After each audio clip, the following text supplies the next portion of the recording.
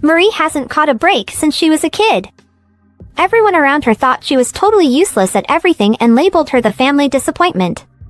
Even though her mom was the empress, little Marie couldn't get anything right. She couldn't sing, dance, cook, nada. The palace maids gossiped non-stop about her behind her back. Things went from meh to worse when Marie's mom passed away unexpectedly. Her dad, the emperor, took her under his wing, but even becoming an official princess didn't give her any fancy new talents overnight. Then their kingdom got conquered by the neighboring empire, which is never fun. Marie somehow managed to escape getting killed with the rest of the royals. But now she's stuck playing maid, keeping her true identity on the down low. To top it off, head housekeeper Hilda stays on her case, demanding Marie reclean what's already clean. But our girl takes it in stride. She's managed to keep an optimistic view of life despite the craziness she's gone through. So the head maid gives Marie a new task: take care of some sick prisoner dude rotting away in the dungeon. Marie's like, do I have to? But the head maid is basically forcing her into it, asking who else would do such a nasty job if not totally talentless Marie? Ouch! With a guard leading the way, Marie heads to the dungeon. The moment she enters, a familiar smell hits her senses, just like when her mom was sick. The guard makes it clear this guy is a nobody just waiting around to die. He implies Marie shouldn't bother wasting too much effort on him. But our girl remembers her late mother's words to always be kind, no matter the sitch. So Marie decides she'll care for this sick prisoner with compassion in his lonely final days. Girl's got a heart of gold. The guard basically laughs in her face, calling her efforts useless, that word again. But then the prisoner starts violently coughing up blood. Marie starts gently cleaning the blood from his messy beard and mouth. Seeing the guy in such rough shape brings back memories of happier times with her mom, making Marie tear up. She wishes her mom was still around. After wiping her tears, the prisoner thanks her sincerely for helping him when she easily could have ditched such a gross job. But Marie is having none of it. She keeps tending to him kindly. The dude offers her his blessing and asks her name. "I'm Marie," she says. He then asks if she has any wishes. Marie thinks for a bit before spilling her heart's desires. She wishes so badly to have all kinds of talents and abilities. Everything ranging from artistic skills, medical knowledge, combat expertise, you name it. She basically just wants the skills to live her best life and bring happiness to all around her. Marie then gets embarrassed by her seemingly impossible wishes. But the guy wants to know how she'd use all those mad abilities. Our girl explains she'd finally get to live the fulfilling life she's always wanted. The man says God wants to grant her wishes and asks for her real name. Nervously, Marie reveals the truth: "I am Princess Maurina of the Clown Kingdom." The following day, Marie wakes up from a crazy vivid dream where she sees some maid named Viola flawlessly serving this rare tea called the Hong Pao to impress some fancy dude. He's totally fawning over her, calling Viola his greatest treasure. When Marie comes to, she's shook by how real it seemed. She starts questioning who this Viola chick is and why she knows the name of this obscure tea. It's bizarre but oddly familiar, weird. As Marie gets ready for her daily maid duties, she can't stop pondering that dream. She wonders if she's losing it for somehow recognizing a tea flavor she's never even tried. Her fellow maid Jane snaps her out of it, warning that their boss Susan will flip if Marie doesn't focus up and thoroughly clean. Marie silently wishes she had even half of Dream Viola's badass maid skills that she apparently uses to crush cleaning, laundry, dishes, paperwork and fancy tea service. Viola's like the LeBron James of maids. Marie would kill to be that legit. But when Marie sees the trashed hallway she's supposed to clean, she doubts finishing by Susan's inspection. Still, to her shock, she blazes through it in no time. Marie inspects the sparkling hall in disbelief. No way she pulled that off herself. Out the corner of her eye she spots the receptionist's grimy room. Just as Marie contemplates tidying that too, Susan's shrill voice screams at her for slacking. Susan stresses they're swamped prepping for some count's visit. But she freezes seeing Marie's spotless hallway masterpiece. Susan refuses to believe Marie didn't get help. But Marie swears she crushed it solo. Lying's not her thing. Susan still ain't buying it, so she reassigns Marie to the kitchen under her hawk-like watch. In comes Marie Kondo. Marie kicks but washing dishes too, leaving everyone shooketh. The head kitchen maid forces Marie to take a break because she's working at inhuman levels. Sitting stunned in the corner, Marie soaks up the non-stop praise about her performance. She questions if the sick prisoner guy's prayer for her is somehow coming true. But how could that be possible?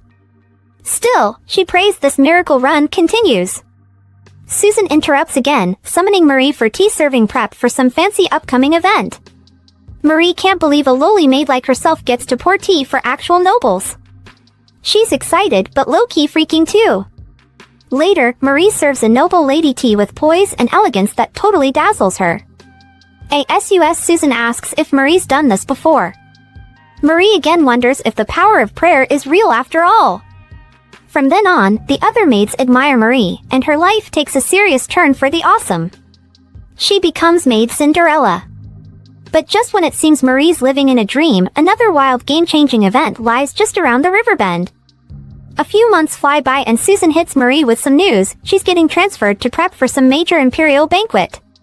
This is a huge deal since it coincides with the death anniversary of the late Empress, aka the Crown Prince's mom.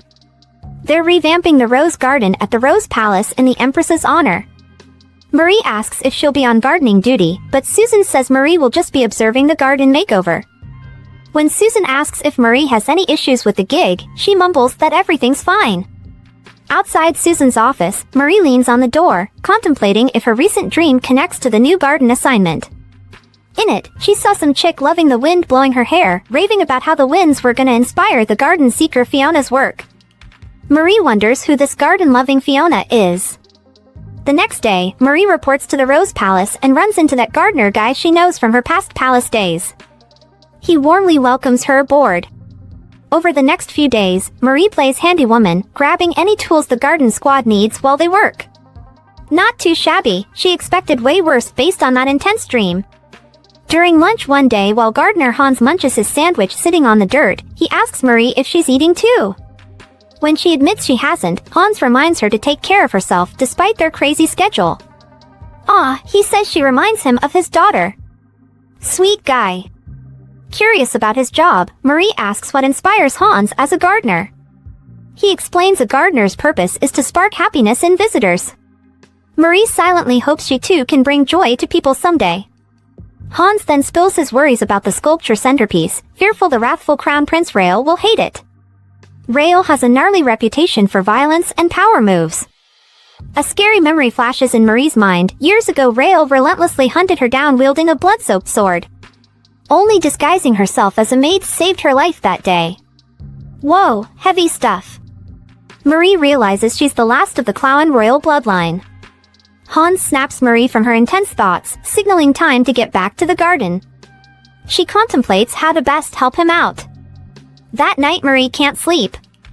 She feels oddly compelled to head outside for some fresh air. Her roomie Jane wakes up and asks where she's going, but Marie just vaguely says she needs some air. Out in the downpour, Marie hears a clanging sound from the garden and finds Hans trying to fix that troublesome sculpture. Worried he'll get sick, she tells him to take it easy and get inside. Hans realizes not much can be done in this weather anyway. After he leaves, Marie zones out staring at the half-finished statue, thinking of the garden girl Fiona again.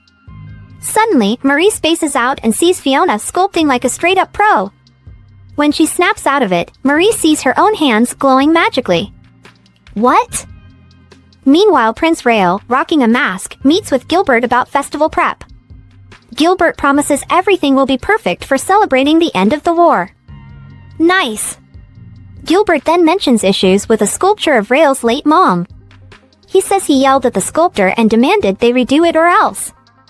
But Rael has zero clue why there's even a statue of his mom. He just asked them to tidy up generally. Rael gets pissed that Gilbert is threatening workers for no reason. He reminds Gilbert that swords should only be used on enemies and enforcing justice, not terrorizing his people. Rael decides it's about time to give Gilbert the boot. After Gilbert leaves, Rael takes off his mask, saying he wants to visit his mom's memorial. Walking the garden path, he can't believe it's been 10 years since she passed. Rael then hears the same clang Marie did earlier. He prays no one is sculpting in this nasty weather after Gilbert's harsh words. But on reaching the statue, Rael feels weirdly like he's looking at his actual mom. He tries to see who's sculpting but can't tell. Not wanting to disturb the mystery artist's flow, Rail dips without a sound. Come morning, the garden squad discovers the statue perfectly restored. A shook Hans knows he didn't finish it the night before. The other gardeners assume he did and start raining praise.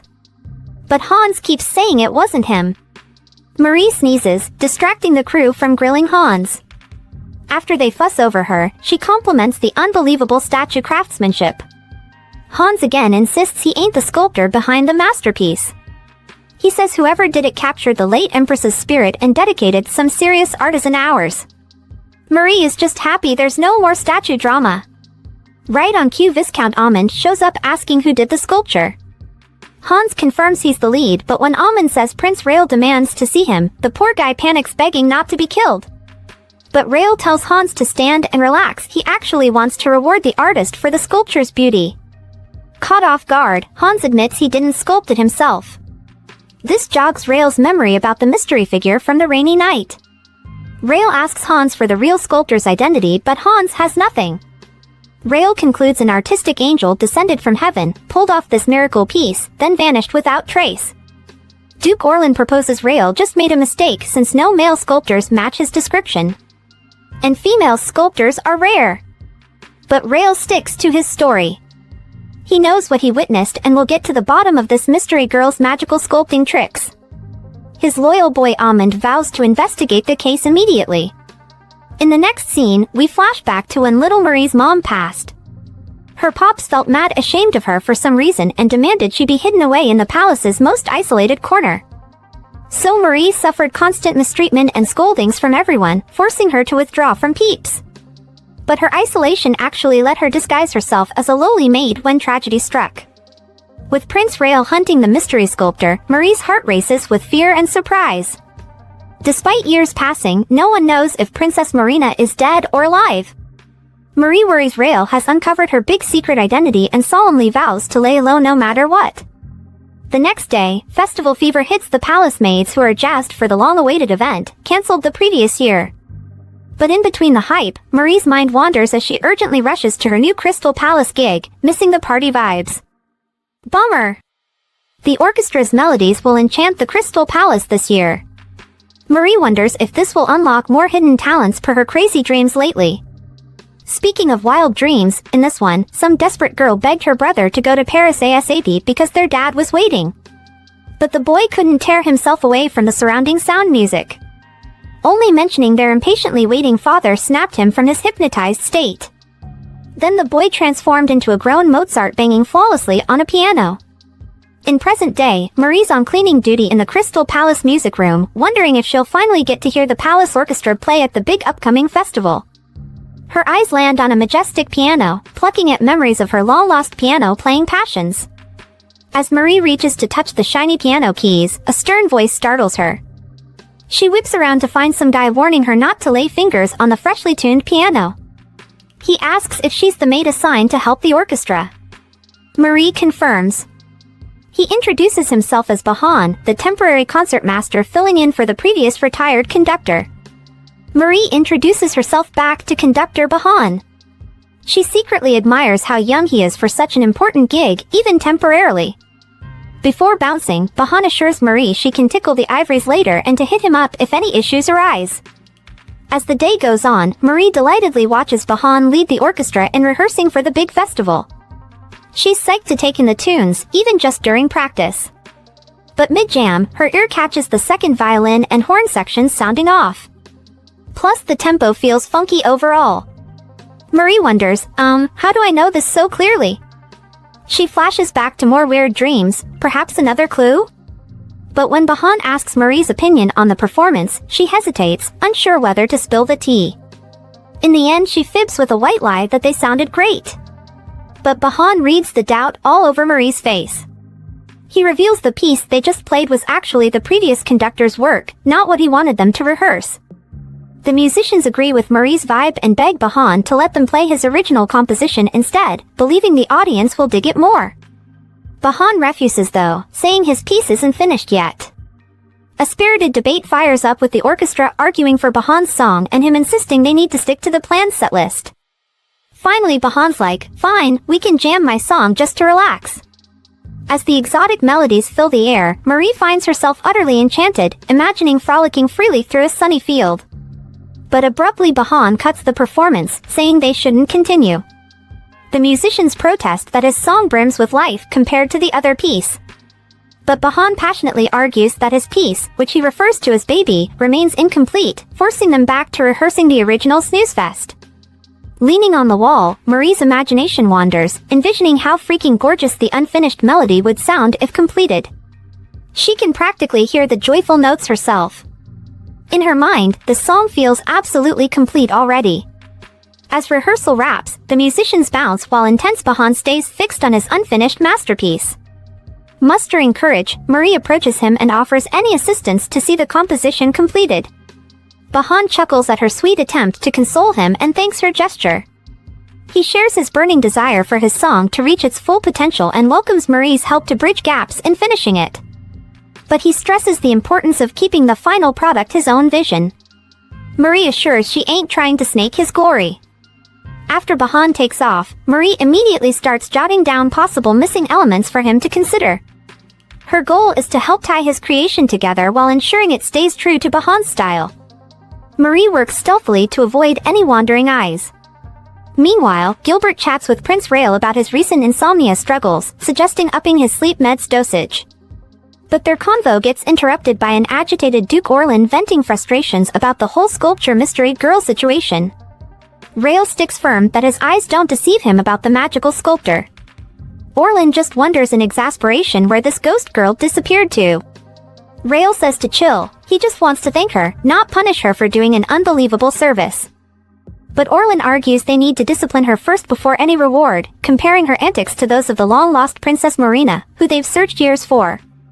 Rael insists Maurina's still kicking since there's zero proof she died. Interesting comparison. The tales say saintly 14-year-old Maurina secretly aided the clown people while faceless and anonymous, helping the poor, supporting servants, healing the sick. Her humble influence left a huge mark, still remembered today.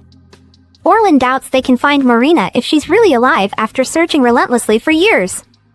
He's starting to think maybe she's just a fairy tale, made harder with her one portrait destroyed in the war. Rael respects Maurina's character though, unlike all the other despicable clown peeps. He declares firmly that locating Princess Maurina is critical since clown citizens haven't forgotten about her. When Orlan asks if Rael plans to execute Maurina if found, Rael leaves the possibility open but doesn't outright say yes. Orlan suggests keeping her alive could be wise since she's the last clown royal survivor. She could rally loyalty and supporters. Rael then reveals his scheme to marry Maurina to win over the clown people's hearts. But when Orlan asks what Rael will do if Maurina rejects his proposal, he casually states he'll just eliminate her. Well, alrightly then. Having secretly finished jotting the musical notes, Marie blows out the candle and sneaks away with no one the wiser. But walking off, her eyes once again catch that shiny grand piano, igniting an intense longing to hear the pieces performed. Meanwhile, Rael's evening stroll brings faint enchanting melodies drifting his way from the Crystal Palace to his ears. He decides to investigate the late-night piano jam sesh that's soothing his stressed soul so nicely. As he draws closer, the hypnotic notes resonate deeply within, conjuring cherished memories of his late mama and sister. Rael finds it hard to believe such a skilled pianist exists among the court performers.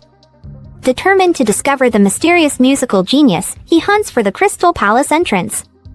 Ironically, Marie exits just as Rael navigates the same halls to find the music room. And as fate would have it, they crash around a corner, sending poor Marie tumbling. Rael apologizes, helping her up. Peeping him, Marie notices his fine looks and figures he's likely a civilian from his outfit. Rael asks Marie for directions to the music room, then further asks if she passed anyone on her way out. Marie says she didn't. But entering the empty room, Rael realizes the musician-magician has vanished through some sneaky other exit. Stepping back outside, Rael asks the surrounding guards and servants if they saw anyone, but nope. Forced to surrender the chase, Rael decides he'll summon the music director tomorrow and grill him on the ivory tickler. Plus he'll request info from that girl he bumped into since she was just there. The next morning, aggressive knocking jolts Marie awake. A maid asks if anything weird happened the previous night before revealing has requested Marie's company at the Crystal Palace ASAP. In the music room, the musicians study Marie's composed sheet music, commenting on its originality compared to their previous conductor's work. Oh. When Marie arrives and sees the sitch, she silently scolds herself for clearly being clueless about composing. Bahan asks who was the last to leave the room yesterday. Marie truthfully admits it was her. Bahan reveals the mystery music and questions if Marie is familiar with it. Desperately concealing her own doing, she lies that this is her first time seeing the notes. She also claims she didn't witness anyone after she left. Frustrated, Bahan shouts, wondering who the heck is behind this musical miracle masterpiece. He resolves to find the genius composer to learn from them. Just then Almond barges in, telling Bahan the prince demands his audience. And Marie must come along too, much to her shock. Led by Almond, Marie enters the prince's office low-key wondering if he discovered her true identity. But she quickly chillaxes, reasoning if her secret was out she'd be chucked directly into prison already. Almond announces their arrival and opens the door after reminding them to stay poised. Inside, Marie finds masked Prince Rael with Orlan. Marie, Bahan, and Almond respectfully greet Rael. Marie reminds herself to seem oblivious, just a maid, not the clown princess. Rael stands and thanks Bahan for coming, explaining he wants to investigate something. Seated at the piano, Rael starts playing the exact music he heard the night before. Bahan's mind is blown that the crown prince is playing his original unfinished symphony. How does the prince know his piece? And Rael somehow continues playing perfectly where Bahan left off. An astonished Bahan questions if the prince is the legit composer. Rael stops, admitting he can't play beyond that point. Hopeful, he asks if Bahan recognizes the song. Bahan shares how he never finished the music himself and just found the arrangement that morning. He asks Rael if he wrote it then. Rael denies composing it, saying he only heard the melody once prior. He wonders if an Imperial band member could be responsible, but Bahan says he already asked them and no one claimed it. Determined, Rael instructs Bahan to investigate again just in case. Bahan dips to follow orders. Meanwhile, Marie secretly freaks about how Rael knows her composed piece when she was so careful playing it alone. Orlan remarks how this reminds him of the statue sitch. Rael focuses on Marie, so she swiftly introduces herself. Rael asks if she saw the musician since she was the last one at the Crystal Palace. But Marie lies that she didn't hear any music after cleaning and saw no one enter or leave. Rael simply accepts this, but his piercing blue eyes send chills down Marie's spine. She can swear she's seen those eyes before. Rael then dismisses Marie but surprisingly requests she play piano before bouncing. Fear clutches Marie, worried her secret's out. She hesitates, claiming she lacks skill and would just unpleasantly plunk. But Rael doesn't care and tells her to play anyway. So Marie shakily sits, contemplating if she should fake it. But she knows Rael would notice that in a heartbeat, leaving her confused how to proceed. Nervously tinkling a few keys, Marie gets cut short by Rael saying that's enough, get back to work. As she leaves, Rael can't shake the vibe that Marie's no ordinary maid. Unlike others, she boldly meets his gaze. He wonders if she could be the gifted pianist of mystery. When Orlan asks why Rael asked Marie to play, Rael stays silent, but internally vows to keep a sharp watch on her, sensing there's more than meets the eye. Exiting Rael's office, Marie heads to the long-neglected and supposedly haunted Swan Garden for her new assignment. Ghost tales claim a white-haired specter roams the garden by day while a golden spirit haunts by night. Marie tries brushing off the spooky stories and focuses on work. But she jumps hearing some rustling before spotting a bird taking flight. Despite her fear, Marie knows ghosts don't kick it in broad daylight. She works up the courage to investigate further. Pushing past the bushes, Marie discovers a handsome white-haired man practicing sword fighting. After they both apologize for disturbing each other, Marie introduces herself to Imperial bodyguard Keel. We learn there are two forces guarding the palace, the Royal Knights and the elite Imperial bodyguards loyal only to Emperor Thorn II. Since Keel's not in uniform, Marie assumes he's a newbie squire. Her curiosity gets the best of her and she asks why he's training out here. Keel explains he needed peaceful contemplation while practicing.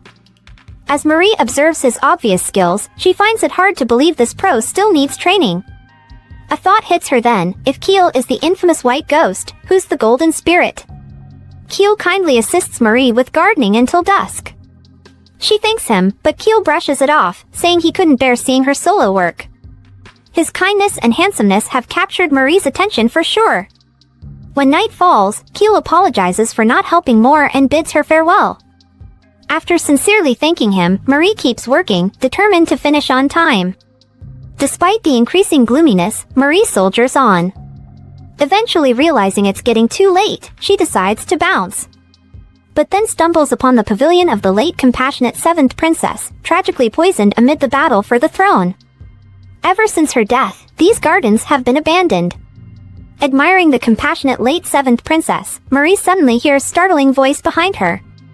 Whipping around, she discovers it's the unfamiliar yet familiar face from her Crystal Palace run-in the other night, aka the man she crashed into seeking the music. Though not recognizing him as Prince Rail since he lacks his trademark mask, Marie still wonders why this dude is lurking around the abandoned Swan Garden. Rail asks about her work, so she explains she's prepping the gardens for the upcoming festival.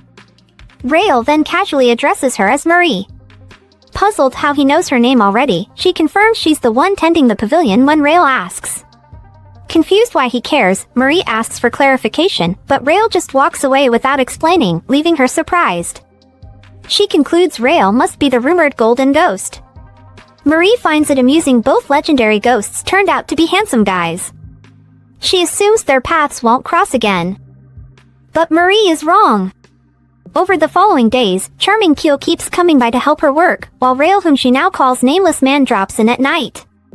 Marie ponders why these mysterious men are so intrigued by this unremarkable neglected area instead of more glamorous imperial grounds. Burning curiosity tempts her to just ask already. But she resists questioning them for fear of seeming rude or intrusive. Instead, Marie buries herself in mountainous tasks, recalling an intriguing dream she had recently. Later, Marie asks Master Chef Peter at the Lily Palace to use his kitchen for snack making. Though he offers to help, determined Marie wants to solo create shortbread, cookies, cannoli and other goodies, inspired by her dream. In it, a mom lovingly bakes cookies for her sons before school, just like Marie's own late mama always did to comfort her during rough times. Resolving to lift Keel and Nameless Man's spirits, she returns to gift a surprised Keel some treats and thanks for his garden help. Curious when she found time to bake amidst work, Keel compliments her thoughtfulness, making Marie blush and teasingly scold him for flattering her. But he insists his admiration is genuine before sincerely thanking her for the delicious snacks. Taking a bite, Keel raves at the flavor. Marie bashfully shares she hopes to cheer him, sensing something's on his mind. She swiftly apologizes if she's overstepping. But easygoing Keel reassures her and repeats his gratitude, a hint of sadness in his eyes. Later when Rail arrives, Marie presents the remaining goodies. Studying them, Rail makes Marie briefly regret not saving all for Keel exclusively. She explains the variety of baked goods and says he needn't accept if they aren't to his tastes. However, gracious Rail accepts and thanks her work on the garden before departing, leaving Marie curious about his gratitude. Sitting alone, Rail reflects on his Marie run-ins regarding the statue and music, finding it strangely coincidental, as though fate keeps crossing their paths. Biting into a cookie, delicious flavors remind him of his deceased little sister, the 7th princess. Just then Keel appears, prompting Rail to ask after his old friend, addressing him as Marquis. Keel kneels, introducing himself formally as Sir Keel Han de Seaton, Imperial Head Knight.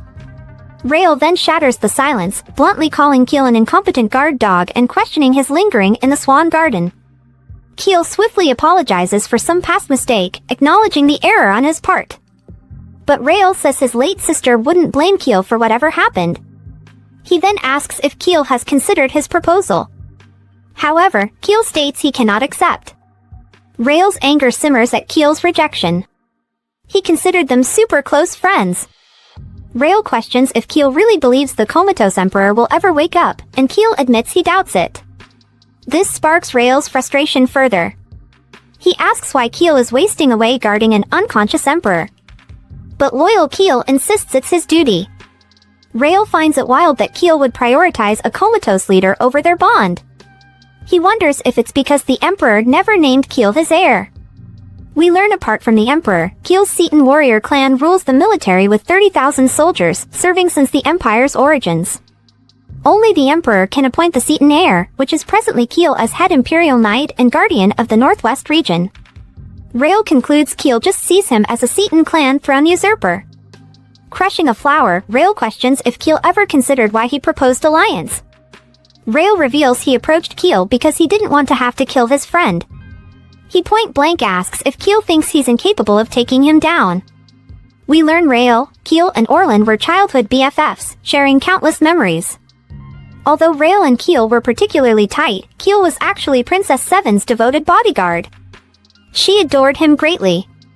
Keel gives Rail a hard no that he couldn't kill him. Rail asks one final time if Keel will accept his proposal, but Keel refuses. A frustrated Rail mutters Keel should keep following his clan way, then storms off. As Rail leaves, Keel reflects on the princess's tragic poisoning death by tea in this very garden previously, devastating Rail profoundly. Keel's thoughts turn to Marie's kindness gifting him cookies, while heavy-hearted Rail recalls joyful times with Keel and his sister, their paths now split by history's weight. The next day, the Clown and townspeople are hyped discussing the upcoming festival and recent peace vibes. Word spreads that Crown Prince Rail might do a food giveaway during the event, which the people appreciate after crushing war taxes strained everyone financially. Rail wants to ease that burden. His homeboy, Orlin, promises a fun festival surprise in store. But then the plot thickens, the rival Western Empire is sending a delegation to celebrate too, weirdly enough. Rail scratches his noggin, finding the timing odd since Clown vs. West beefing runs deep historically. He suspects they have ulterior motives to exploit Clown while rebuilding, maybe gain some intel and leverage. Rumor also says the West seeks missing Princess Maurina too. If they locate her first, it could threaten Clown's sovereignty. When Rail asks about the delegation size, Orlin reveals 200 strong, mostly royal knights. Now Rail is convinced they plan some bold power move military demonstration. But he remains arrogantly confident in teaching them a lesson if they try anything sneaky. Orlin clarifies the brigade is guarding one VIP mystery guest. His sources indicate whoever has major significance, possibly West Empire nobility? The 3-day fancy-schmancy diplomatic banquet itself will actually go down at the Lily Palace. When Rail hears that, random thoughts of Marie start drifting into his brain out of nowhere. Weird, wonder what that's about. Speaking of Marie, Chef Pete calls her to the creepy Lily Palace basement to fetch meat. Clutching her lamp descending the dingy steps, Marie comments on the sudden chill. Pete explains their special underground meat cellar keeps everything fresh. Chef Pete thanks Marie in advance for pitching in come banquet crunch time. He's stressing about impressing all the noble VIP guests, including tough customer Crown Prince Rail and the surprise West Empire Foreign Brigade. At least dish duty means Marie dodges awkward run-ins with Prince Killjoy. She compliments Pete's boss-level cooking skills to cheer him up as they review the ingredient veal meat.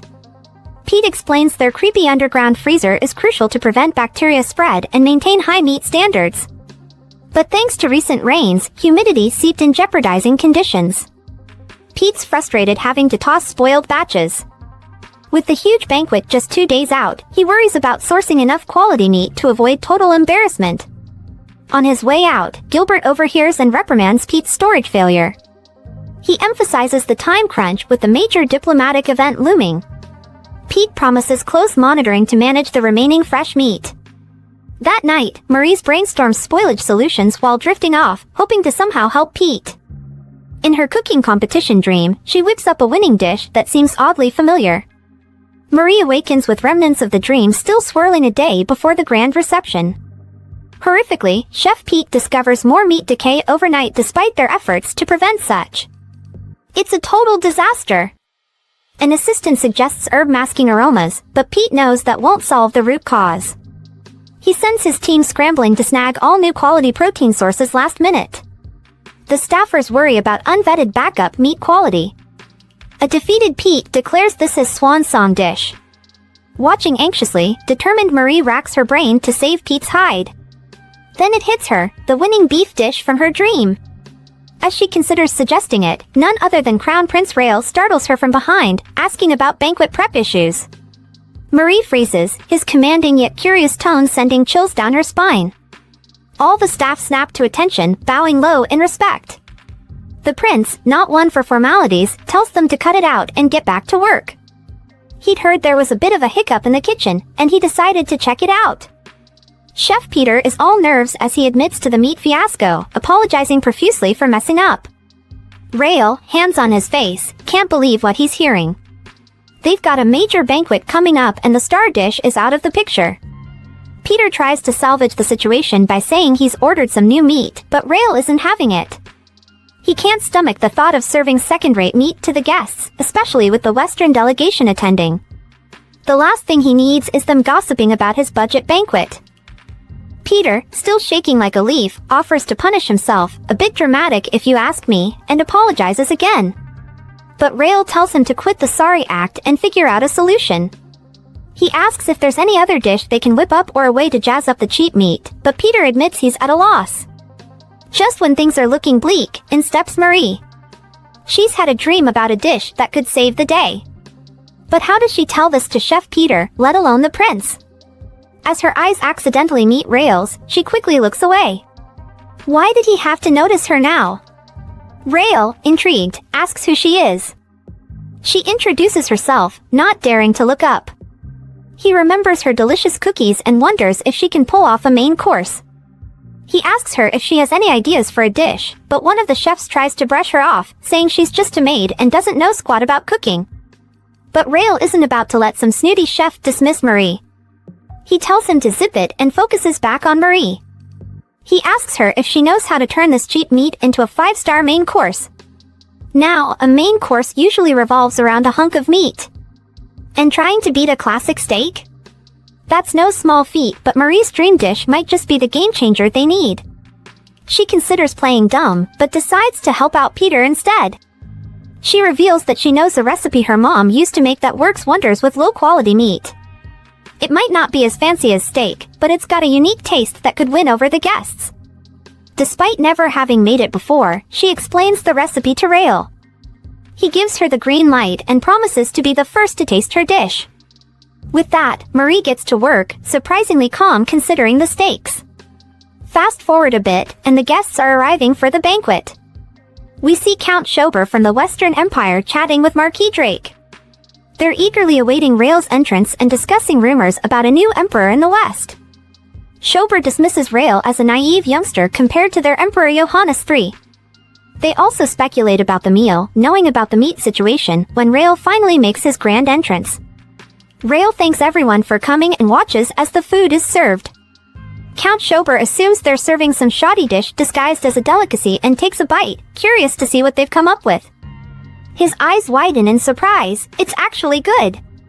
He didn't expect such a flavor fiesta from the Easterners. As the anticipation builds, he can't help but wonder what the main course will taste like. Finally, the star of the show arrives, and boy does it look tasty. Schober, though skeptical about its quality, decides to give it a shot. He takes a bite and, bam! Flavor explosion! Who knew the East had such culinary prowess? Rewind a bit, and we've got Marie slaving away in the kitchen. She's following the dream recipe to a T, hoping against hope that it'll impress Rael. And voila! The dish is ready for its royal taste test. Fast forward again, and the banquet is buzzing with excitement. Everyone's raving about the food, calling it a culinary masterpiece. Rael, remembering his promise to reward Marie, tries to give her a bonus. But Marie, being the humble soul she is, declines. Rael, not one to give up, promises to call her after the banquet. As he leaves, all eyes turn to Marie. The chefs are dying to know who taught her to cook like that. Meanwhile, Rael announces the name of the dish, Salisbury steak, or Hamburg steak for the purists. Seeing the guests' satisfaction, he starts thinking about promoting Marie to the illustrious Lion Palace. As the night winds down, a stranger approaches Schober.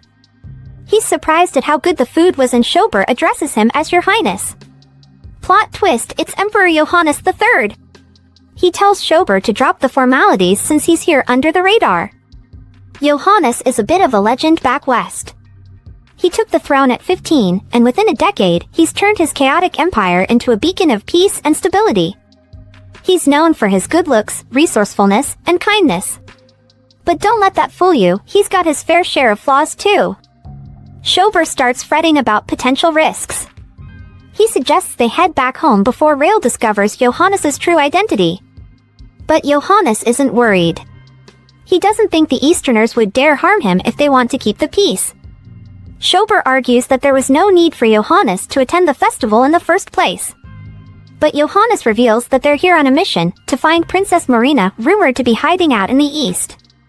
Johannes believes that the Easterners are clueless about these rumors, or else they'd be searching high and low for her.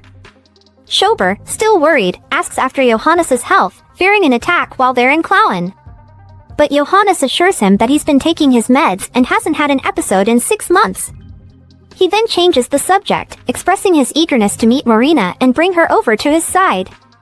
Marie wakes up from another one of her wild dreams. This time, she's part of a carriage crash scene, with an injured stranger begging for help. A man rushes over to apply pressure on the wound, but it's no use. Marie wakes up in a cold sweat, her heart pounding like a drum.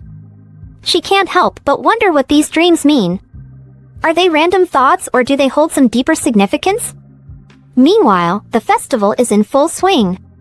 Fireworks light up the night sky and the crowd is buzzing with excitement.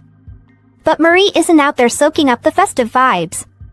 Nope, she's stuck in the kitchen, working her little heart out while everyone else parties. Jane, her fellow maid, pops out of the kitchen carrying a load of trash. She asks Marie if she's eaten yet. Marie just shakes her head, too preoccupied with her latest dream to even think about food. Jane can't wait to try the banquet spread. But Marie is lost in thought, trying to decipher her dream. Jane notices her distraction and asks if she's okay. Marie reassures her that everything's fine and heads back inside. Back in the kitchen, Marie is handed a pile of trash to dispose of. As she trudges outside, she makes a silent wish for everyone's safety during the festival. Suddenly, someone calls out to her, telling her that Susan is looking for her. Marie quickly dumps the trash and rushes over to Susan. Susan has some big news. Marie's been assigned to Gloria Hall, the venue for tomorrow's main banquet. Marie is taken aback. She asks if she's supposed to clean up after the banquet or help out in the kitchen. But Susan drops a bombshell. Marie will be attending the banquet. This is a huge deal. Usually only mid-rank maids get to attend these events. Marie can't believe it. She's a low-rank maid, and while it's not unheard of for maids like her to move up the ranks, it usually takes years of service. This sudden promotion leaves her in a daze. The next day, Marie slips into her new mid-ranked maid uniform. It's much fancier than her usual outfit. She wonders if she can return to her old duties once the festival is over. Susan tells her that she'll be working at the Lion Palace from now on. Marie isn't thrilled about this prospect and hopes she can convince Susan to change her mind. At Gloria Hall, the head maid is surprised to learn that Marie was born in Klauen and used to work at the Lily Palace. After giving her a rundown of her duties, the head maid decides to keep a close eye on Marie, despite Susan's reassurances. During the banquet, Marie has the task of serving drinks. She watches as nobles and royals from all over mingle and chat. As the music starts, she spots Prince Rael sitting on his throne, looking bored. Their eyes meet for a moment, and Marie quickly looks away. But she can't shake off the feeling that he's still watching her. She decides to move away, but just as she's about to leave, the prince calls out her name. We're left in suspense as the scene shifts to the previous where Rael and Almond are chillin' in the office. Almond offers Rael a drink, but Rael's like, nah, man. I'm good. He's already stuffed from all that food and can't imagine squeezing in another drop of anything. He starts complaining about how exhausting it is to host back-to-back parties. Orlin points out that usually, an empress or crown princess would handle all the event planning. This leads to Orlin subtly nudging Rael about his marital status. Apparently, the Senate is getting antsy and wants answers by the end of the festival. Rael gets it, but he tells Orlin he wants to make sure he chooses the right person for the sake of the empire. Later, Rael goes on his usual late-night stroll. The night is alive with fireworks, and he enjoys the bustling atmosphere. As he watches the maids scurrying about, he hopes to spot Marie among them. He wonders if his interest in her is just because he had one too many drinks at the banquet. But he decides to hang around a bit longer, curious about what he'd do if he bumps into her. Suddenly, he hears someone calling Marie's name. Quick as a flash, he ducks behind a tree as Marie appears, lugging a heavy trash bag. He watches her from his hiding spot, impressed by how she handles the hefty load despite her petite frame. He remembers the cookies she made for him and realizes he never properly thanked her. Before he can ponder this further, another call from Marie interrupts his thoughts, and he stays hidden as she rushes off to respond. On the next party night, Orlin is busy pointing out potential brides for Rael. But Rael doesn't seem interested. He's got his eyes set on Princess Maurina. In the crowd, he spots Marie's shiny hair as she serves drinks. They lock eyes for a moment before Marie quickly looks away. Rael finds her bustling around amusing, comparing her to a busy little squirrel. The music playing is decent, but it doesn't quite match up to that one masterpiece he heard before. Suddenly, he locks eyes with Marie again. On a whim, he calls her over. She brings him his requested strawberry juice and checks if he needs anything else. Rael assures her he's good, and she walks off. Orlin notices Rael's odd behavior and asks if something's up, but he brushes it off, saying everything's fine, while he continues watching Marie from the corner of his eye. Marie, relieved to be out of Rael's sight, is handed another tray of drinks to serve guests on the balcony. As she turns around, she bumps into Johannes, spilling the drinks and shattering the glasses. She stumbles backward, but Johannes catches her just in time. He asks if she's okay, but instead of answering, she starts apologizing. Johannes cuts her off, asking her to relax, and addresses her as my lady while still holding her. Now, that's some drama. Marie, after being caught off guard by Johannes' smooth save, assures him that she's totally fine. She steps back, awkwardly removing herself from his arms, and immediately starts apologizing for the drink-spilling fiasco. She's mortified about staining his clothes, but Johannes, chill as ever, jokes that he can just change his outfit. His laid-back response lightens the mood, and Marie, amused, offers to fetch him a new suit. She even goes as far as suggesting she could wash his stained clothes. With that, she scurries off, leaving Johannes in stitches, and finds herself thinking, man, I sure do bump into a lot of cute guys these days. As she rushes off, Johannes watches her go, muttering something about her being quite a catch. Meanwhile, Johannes is waiting for Marie to return with his new outfit, all while brainstorming about how to track down Princess Maurina. He's been playing detective for a while now, crossing off names of potential Maurinas left and right, including Sonia. Despite grilling all the maids who used to work at the royal palace after the Clown Kingdom fell, he hasn't had any luck. He thought he'd recognize Maurina when he saw her, even though he doesn't know what she looks like, but so far, no dice. But he's not giving up. Time is ticking, and he's determined to find Maurina ASAP. Out of the blue, Johannes gets hit with a wave of severe chest pain, and his heart starts racing like a marathon runner. He quickly reaches for his white pills, but they don't do squat.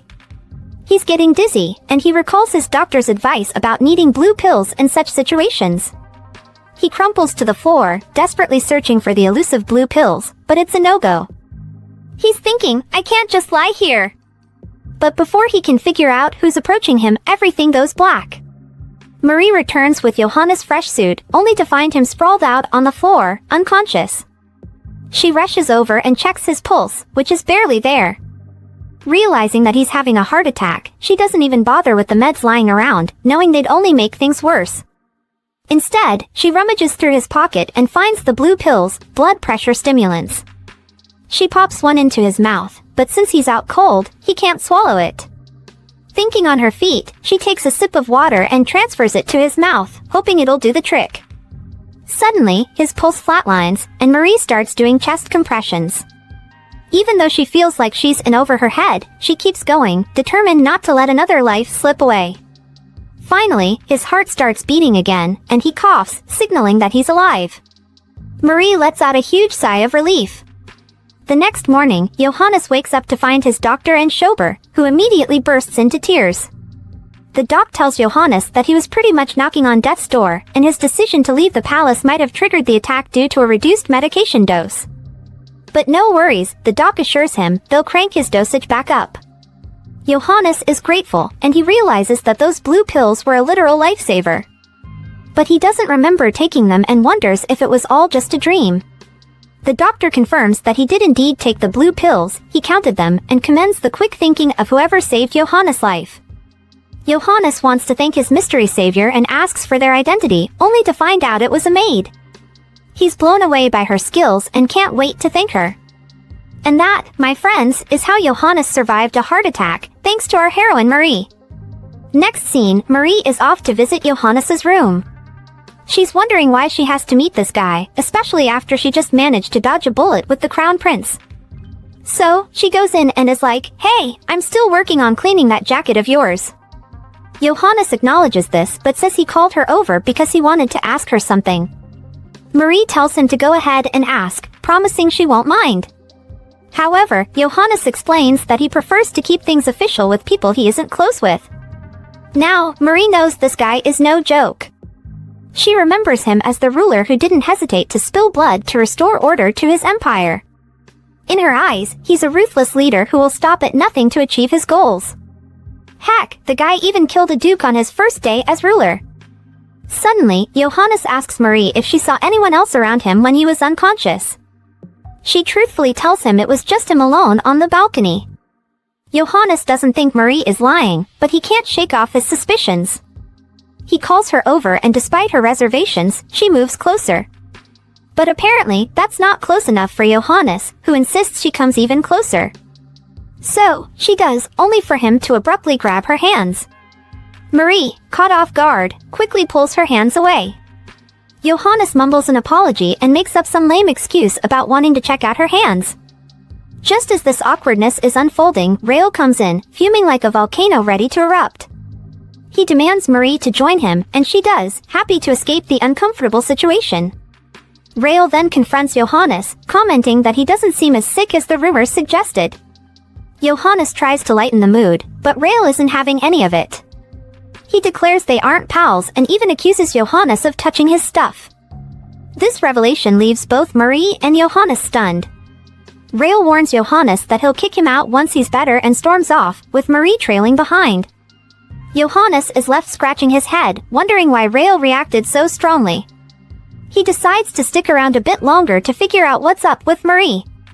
Meanwhile, Rael is stomping down the hallway when he hears Marie calling after him. He turns around and tells her she can leave.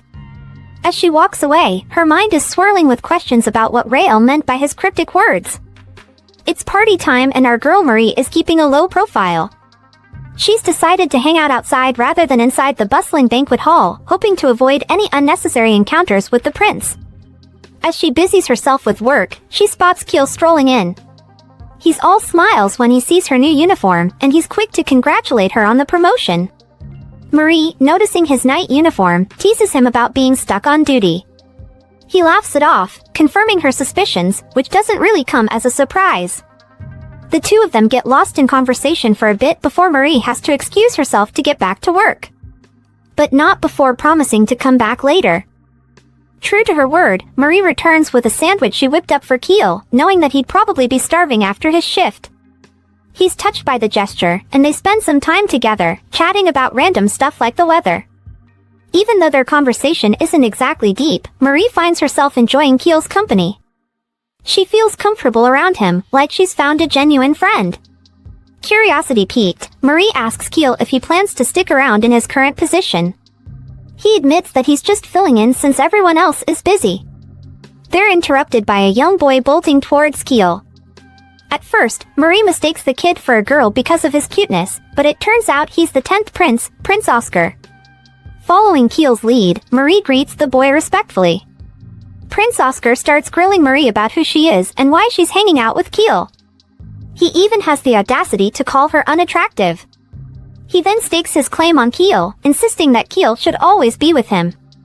Kiel quickly jumps to Marie's defense, insisting she's important to him.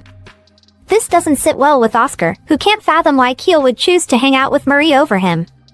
That night, Marie dreams about a man trying to impress a boy with a magic trick. But the boy isn't impressed and promises to show the man some real magic instead. The next evening, as Marie is busy attending to the banquet guests, Prince Oscar pops out of nowhere, asking her what she's up to. She tells him she's working and asks him the same question. Oscar proudly announces that he's attending the banquet and informs her that he has a request for her. He then proceeds to ask her to show him the banquet hall. Marie provides directions to the hall, but she can't help but notice that he's unaccompanied by his bodyguards or maids. When she questions Oscar about their absence, he defiantly refuses to answer and instead insults her, referring to her as an ugly maid.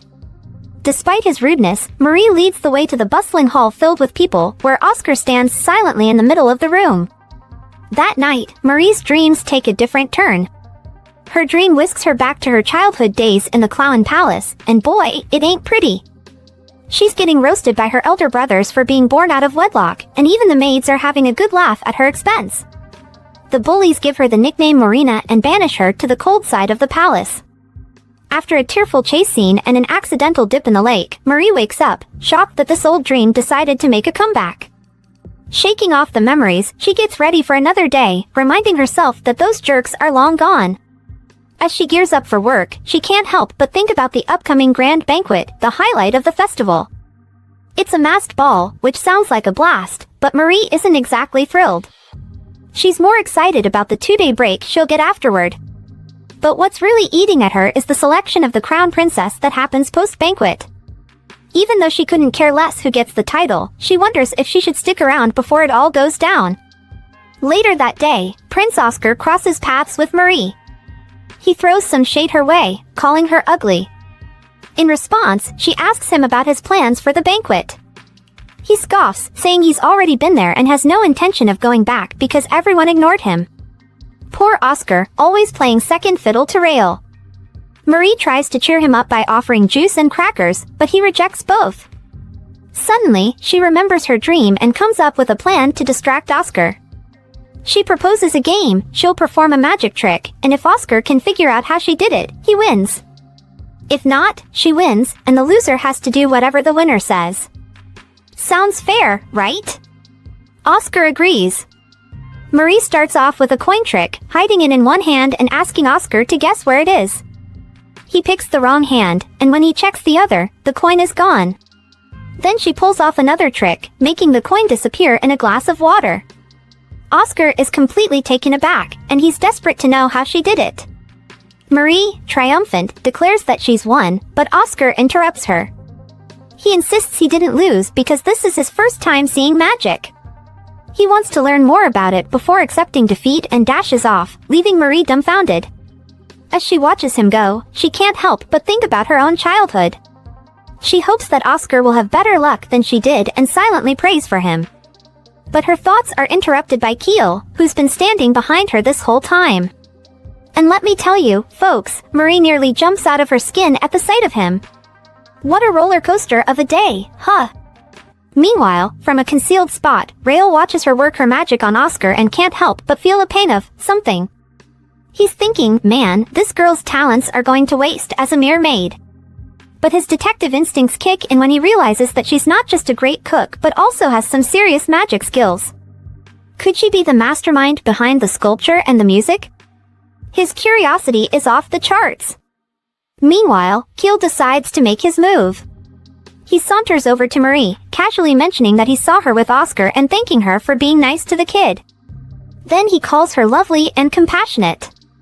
Marie, caught off guard, turns as red as a tomato. Smooth move, Keel. Keel reveals that he's the only one Oscar has truly opened up to, which gets Marie wondering how they became so close. Gathering all her bravery, she asks for his full name, suspecting that he's not just any old bodyguard.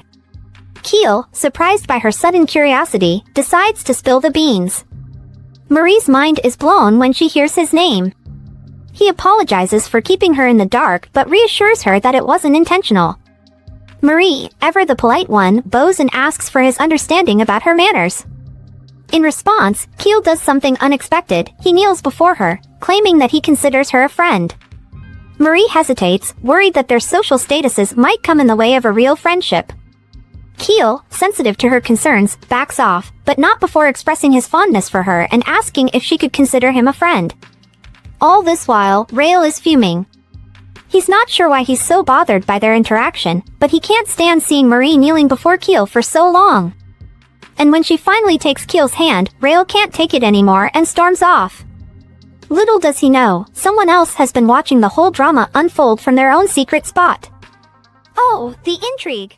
After that, Marie crosses paths with Bahan, an old friend she hasn't seen for ages. They share a warm, friendly hello and she gives him a hearty pat on the back for his new gig as the royal conductor. Bahan, always the modest one, brushes it off, claiming the real musical genius is still out there somewhere. Marie asks about the rest of the band, and Bahan tells her they're off hunting down their instruments. Just as Marie's about to head off to help a co-worker, she wishes Bahan luck with a cheerful wave. Marie heads into the dim storage room on a mission, find the tablecloth. As she's digging through a cupboard, she stumbles upon masks for the upcoming masquerade ball. She can't resist trying one on for size, before setting it back down, mentally ticking off the days until the festival's grand finale. A lingering sense of unease washes over her, fueled by a recurring dream and a hope that the banquet goes off without a hitch. Her gaze lands on an old piano tucked away in the corner. She taps a key and jumps at the sound it makes. Fighting the urge to play again, she scolds herself and heads out of the room, a mix of curiosity and fear following her out. Back in the banquet hall, Marie senses something's up. As she hands off the tablecloth to her boss, she hears the shocking news: there's been a fire. The orchestra's instruments are toast. Bahan's left scratching his head, wondering how to keep the guests entertained. Someone suggests postponing the performance, but Bahan shoots it down. This isn't just any old dinner party, there are VIPs in attendance. Even the guests start to pick up on the tension. But Bahan's not giving up. He decides to make do with what they've got: a violin, a viola, and a cello. It's not ideal, but he won't let the night be ruined. As Bahan hopes for a miracle, he hears it, the sweet sound of a piano. Little does he know, Marie's taken it upon herself to play the piano from the storage room. The guests are transfixed by the music, comparing it to the soft touch of an angel. Rael recognizes the tune from the Crystal Palace and decides to find the source. Meanwhile, Marie's heart is pounding as she plays, worried she'll be discovered. She plans to quickly wrap up the prelude so she can get back to the banquet hall. Bahan can start the dance music after the prelude with the remaining instruments, giving her a chance to make a quick exit before anyone finds her upstairs. As Marie finishes off the prelude, she makes a break for it, planning to pretend she's been on the second floor serving all along. Bahan cues the dance music, providing the perfect cover for her escape. But as she hurries down the stairs, the sound of footsteps stops her in her tracks.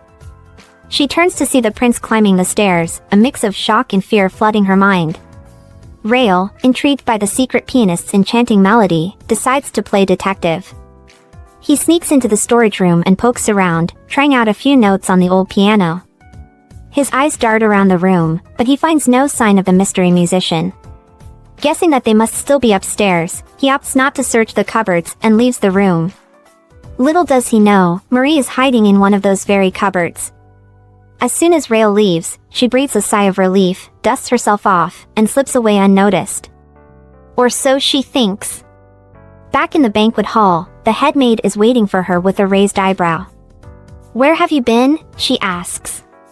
Marie quickly comes up with an excuse and gets back to work serving drinks. She can't help but overhear the guests chatter. They're all raving about the orchestra's performance, and especially the surprise piano solo. Rumors start to swirl about an angelic pianist, and Marie has to suppress a giggle. If only they knew the truth. Meanwhile, Susan rushes over with some shocking news: Jane has been arrested. Apparently, she's being blamed for the fire in the instrument storage room. Marie's heart sinks. She knows Jane, and she's always meticulous about safety. Something doesn't add up. Marie rushes to visit Jane, who's understandably distraught. Jane insists that she double-checked everything before leaving the room, and Marie believes her. She promises Jane that she'll get to the bottom of this, then hurries off to investigate the scene of the fire. But when she arrives, she's stopped by a knight from the Imperial bodyguard. He refuses to let her through, even when she tries to bluff her way in. He says something vague about irregularities in the fire, which only makes Marie more suspicious. But with no way to get past the knight, she's forced to retreat and come up with a new plan. Just as she's deep in thought, Keel appears out of nowhere and calls her name. Surprised, Marie turns to face him, wondering what he could possibly want at a time like this. Caught in a tough spot, Marie knows she needs to pull some strings to clear Jane's name. She hates to play the friend card with Keel, but hey, desperate times call for desperate measures. So, she gathers her courage and asks Keel for a favor, to let her into the storage room because she left something important in there. Keel agrees to tag along, ready to face any music that may follow. The knight at the entrance isn't thrilled about this, but Keel's decision is final. As they head towards the storage room, Marie apologizes for dragging Keel into this mess. He brushes it off and drops a bombshell. He's also got some investigating to do in there. Intrigued, Marie wonders out loud if Keel thinks the fire was intentional. His surprised look tells her he hadn't considered it, but he admits the timing does seem fishy. He assures her that the royal guards have got it under control. Marie slips up and calls him my lord, to which he requests she uses his name when they're alone. This request throws Marie for a loop. When they reach the storage room, everything is charred black. But Marie isn't deterred, she's determined to prove Jane's innocence. She gets to work, sifting through the wreckage. Despite the most promising area being destroyed, she presses on, exploring another part of the room. And then, bingo! She finds something that could prove Jane didn't start the fire. Keel asks if she found her missing item. With a mysterious smile, Marie says she hasn't found it yet. She wonders if she'll be trusted with her newfound evidence, knowing her influence is limited. She decides to spill the beans to Keel, hoping he'll hear her out. She asks if there's any evidence pointing to arson, and he explains the damage has made it difficult to find any. Marie then asks if he has any suspects, and he confirms he does. He reveals that a witness saw someone suspicious near the scene. Just as Marie's about to share her theory about the fire, Rael shows up with Orlin following him. He's surprised to see Marie there and asks Keel if he's found any evidence pointing to the Westerners. Keel admits the fire's severity has slowed their progress. Rael is convinced it's the Westerners' doing, which could lead to a diplomatic crisis. He claims he might know who the culprit is. Caught in the chaos, Keel asks Marie if she has any information about the fire. Rael perks up and urges her to speak. Knowing she needs to clear Jane's name, Marie boldly states that the fire was no accident. Rael demands proof, and Marie confidently says she has it. With all eyes on her, she gets ready to reveal everything she knows. With a spark of confidence in her eyes, Marie lays it all out. The fire was no accident, but a calculated act of arson. She points out the oddity of the fire's origin. It wasn't just a lamp that fell and caused the blaze, but rather a separate flame that ignited the gas inside a lamp, evident from the scorch marks on the wall. Rael raises an eyebrow at her assertion, intrigued by her sharp deduction. Just then, Johannes steps forward from the shadows, startling everyone with his sudden appearance. Marie inwardly groans, Johannes being here just complicates things further. Rael, not thrilled about Johannes' presence, reminds him he was asked to leave earlier. Johannes shrugs it off, saying he heard some rumors implicating his empire in the fire and wanted to clear the air. Rael snaps back, bringing up Schober's suspicious presence near the scene when the fire broke out. He insists they need to hear Marie's side of the story. Marie, undeterred by the escalating tension, starts presenting her evidence. She shows them the burn patterns on the violin and other instruments, indicating the fire didn't originate from the lamp.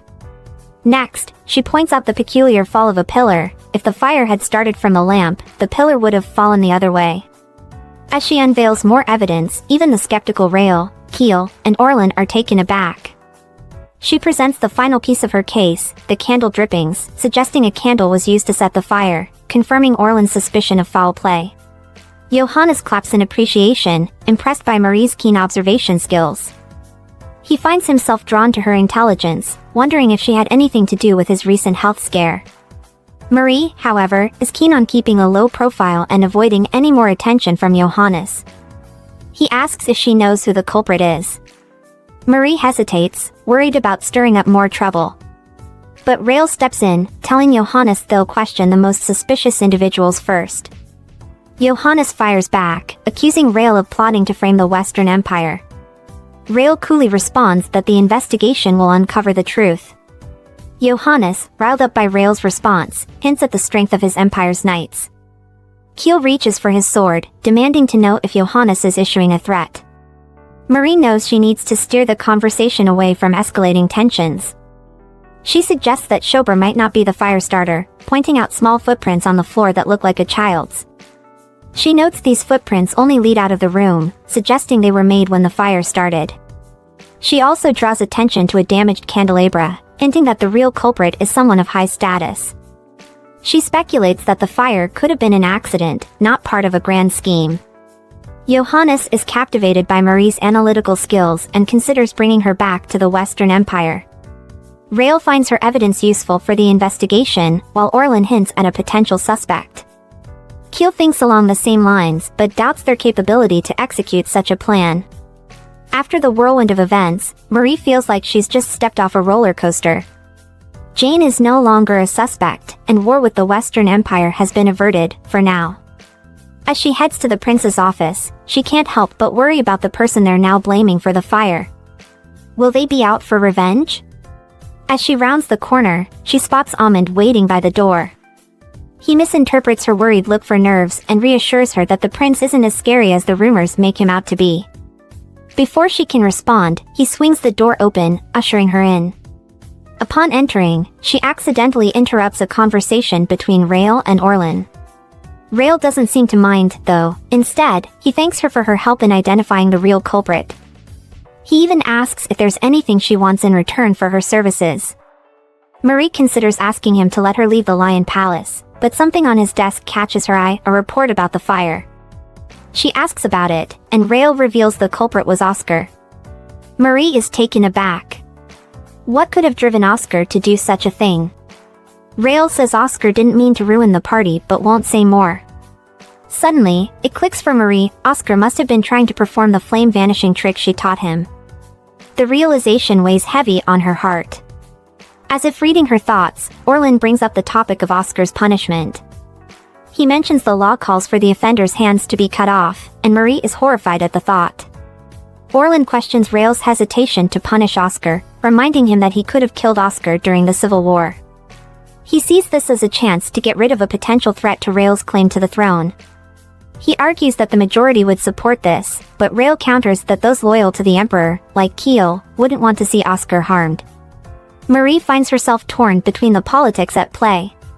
She can't bear the thought of a child being punished so severely and decides she won't let them hurt Oscar. As Rael starts to pronounce Oscar's fate, Marie interrupts him. She asks for her reward, to take the blame for teaching Oscar the trick, thereby lessening his punishment. Rael questions whether she understands what she's asking for, but Marie stands firm. She won't abandon Oscar. Rael offers her a way out, saying she won't be blamed even if Oscar admits to copying her tricks. Despite this, Marie insists on taking responsibility. Rael is taken aback by Marie's selflessness. He can't help but feel a pang of frustration every time he sees her.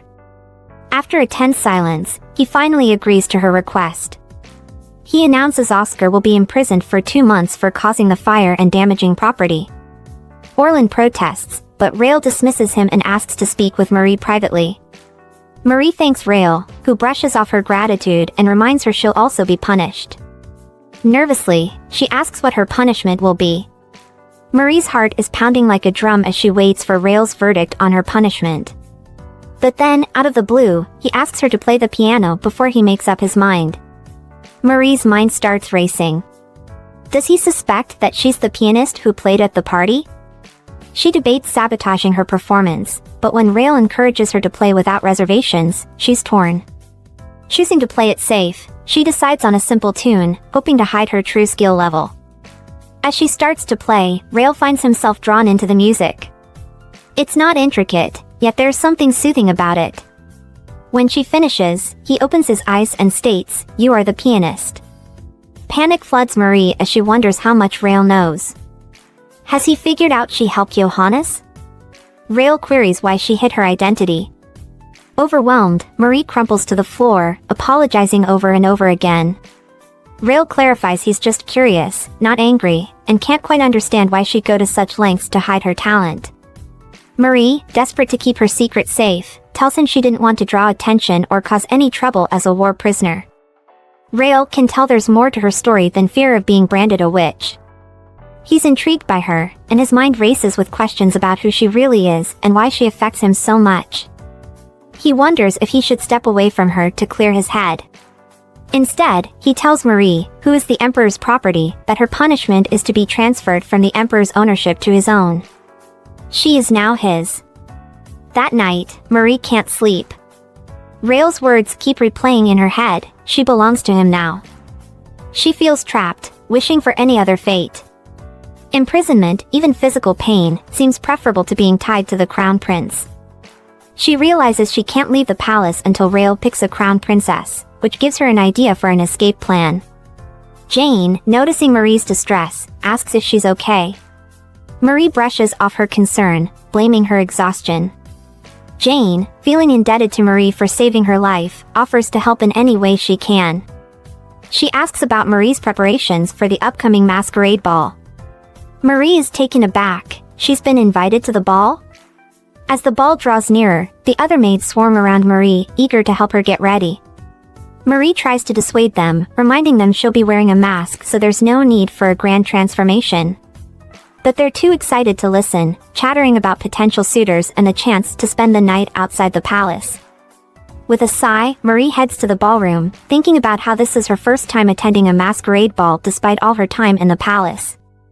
She's received 3 invitations, one from Kiel, which she figures is just a polite gesture, another from Johannes, the emperor himself, and a mysterious 3rd invitation with no name attached, leaving her intrigued and waiting for an explanation that never comes. As Johannes saunters over, Marie automatically dips into a bow.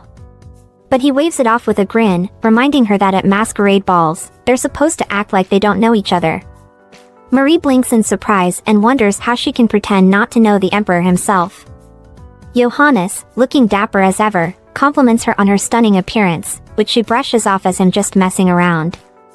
But he insists he's serious, causing her to blush slightly. Johannes reveals he was behind the mysterious 3rd invitation and extends his hand, asking if he can escort her. Marie can't help but feel wary. She knows his charm has made many women swoon before.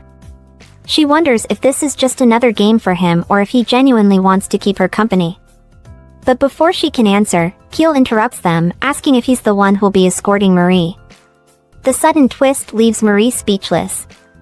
Kiel, ever the gentleman, asks if he can accompany her instead. Johannes gives him a warning look, but Kiel simply reminds him they're supposed to act like they don't know each other. Marie watches their exchange unfold, worried about drawing attention. To keep things simple, she declines both their offers, thanking them for the thought but insisting she'd feel out of place as their partner. She believes Kiel probably invited her out of kindness and hopes he finds someone more deserving. Kiel, however, disagrees. He tells her she's not inadequate but a dear friend. His sincere words convince Marie to accept his company. Johannes watches them, finding Marie even more intriguing than he initially thought. He briefly considers kidnapping her but dismisses the idea, knowing he'll see her again soon. In his thoughts, he affectionately calls her his cute maid. Meanwhile, Rael scans the crowd for Marie, wondering why he even sent her an invitation in the first place. When he finally spots her coming down the stairs, his heart skips a beat. But his joy is short-lived when he sees Kiel by her side. Marie is in awe of the lavish ball, gawking at the extravagant spread of food. She almost bumps into someone, and Kiel advises her to be careful. Overwhelmed, she admits she's not used to such grandeur. Kiel suggests they take a breather outside. On the balcony, Marie breathes a sigh of relief, confessing that fancy balls aren't really her thing. Kiel agrees, admitting he's not a fan either but thought it would be nice to attend one with her. He thanks her for taking the blame for Oscar and assures her his family will always be there for her. Marie asks about Oscar, and Kiel tells her he's doing fine and even expressed his wish to marry her someday. After their chat, Kiel asks her to dance. Despite her protests, he assures her it's a casual dance and he'll lead the way. Rael's eyes are glued to Marie and Kiel, sharing a close moment on the balcony. He can't help but wonder if there's something more between them. But he quickly squashes that thought, thinking they probably barely know each other. Orlin, ever the observant one, nudges Rael, asking him if something's up. Rael brushes it off, assuring him everything is a-okay. He then changes the topic to the newly revised luxury goods tax law, hoping to distract himself. Orlin, though, isn't easily fooled. He sneaks a glance at the balcony, wondering what's got Rael so riled up. Suddenly, Rael goes quiet when he spots Kiel and Marie dancing together. He watches them for a while, his thoughts running wild. He finally shakes himself out of it and tells Orlin he's heading into town now that the festival's wrapped up. Orlin's eyebrows shoot up when Rael confirms he'll be going incognito, but doesn't question it further.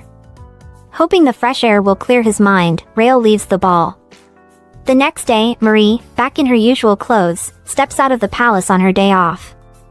She thinks back to the ball, still feeling like it was all a dream. She wonders what the future holds as she decides to head to the Lion Palace once her break ends. With the Crown Princess selection looming, she's got plans to help one of the candidates get picked. And once that's done, she'll ask to be reassigned to another palace. Marie's confident that her unique skills will be the secret weapon for the candidate she supports.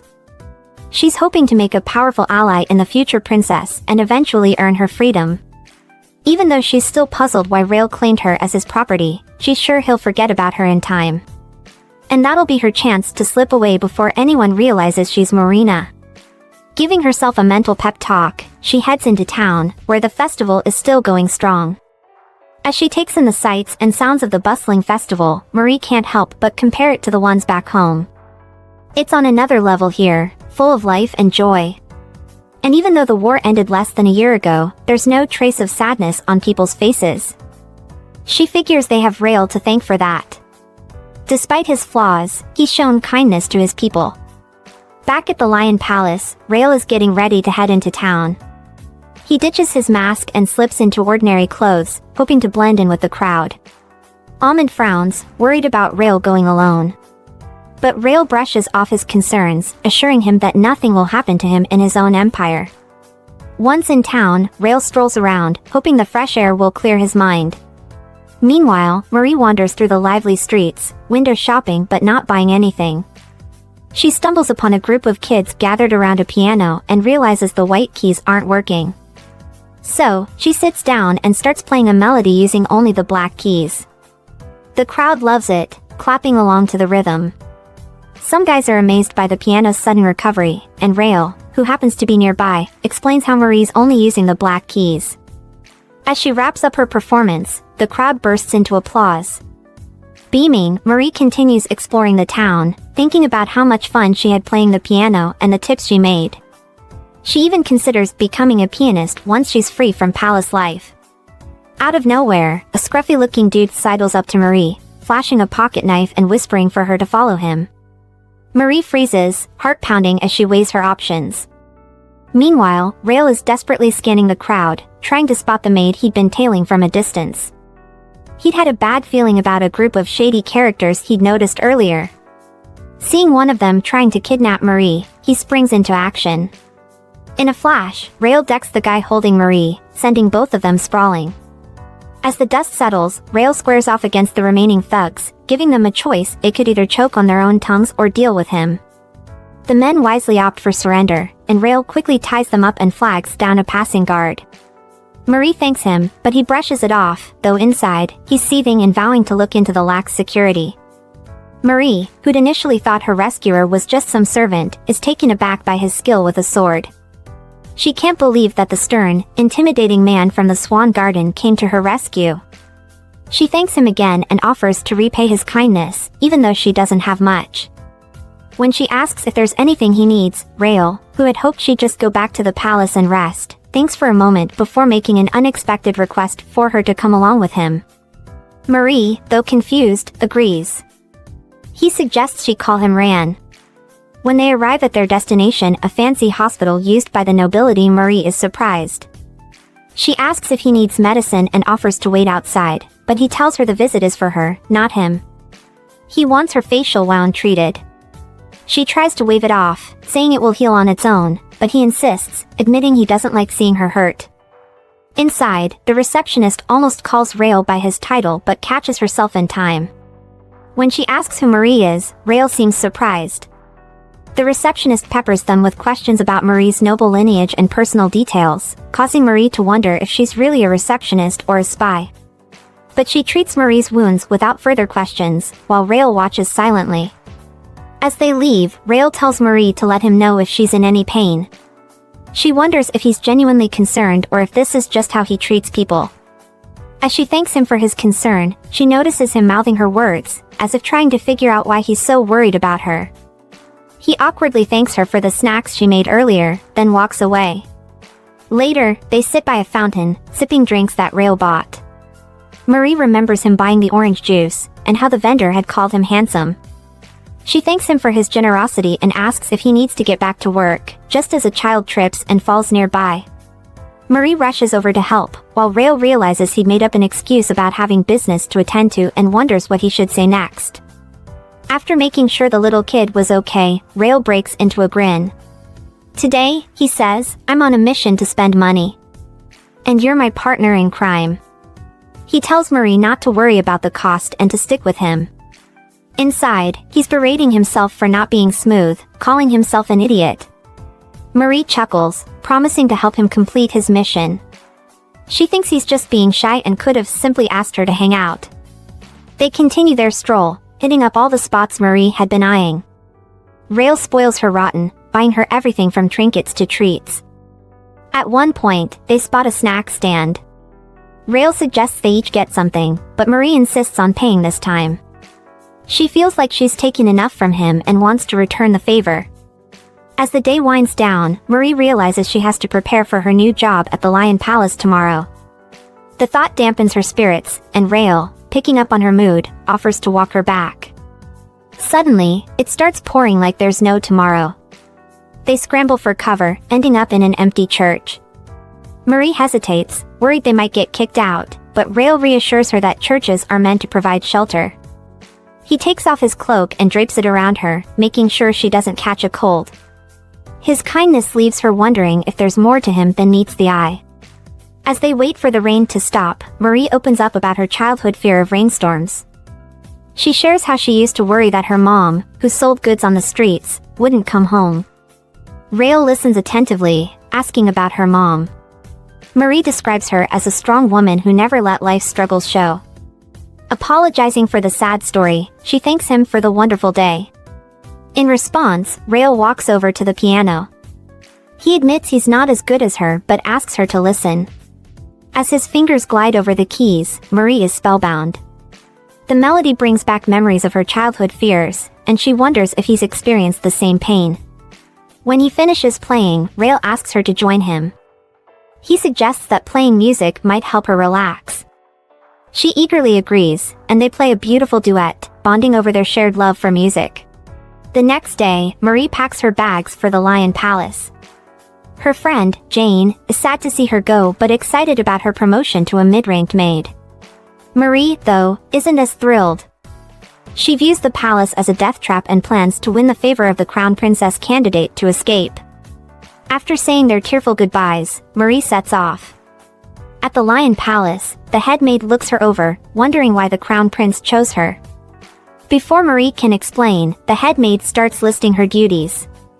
Marie's heart sinks when she hears she'll be taking turns attending to the crown prince, her worst nightmare. In this new role, Marie has to tread lightly, making sure she doesn't step on any toes or mess up. It's like walking on eggshells, with no room for screw-ups. Marie asks the head maid if the crown prince doesn't have his own personal maid. The woman shakes her head, explaining that despite her many suggestions, the prince has always waved off the idea, finding it more of a bother than a convenience. She reckons he hasn't found a maid who suits his taste yet but hints that things might change soon. And as she glances at Marie, the latter can't help but feel a chill down her spine. Before she rushes off to prep for the crown princess candidates, the head maid introduces Marie to Lesia, who will show her the ropes. Lesia takes Marie on a grand tour of the Lion Palace, introducing her to the other staff members they bump into. To Marie's surprise, everyone is super friendly, which confuses her. After biting her tongue for so long, she finally asks Lesia why everyone's being so nice to her. Lesia looks puzzled, so Marie explains how people usually give her the cold shoulder because of her lowly background. Lesia lets out a chuckle, explaining that it's all thanks to the prince. Apparently, him choosing an ordinary girl like Marie to work at the Lion Palace has made her somewhat of a celebrity among the staff. Lesia adds that the prince must think Marie's got something special. Even though the maids don't know the specifics, they're not keen to cross the prince, who can be quite scary when he's mad. After the tour, Lesia shows Marie to her room. Sitting on her new bed after Lesia leaves, Marie mulls over what she said. The prince thinks she's special? She remembers him saying this job was her punishment, which had scared her. But now, she feels somewhat at ease. The work doesn't seem as tough as she thought, and tomorrow, she'll start serving the prince. That night, Marie has a strange dream. In it, a girl named Yun-mei serves her brother a cup of white tea from Fujian. Her brother says the tea helps him forget his worries. Intrigued, Marie asks how Yun-mei brews it. She replies that if your heart is true and sincere, it shows in what you do. She just tries her best. Waking up with a start, Marie's mind is still on the dream and the tea. In the next scene, we see Marie carrying a tray of tea, heading to the crown prince's room. A mix of excitement and nerves swirls inside her, but she reminds herself to stay cool. She knocks on the door and introduces herself, asking for permission to come in. Amon's voice responds from inside, allowing her to enter. As she walks in, she greets him and offers the refreshments. She tells him to let her know if he needs anything, then retreats to a corner of the room, waiting silently. The prince seems busy with some papers, barely acknowledging Marie. But then he looks up and surprises her by asking if her legs hurt. Caught off guard, she asks if he's talking to her. He confirms he is, and even though she assures him she's fine, he insists she sit down. Confused, she asks if he's sure, worried about breaking the rules of standing in front of the crown prince. Rael, with a smirk on his face, turns to Amon and says, "Hey, is there some sort of no-sitting rule for maids in the prince's presence?" Amon, caught off guard, admits he doesn't recall any such regulation. Rael chuckles, suggesting maybe it's not in the official palace rulebook. Marie can't believe what she's hearing. She's positive it's one of those unspoken rules everyone just knows. She wonders if they're messing with her. But then, Rael throws her for another loop. He states that his word is law here, and orders her to sit down. Still in disbelief, Marie thanks Amon as he helps her take a seat. As she settles in, her attention shifts to the prince. She notices him working away, having only eaten a slice of bread. Concerned, she wonders if he's overworking himself. Suddenly, Rael looks up at her, and she quickly asks if there's anything else she can do for him. His response surprises her. He tells her she hasn't had a proper meal because of attending to him, and suggests she should take a break. Marie thanks him and leaves, but can't shake off this weird sense of déjà vu. While she's gone, Amon notices Rael clutching his head and asks if he's okay. Rael brushes it off, saying it's nothing to worry about. After a while, Marie returns, only to find Amon is no longer in the room. As if reading her mind, Rael informs her that Amon was called away due to some royal guard business and will be gone for a while. Panic sets in for Marie as she realizes she'll be alone with the prince. As time passes, Rael engrosses himself in his work while Marie tries to stay awake. But watching him work so peacefully makes her drowsy. She chides herself, reminding herself she can't fall asleep in front of the prince. But despite her best efforts, she eventually dozes off. Noticing her sleeping, Rael softly says her name, acknowledging she must be really tired. He wonders aloud what to do with her. Then, in a surprising move, he kneels down in front of her and asks if she knows how much she distracts him. He reaches out to touch her face but stops himself, questioning his actions. He decides he can't work like this and leaves to get some air. When Marie wakes up, she freaks out, realizing she fell asleep on the job. She berates herself for her mistake and is surprised to find a blanket covering her. As she's trying to make sense of it, Amon's voice startles her. He asks if she's awake and comments on how tired she must have been. Marie starts apologizing, but Amon dismisses her concerns, explaining that the prince wasn't in the office anyway. He advises her to rest for the day.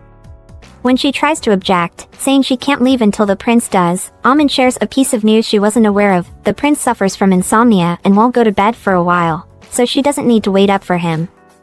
Marie thanks Amon for the blanket, but he seems confused, claiming he didn't cover her. Confused, Marie wonders who else could have done it. Her mind involuntarily goes to one person, but she quickly dismisses the idea, convinced it couldn't be true. The break of dawn splashes its golden hues over the palace as Marie and Lesia kickstart their day in the snug employee dining room.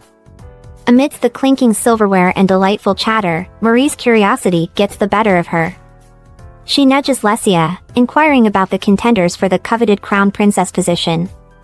Lesia, mid-bite into her toast, nods and spills the beans. The competition is between Ariel, the Grand Cillian's tribute, and Rachel, Count Istvan's daughter. Marie's mind kicks into overdrive. Grand Duke Sulian and the Crown Prince are tight-knit buddies, while Count Istvan had been against the prince during the Civil War. Both families pack a punch with power, leaving Marie to wonder who the prince will favor. Lesia tosses in her 2 cents, guessing that Ariel has the upper hand. Ariel, backed by the mighty Grand Duke Sulian, hails from one of the Empire's top-tier aristocratic families. It's no shocker that she's everyone's bet for the Crown Princess gig. Aligning with someone like the Grand Duke would be a win-win for the Empire. But Count Istvan's sway over the first prince is no small matter either. Marie then starts wondering about the prince's personal feelings. The candidates have been chosen for political gains, but what if the prince decides to follow his heart? With the political clout of both families being neck and neck, she thinks he might choose someone he resonates with. Marie gears up to play matchmaker, vowing to help one of the candidates win his heart, even though the idea of the prince falling in love seems far-fetched. Sensing Marie's brewing excitement, Lesia asks about her experience serving the prince. Marie admits that apart from the constant jitters of getting caught, it's been pretty chill. This catches Lesia off guard, who confesses that she's always been petrified of serving the prince. The guy hasn't uttered a word to her, and just being near him still gives her the heebie-jeebies. Marie recalls how even the guys dropping off documents seemed on edge around the prince. Lesia then drops a bombshell: the prince is an angel in disguise. Marie can't believe her ears. She'd always thought he wore a mask to hide some deformity. But Lesia sets her straight, explaining that there are other reasons for his masked appearance. Apparently, he even strolls around without his mask sometimes, which would definitely throw Marie for a loop. Lesia gushes about the prince's divine good looks, comparing him to a work of art.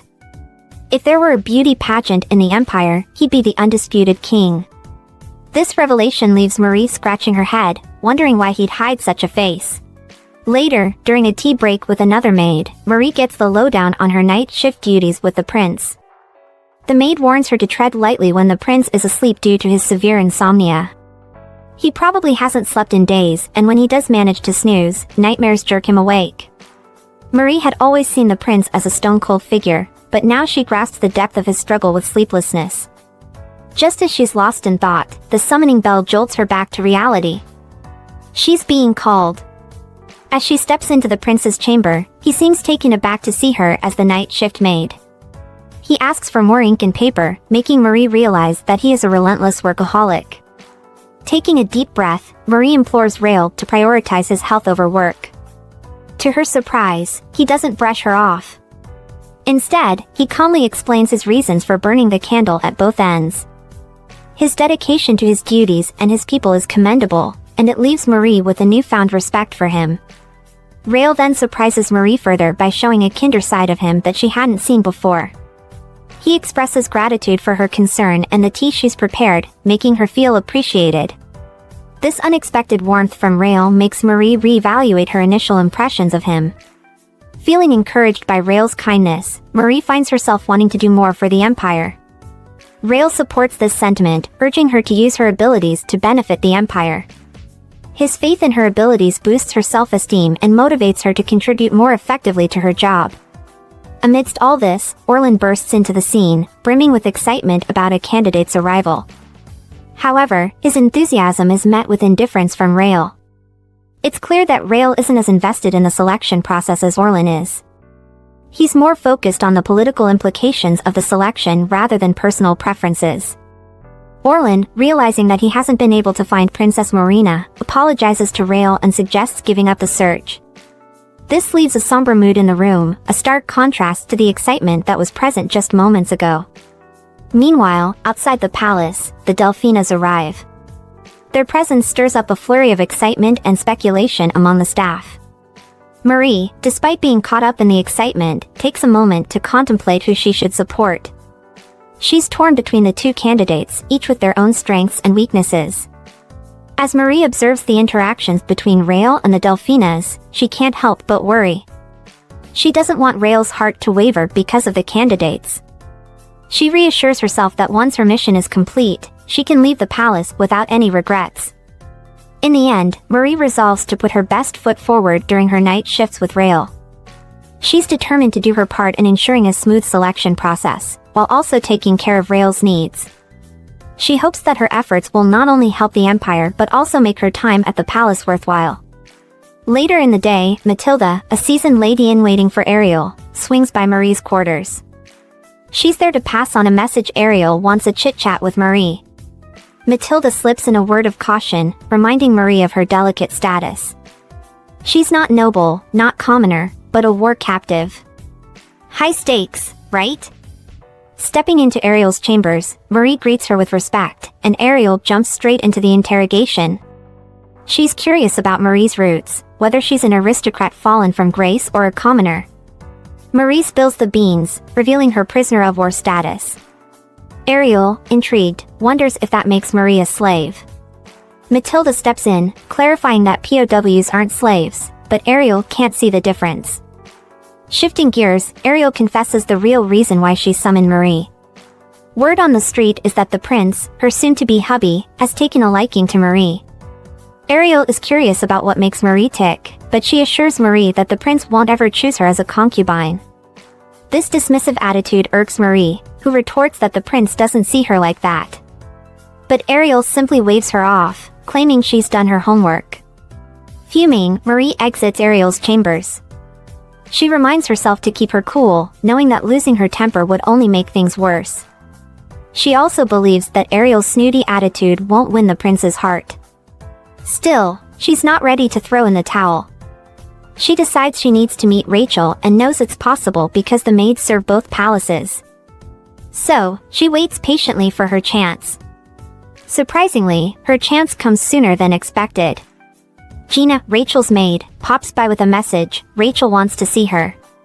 Rachel greets Marie warmly and offers her a seat. Nervous, Marie accepts the offer. Despite Marie's initial refusal, Rachel insists on serving her tea and asks Gina to prepare it. As Gina returns with the tea and sweet treats, Marie wonders why Rachel summoned her. After a while, Rachel reveals that she needs a favor. She wants Marie's help for her and Count Istvan. Confused, Marie wonders how she, just a maid, could help. Rachel explains that she needs to win the prince's hand in marriage to save her family's future. The Istvan family has been on a downward spiral since their defeat in the Civil War. Rachel believes that becoming the crown princess is the only way to turn things around.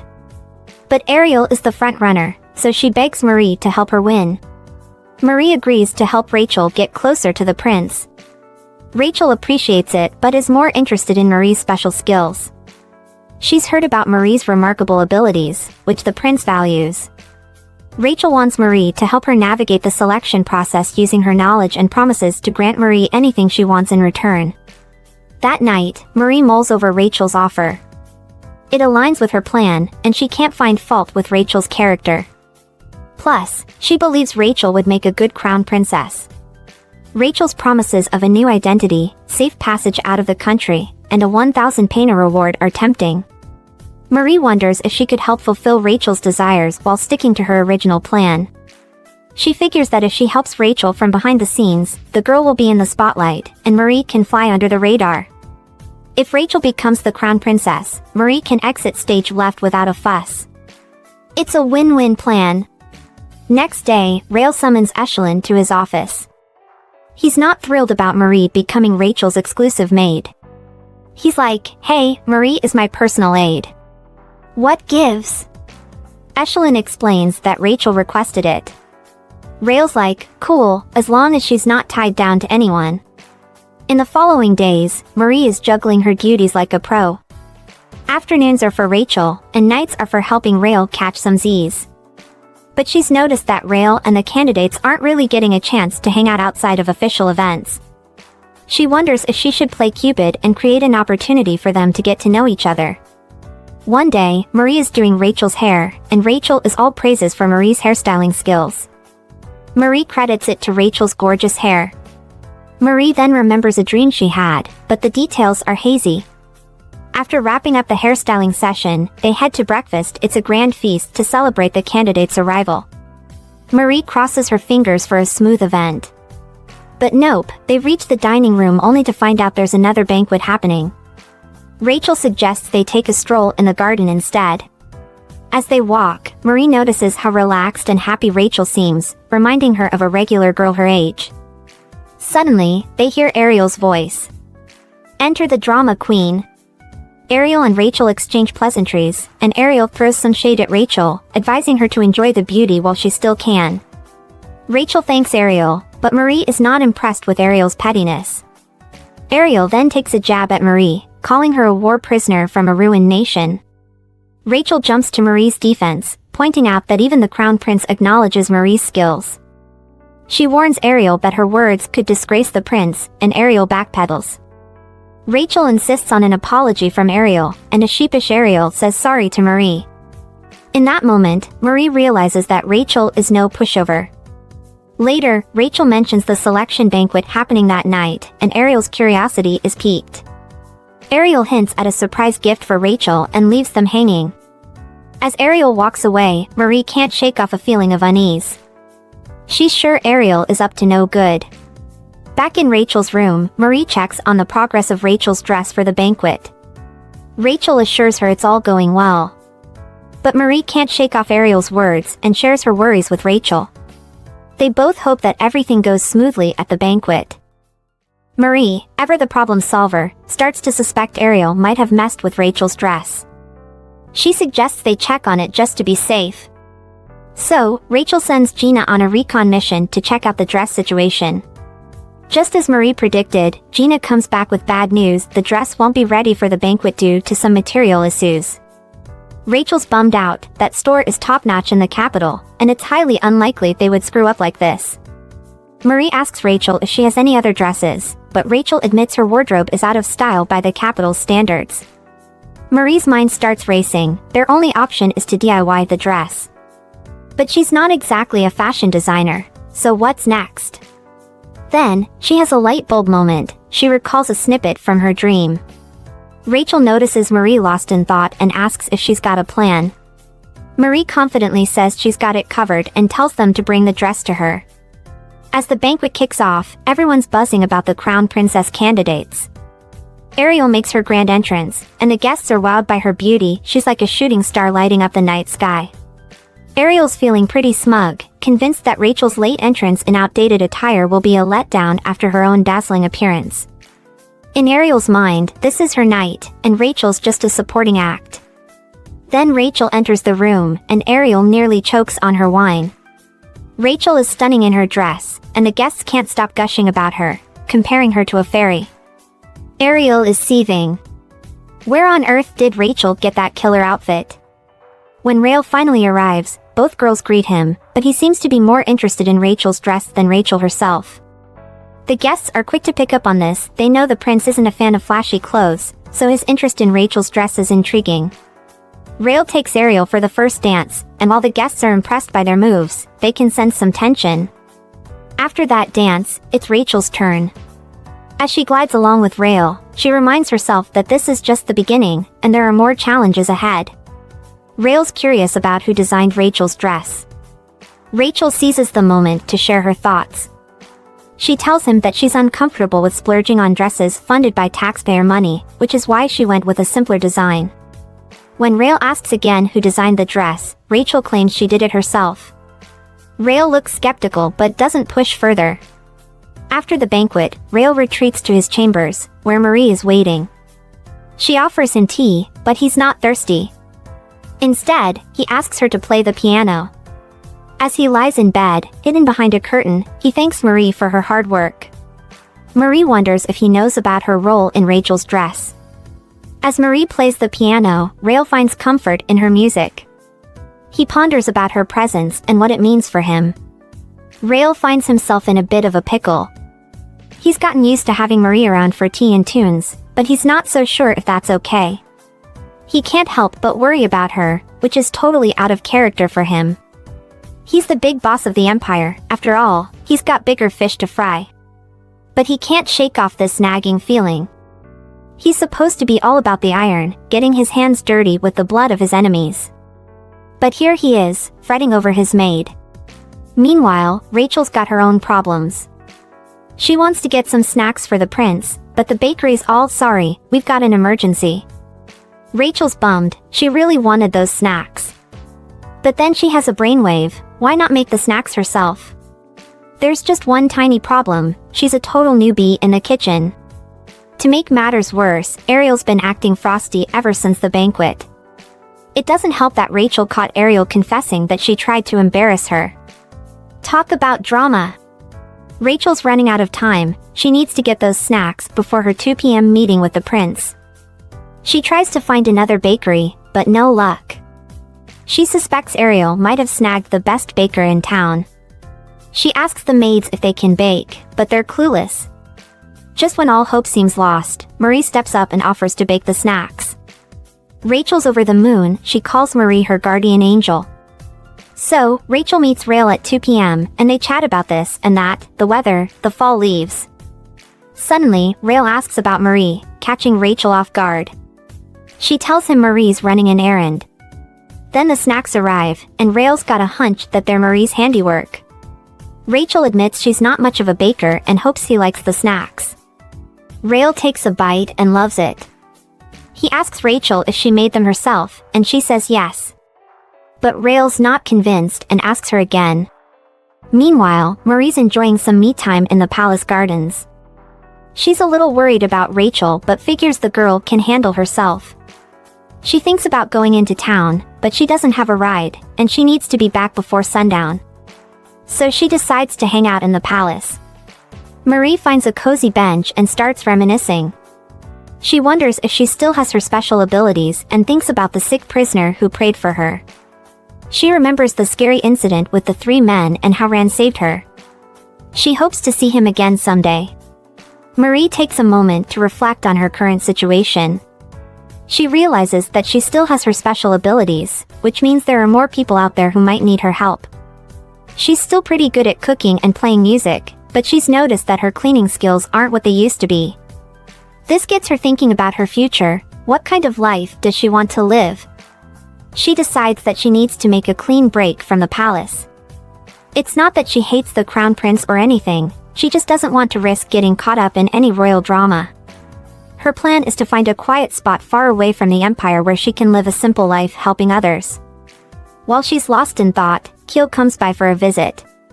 She instinctively calls him Your Grace, but he corrects her it's just Keel when they're alone. They chat for a bit, and Marie asks if anything interesting has happened recently. Keel says it's been quiet, but he admits that he's missed seeing her around. He even gives her a cheeky wink, which makes Marie blush. Marie's curious about why Keel's hanging out in the palace, so he explains that he works there. He tells her that they're actually in the Jun Palace, home to Emperor Thorn II. Keel's job is to guard the Emperor, but he mostly handles external affairs while his vice-captain does the actual guarding. Marie's surprised by this revelation. She'd forgotten that Keel was the head of the Imperial Bodyguard and a Margrave responsible for protecting the northern part of the Empire. He's been loyal to the unconscious Emperor, despite facing opposition from the Crown Prince. Keel's family, the Setons, have stayed neutral during the ongoing power struggle among the princes. They refuse to recognize anyone other than the Emperor as the rightful ruler, a stance that has put them at odds with the Crown Prince. Keel asks Marie if she's been having any trouble with Rachel, Ariel, or the Crown Prince. Marie assures him that everyone's been nice to her. Keel tells her to let him know if anyone gives her a hard time or if she runs into any issues. Marie suggests that Keel should get back to work, but he confesses that he usually leaves most of the heavy lifting to his vice-captain. They share a laugh about this, and Marie admits that she enjoys spending time with him. Keel says the feeling is mutual. Later, Keel takes Marie to a fancy restaurant because he's worried about her eating habits. The staff there know Keel well and are curious about who Marie is. Before Marie can introduce herself, Keel tells them that she's someone very important to him. Marie assumes he's just being friendly, but the staff treats her like royalty. Marie's a bit overwhelmed by the fancy surroundings and wonders if she really belongs there. Keel notices her discomfort and asks if she's okay. She assures him she's fine, but Keel apologizes for possibly overdoing it with the fancy restaurant. He just wanted their first meal together to be special. Marie tells him not to worry, she's not uncomfortable, just a little out of her element. Before long, the first course hits the table, and Marie makes a mental note to really enjoy this meal. After all, Keel went through all this trouble just for her. They chat away as they eat, and once they finish, they settle back with some tea and talk about Keel's job. He explains that his captain gig is more of a title than anything else, and his real job is playing border patrol up north. Right now, he's hanging out with the royals because things are pretty chill on the border front. Keel tells Marie about the Marquis territory. It's a bit of a Wild West situation, but the people are nice, and the views are to die for. He even asks if she'd like to visit sometime. Marie's intrigued. She's been thinking of exploring the Marquis territory when she finally leaves the palace, so this could be a good opportunity. After their meal, they say their goodbyes, and Marie admits she had a great time. On the ride back, Keel warns Marie about Rachel. He doesn't give her any specifics, just a vague "be careful." Marie's not sure what to make of this, but she appreciates his concern. She promises to let him know if anything goes down, and he reminds her that she doesn't have to deal with everything on her own. Back at the palace, Rael's busy dealing with council stuff. They're all worked up about some Eastern Holy Nation folks coming to town. Some council members want to kick them out, calling them names and stuff, but Orlin thinks they should hear them out. Rael agrees with Orlin, but he's got a problem. Who's going to play host? The usual suspects are MIA, and he can't do it himself without causing a ruckus. Meanwhile, Ariel's having a meltdown. She's sick of Rachel making her look bad, and she's about ready to throw in the towel. But then one of her maids comes in with some news: the Eastern Halidom delegation is on their way. Ariel sees this as her chance to shine and vows to knock it out of the park. Rachel's worried about Ariel stealing the show, so she talks to Marie about it. They both agree that it would be bad if Ariel nails this one. Marie's secretly hoping Ariel screws up, but she knows this is a big deal for the country. She wonders if Ariel can pull off the whole gracious host thing, considering the cultural differences between the Western countries and the Eastern Halidom. She hopes Ariel remembers not to serve pork. That would be a disaster. So, Kazan, the head honcho of the Eastern delegation, rolls up to the palace on horseback with his crew in tow. He's got this "I'm too good for this place" vibe going on, and he's clearly itching to get back home. Count Gilbert is there to welcome them, and Kazan introduces himself as the Sultan's right-hand man. He's excited to meet the Crown Prince, but he's also a little on edge. While he's waiting to see the prince, Kazan decides to take a soak in one of the palace's fancy tubs. He's pleasantly surprised by the royal treatment he's getting. After his bath, his maid tells him about the welcome banquet Ariel's throwing for him, and Kazan's all for it. At the banquet, Ariel introduces herself to Kazan, and he compliments her on her looks. He's looking forward to enjoying dinner with her, but when he sees what's for dinner, a calf steak, he loses it. He accuses Ariel of disrespecting him and his people by serving them haram food. This is a big no-no for Kazan, and he vows that his people will never forget this insult. Orlin rushes to tell Rael about the fiasco at the banquet, and Rael's not amused. He grumbles about the delegates stirring up trouble when they're the ones who wanted to come here in the first place. Orlin explains that Kazan was upset because the calf wasn't slaughtered according to the Dabiha method. This technique involves facing the animal towards its holy place and cutting out the esophagus, airway, veins, and arteries in one swift motion to drain the blood. The Halidom's people strictly follow this ritual and won't eat meat that hasn't been properly prepared. Rael asks about Kazan's reaction, and Orlin tells him that Kazan has decided to fast until he gets food that's been prepared according to his religious customs. Orlin doesn't think Kazan will talk about why he's here until his demands are met, and this irritates Rael. He realizes the importance of the Halidom sending an official delegate for the first time and knows he can't just kick them out without hearing them out. But he also doesn't want to give in to their unreasonable demands. Rael wonders if there's a way to smooth things over without giving in, and Marie pops into his mind. Rael doesn't think Marie or Rachel can handle this situation, so he decides to tackle it himself. But just as he's about to leave to meet with some merchants who know a thing or two about the Eastern Halidom, someone tells him that Rachel's here and she claims to have a solution. Rael tells them to tell Rachel he's busy, but Rachel insists she can fix this mess. When Rachel hears about the banquet disaster, she thinks it's hilarious that Ariel was the one who had to deal with the delegates first. She didn't know about their strict dietary rules, and now she's in hot water. Marie asks Rachel if she has a plan, and although Rachel admits she doesn't, Marie says she might have an idea. Rael lets Rachel come into his office to share her suggestion. She thinks they should whip up a feast without any meat. Orlan's skeptical, a meal with just fruits and veggies might not go over well. But Rachel mentions Marie's suggestion to serve scaly fish, which is allowed in the Eastern Halidam's religion. Rachel explains this to Rael and Orlan wonders if the meal would be subpar with just fish and veggies. Rachel remembers Marie saying that this is their problem, not ours, and we don't need to bend over backwards for the Eastern Halidam. Rael gives Rachel a thumbs up for her brilliant idea and tells her she's pretty smart. Rachel just shrugs, but Rael insists on knowing how she knew about the Halidam's dietary rules. Rachel says she read about it in a book called The Life of Pagans by Baron Doraine. Rael's impressed by Rachel's book smarts and thinks Marie's rubbed off on her. Once Rachel leaves, Orlan tells Rael he's lucky to have such a brainy maid. Rael agrees, but he can't help thinking about how he found that same book in the library of the conquered Clown Kingdom. He wonders why Rachel was interested in such an oddball topic and why Marie's always the one who comes to mind. Rachel's fish and veggies banquet is a hit with the court members, and even Kazan seems to enjoy it. The court chief and the foreign affairs minister praise Rachel's wisdom, causing her status to rise. Ariel doesn't like this one bit, but Rael doesn't seem to care.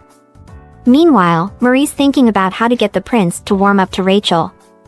The next day, Kazan finally meets with Rael and spills the beans. The Eastern Halidam's been hit by a drought, and they need food. The council members flip out, telling Rael to send Kazan packing. But Kazan warns them that refusing to help could lead to war, and he promises to return the favor if the Empire ever needs help. He points out their surplus food stores, which are starting to spoil and attract bugs. The ladies of the court are all abuzz about the possibility of war. They're worried about the safety of the palace and whether the crown prince can protect it. Marie overhears their conversation and realizes how serious things are. She feels bad for the prince, who's been having trouble sleeping. Later that night, Marie decides to check on the prince. But Amin tells her that Rael's still in his office and asks Marie to make him some tea for his headache. When Marie knocks on Rael's office door, he quickly puts on his face mask. She hands him the tea and suggests he take a break. Rael insists he's fine and thanks her for the tea, telling her to go get some sleep. But Marie asks if she can speak her mind, and Rael encourages her to do so. Feeling confident, Marie proposes a solution to Rael: why not sell food to the Halidam?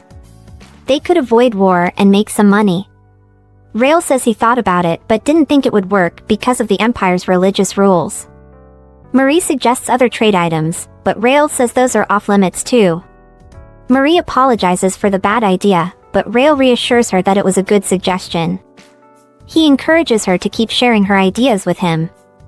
After her chat with Rael, Marie heads out of his office, her mind buzzing with thoughts. She's trying to come up with a trade solution that fits within the Empire's religious restrictions, but she's drawing a blank. That night, as she sleeps, she dreams about two people speaking in the old imperial language. They're talking about their homeland in the southwest, which has had a bad harvest while other regions thrive. They're worried about running out of food and the prince not sending them enough supplies. Marie watches as the man struggles to find a way out of the mess. The next day, while tidying up Rachel's room, Marie can't help but think about her dream. She places a piece of cake in front of Rachel and wonders if the dream is somehow related to the Halidam situation. Rachel asks Marie what's on her mind, and Marie tells her about her musings. Rachel doesn't seem too interested, though. She just says they need to deal with the Halidam soon so she can focus on becoming the crown princess. She asks Marie if she's found a solution yet, and Marie admits she hasn't. Rachel then reminds Marie to let her know first if she comes up with something good.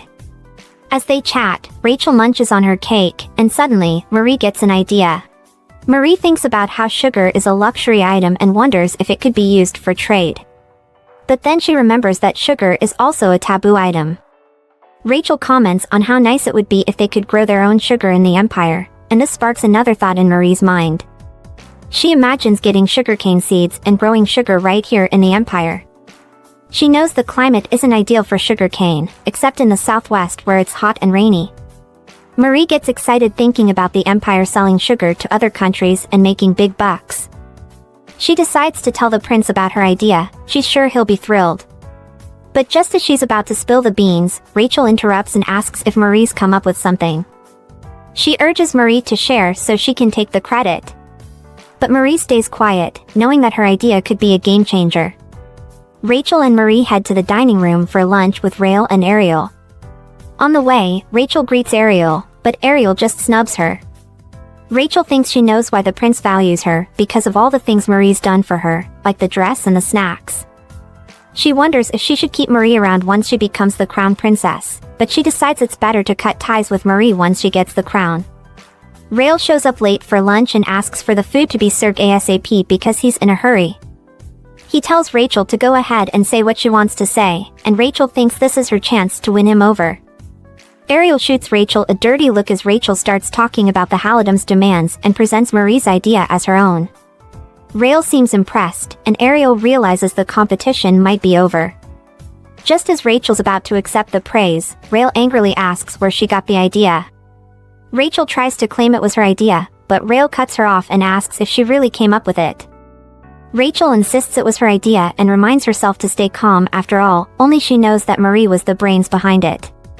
Rael then asks how they'd deal with potential backlash from other countries if they decided to help the Halidam with food aid. Rachel starts rambling about sugarcane seeds, but Rael interrupts her and repeats his question. Rachel starts panicking and wishes Marie would step in with an answer. Marie's got the right answer, but how to spill it has her stumped. She glances at Rael, and for a split second, their eyes meet, causing her to quickly look away. Rachel, meanwhile, is suggesting they take the "we're too powerful to care" approach. Rael cuts in, explaining that going down that road would essentially brand them as pagans, stirring up a whole lot of trouble. He can't believe Rachel would propose such a thing without thinking it through. Rael then asks Rachel if she just woke up with this brilliant idea. Rachel tries to assure him that she didn't mean to deceive him, but Rael isn't buying it. He reminds her that this isn't the first time she's tried to pull a fast one. He tells everyone to scram, except for Marie, whom he asks to stick around. The two of them head to the balcony, where Rael offers Marie a seat. At first, she refuses, but eventually, she settles down. A maid brings in some snacks while Rael grills Marie about her involvement in Rachel's scheme. Marie gets on her knees, begging for forgiveness. Rael tells her it's cool, but he's confused about why she's helping Rachel. He advises her to come to him if she ever faces trouble, emphasizing that no one else should be trusted. Rael admits that Marie's idea was pretty awesome, but there are still some hurdles to overcome. Marie then drops the bombshell: they can avoid backlash by involving a third party. They would sell the food to this intermediary, who would then trade with the pagans. Rael sees the potential in the solution, but he's worried about the Halidam refusing to give them sugarcane seeds. Marie cuts him off, explaining that the Halidams have strict rules about coffee seeds, not sugarcane. She suggests they play hardball in the negotiations, since they're the ones in a pickle. Rael enjoys his chats with Marie, finding them more stimulating than talking to folks who just parrot what others say. He's worried about the possibility of war and the Western Empire taking advantage of the situation to launch an attack. Marie suggests recruiting crusaders to prevent betrayal during a holy war, as the Westerners would think twice before turning against them. Rael chuckles and thanks Marie for her brilliant and foolproof suggestions. Despite being hailed as a genius, Rael thinks Marie is the real deal, reminding him of the intelligent and wise Hildegard. Speaking of Hildegard, she was a saint from Germany's Bingen region who had a rare gift of seeing visions from the sky since she was just 3 years old. Yet, she chose to live a quiet life as a nun, hiding her extraordinary abilities. When she turned 42, she received a divine order to share her visions with the world. She complied, leaving behind a stunning record that left many in awe. She also founded a convent solely for nuns, creating history and earning her the title of Hildegard von Bingen. Back at the palace, word of Marie's idea spread like wildfire, catching the attention of nobles and residents alike. But Marie isn't a fan of the limelight. She knows Prince Rael wouldn't take credit for someone else's idea, but she didn't expect him to openly credit her. As the negotiations with the Eastern delegates wrapped up successfully, the nobles showered Rael with praise. In response, Rael revealed that the idea was actually Marie's. He had promised to reward her if the plan worked, and now he asks her what she wanted. Marie's humble request to be a free person catches Rael off guard. He acknowledges her wish, but feels it's too small a reward for her significant contribution. Instead, he promises to give her a reward beyond her wildest dreams. Marie's mind is spinning with possibilities as she mulls over her upcoming freedom. She's looking forward to stepping outside the palace walls and breathing in the fresh air of independence. But there's a pang of guilt that nags at her. Rael has been her rock since she arrived at the palace, and it feels wrong to just up and leave without saying goodbye. She decides to pen him a thank you note, a small token of her gratitude. A few days later, Gilbert, the ever-formal servant, finds Marie and hands her a scroll. He tells her it's a reward from the prince himself. The scroll declares her free from her prisoner of war status. Marie can't believe it. Is she finally free? But Gilbert quickly bursts her bubble. There's more to it than meets the eye, he warns. The next day, Rael shocks Marie with an unexpected honor. He knights her, bestowing upon her a title and a distinguished surname, Hilderun. Marie von Hilderun, as she's now known, is taken aback. She had wanted a simple life, but Rael has other plans. He urges her to serve God and the people with kindness, just like Saint Hildegard. Marie is torn between gratitude and frustration. She should be afraid of Rael, despise him even, but she can't. The palace staff, including Jane, Ekelyn, and Lesia, are thrilled for her. Despite her new title, Marie continues her maid duties, now exclusively for the prince. This changes the palace dynamics, especially with Rachel. Rachel congratulates Marie on her new title when they bump into each other in the hallway. It's a weird moment for both of them. Their original plan has gone awry, and Marie's new rank means leaving the palace won't be easy if Rachel becomes the crown princess. Marie resolves to find another way out rather than wallow in worry. Later, Marie runs into Orlin, the prince's right-hand man. He jokingly asks if he should call her Madame Hilderun or just Marie. She tells him to stick with Marie. Orlin comes off as a jolly fellow, but Marie knows better. His wartime nickname was Bloodhound, hinting at a ruthless side beneath his jovial exterior. He asks her where she's headed, and she tells him the prince sent her on an errand. She wonders if he's looking for her, but he laughs it off, saying he was just saying hi. But as Marie walks away, she can feel Orlin's suspicious gaze on her back. Orlin is intrigued by Marie. Her story of being an orphan knight's daughter turned maid is all too familiar. But something doesn't add up. Her talents are too remarkable for a common maid, and nobody in Clowen seems to know anything about her. It reminds him of Princess Maurina. He can't shake off the feeling that there's more to Marie than meets the eye. Over in the grandeur of the Western Empire Palace, a mysterious figure is giving Johannes the lowdown on their latest scheme. The plan to turn the Halidom against the Eastern Empire? Yeah, that one's gone belly up. Despite their attempts to grease some palms around the Sultan, it didn't pan out. Turns out, the Crown Prince was more adaptable than they'd expected. But Johannes isn't sweating it. He thinks the East's new sugar production could work in their favor, making an alliance with the West more likely. Johannes then switches gears and starts musing about Rachel. He's got a hunch she's playing for his team. If she ends up as the Crown Princess, their job would be a whole lot easier. His thoughts then drift to Princess Maurina. He's due to head east soon and wants to track her down beforehand. His mystery informant seems confident they'll find her soon, and then moves on to talk about Marie. Turns out, Marie's the one who threw a wrench in their plans.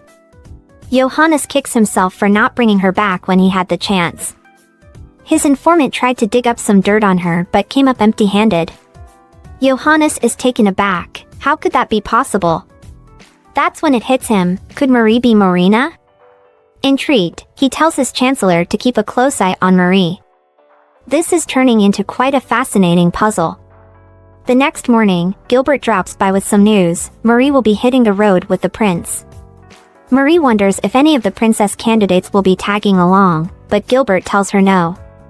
The prince doesn't want to burden the southwest region with an unnecessary entourage, though they will have a guard for security. Later, Marie finds herself at the carriage prep area, ready for the trip. She spots Amund and Rael, who's not wearing his mask. Recognizing him as Ran, she bounds over to greet him. The knights, including Amund, are baffled by her behavior. Marie starts going on about her new title, but Amund cuts her off, pointing at Rael and revealing he's the crown prince. Marie's mind goes blank. She can't process what she's hearing, so Amund repeats himself. Rael begins to apologize for deceiving her, but Marie isn't listening.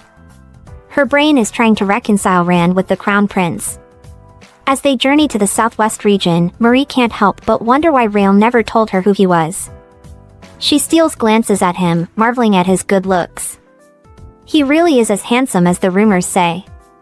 Rael interrupts her daydreaming, asking if the ride is too rough. Marie apologizes, explaining that she didn't recognize him at the festival and ended up disrespecting him. But Rael brushes it off, telling her it's okay. The close quarters of the carriage make Marie realize just how close Rael is to her. She wishes he would take a break from his work and rest. Rael insists that she should rest until they reach their destination. Curious, Marie asks why Rael always wears a mask when his face doesn't have any significant scars. She's heard the rumors but never thought much of them until now. She wonders if she should just ask him outright, but before she can, the carriage lurches violently. Marie's world spins as she tumbles onto Rael, papers scattering all around them. She opens her eyes to find herself sprawled on top of the prince, who's looking at her with a mix of surprise and concern. Flustered, Marie scrambles off him, mumbling apologies. Back at the palace, the maid brigade is deep into their daily gossip session. With Marie gone, they've shifted their focus to speculating about the prince's possible feelings for her. Some are convinced that the trip will bring them closer together, while others are skeptical, pointing out the prince's apparent indifference towards his current princess candidates. Lesia, ever the voice of reason, wonders if the prince will choose anyone at all.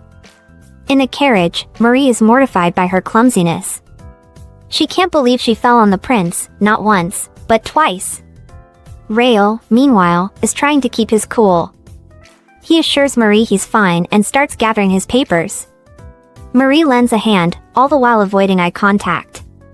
As they continue their journey, Rael steals glances at Marie, wondering if he's losing his mind and regretting his decision to bring her along. Upon reaching the southwest region, Rael steps out of the carriage and stretches his stiff shoulders. Marie asks if he's okay, and while he's tempted to tell her the truth that her presence is making him jittery, he brushes it off. Amon suggests they set up camp for the night, catching Rael off guard. He hadn't considered the possibility of sleeping outside and immediately worries about Marie's comfort. He instructs Amon to prepare a bed that's as cozy, warm, and fluffy as the ones in the Imperial Palace, much to Amon's surprise. Later, Rael offers the prepared bed to Marie. She hesitates, but he assures her he's not a fan of fluffy beds. Marie finds this odd, knowing that Rael is usually very particular about his sleeping arrangements due to his insomnia. Before she can say anything, Rael walks away, leaving Marie alone with her thoughts. As Marie lies under the starry sky, she reflects on Rael's actions. His disregard for social status and his caring nature make him a great leader. She begins to wonder if there's a way for her to stay by his side. Meanwhile, Rael watches Marie from a distance. He moves closer and gently covers her with a blanket. He's troubled by his feelings for Marie. He can't stop thinking about her, no matter how hard he tries. He considers keeping her close, but he's interrupted by Amon. Amon advises Rael not to suppress his feelings, warning that he might regret it later. Rael wonders if Amon is speaking from personal experience, and Amon admits that he has made mistakes in the past. He doesn't want Rael to end up like him, full of regret. Rael gives Amon a resolute nod, admitting that he can't keep up this emotional tug-of-war. He's all in for the Empire, and everything else, feelings included, comes second.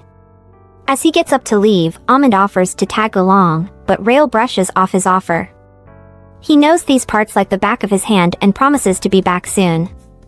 Amon watches him go, reminding him not to overdo it. Meanwhile, Marie is deep in dreamland, where she's an audience to an emperor lauding a chef for a mouth-watering cake. The emperor can't hold back his curiosity about the chef's secret recipe. The chef humbly credits his time in the slums for his culinary prowess. Waking up from this foodie fantasy, Marie feels a bit woozy and decides to shake it off with a walk. When Amon asks where she's headed, she just shrugs and asks if it's safe. Amon points out a nearby path frequented by locals but warns her not to wander too far. As Marie strolls, she spots a familiar figure up ahead, Rael. Intrigued, she trails behind him, curious about his destination. They end up at a cemetery nestled in a ruined village. Marie watches Rael, wondering what's going through his mind as he gazes at the graves. Then, out of the blue, Rail breaks the silence.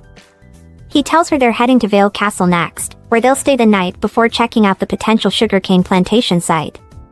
Marie questions why Rail himself is inspecting the site, instead of sending an inspector. But Rail insists it's too important to delegate. He explains that successful sugarcane farming could change the game for the whole empire and bring hope to the struggling folks in the southwest. Marie is touched by Rail's genuine care for his people. Rail then thanks Marie, confessing that the sugarcane idea was hers. He admits he'd been thinking of trading with the Halidom but never considered using sugarcane seeds. He believes that Marie's idea could be the beacon of hope the Southwest needs. Rail shares his grand vision of turning the region into a thriving trade hub, attracting merchants from the Hansa League in Northern Europe. Marie can see the spark in his eyes as he talks about his ambitious plans. When they reach Vale Castle, Viscount Gibril and his maids welcome them warmly. Gibril suggests Rail rest and have a meal, but Rail wants to hear the reports first while he eats. As he tucks into his food, Gibril paints a grim picture of the castle's condition. Rail appreciates his honesty, saying he'd have been offended if Gibril had spent resources on lavish meals instead of feeding his people. Gibril then drops a bombshell: the people of the Southwest are against the sugarcane plantation. Their resentment towards Rail, rooted in his invasion during the Civil War, is too strong. Marie is taken aback by this rebellion news, but Rail seems unfazed. Gibril goes on to explain that the locals aren't just opposed to the sugarcane plantation, they're against anything tied to Rail. This has created a major roadblock in terms of manpower. It's not like they can draft people into service, Rail won't hear of it. He believes in respecting the people's freedom and isn't a fan of forced labor. So, what now? Rail decides to take a walk in the town to get a feel for the situation himself. As they stroll through the streets, Marie catches snippets of conversation about sugarcane. One guy admits he's clueless about it, while another chimes in, describing it as a fancy sweet treat that only the rich enjoy. They're convinced that the sugarcane project is just another way for the nobles to line their pockets while they continue to eke out a living. The men don't hold back their resentment towards Rail, painting him as a heartless tyrant responsible for the region's famine. Amon's temper flares, and he's ready to give them a piece of his mind.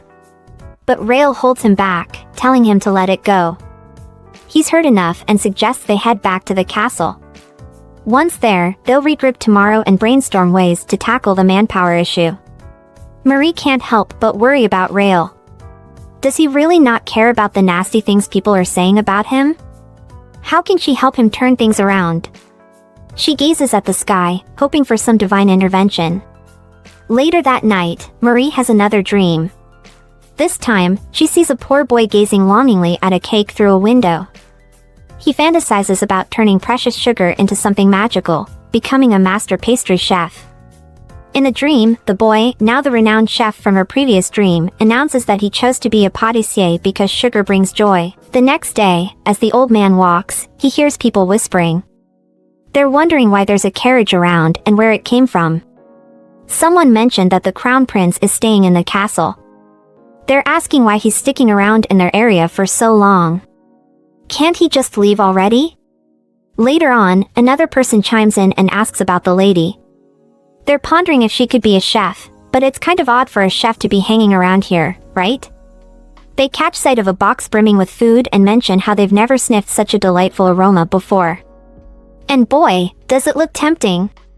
Marie steps up and starts handing out the bread, telling everyone they must be starving from all their hard work and inviting them to have a bite. The people are kinda surprised, wondering if the bread is really for them. One guy pipes up, asking if it's actually edible. Marie assures him, saying, "Of course. The Highness ordered it." The villagers are taken aback by this news and start feeling a bit uneasy.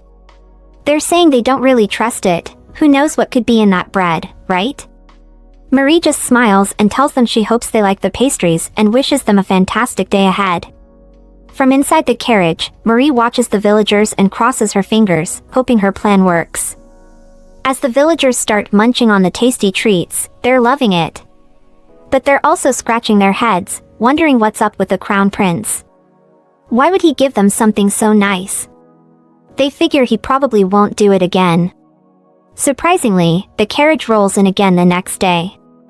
And you won't believe it, but it's been cruising around different spots beyond the Vale Castle in the southwestern region. And guess what? Rumors about the carriage and its amazing pastries are spreading like crazy.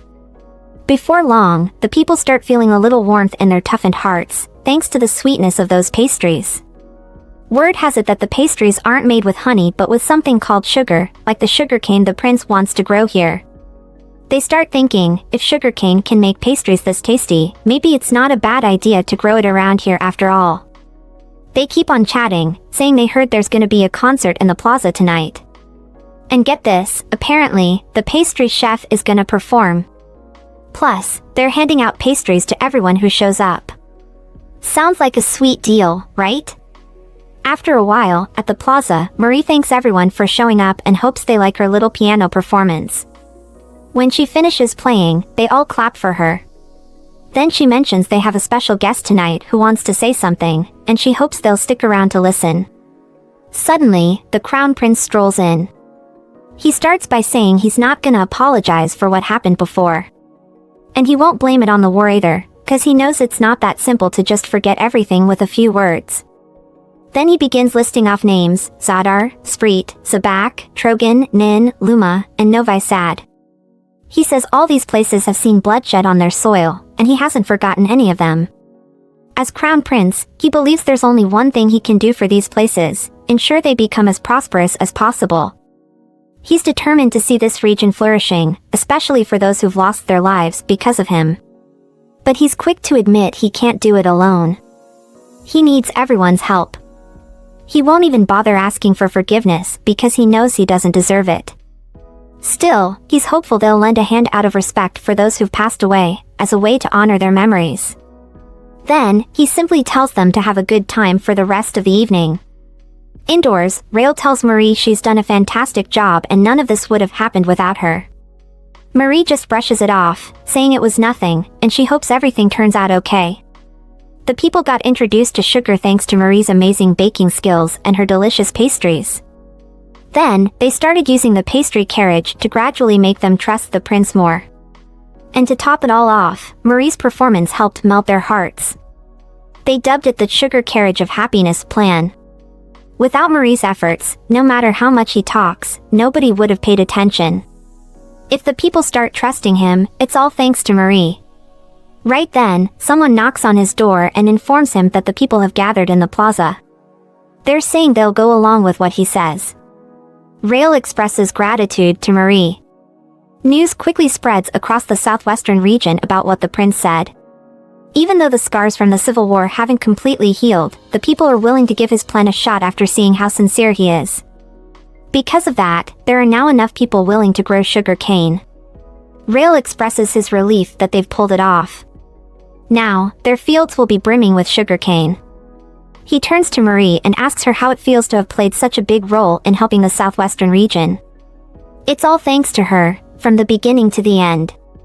She's basically made history. She responds, saying it feels pretty good. He then asks if he can ask her for one favor. She says, sure, but wonders what it could be. He then reveals his request: when the time comes to harvest those fields, will she come back here with him? He tells her he wants her to stick by his side for whatever's coming in the future, to help him tackle any challenges that pop up along the way. She starts to wonder if she'll be able to stay with him until then. If only she wasn't the princess of the Kloyan kingdom. Honestly, she really wants to be there for him and help him however she can. Rael then extends his hand and asks if she'll stay by his side. She starts to think to herself, knowing that if he finds out she's Maurina, he'll probably turn against her in the name of the empire. She's fully aware of that. But is it absolutely impossible? Can't there be another way?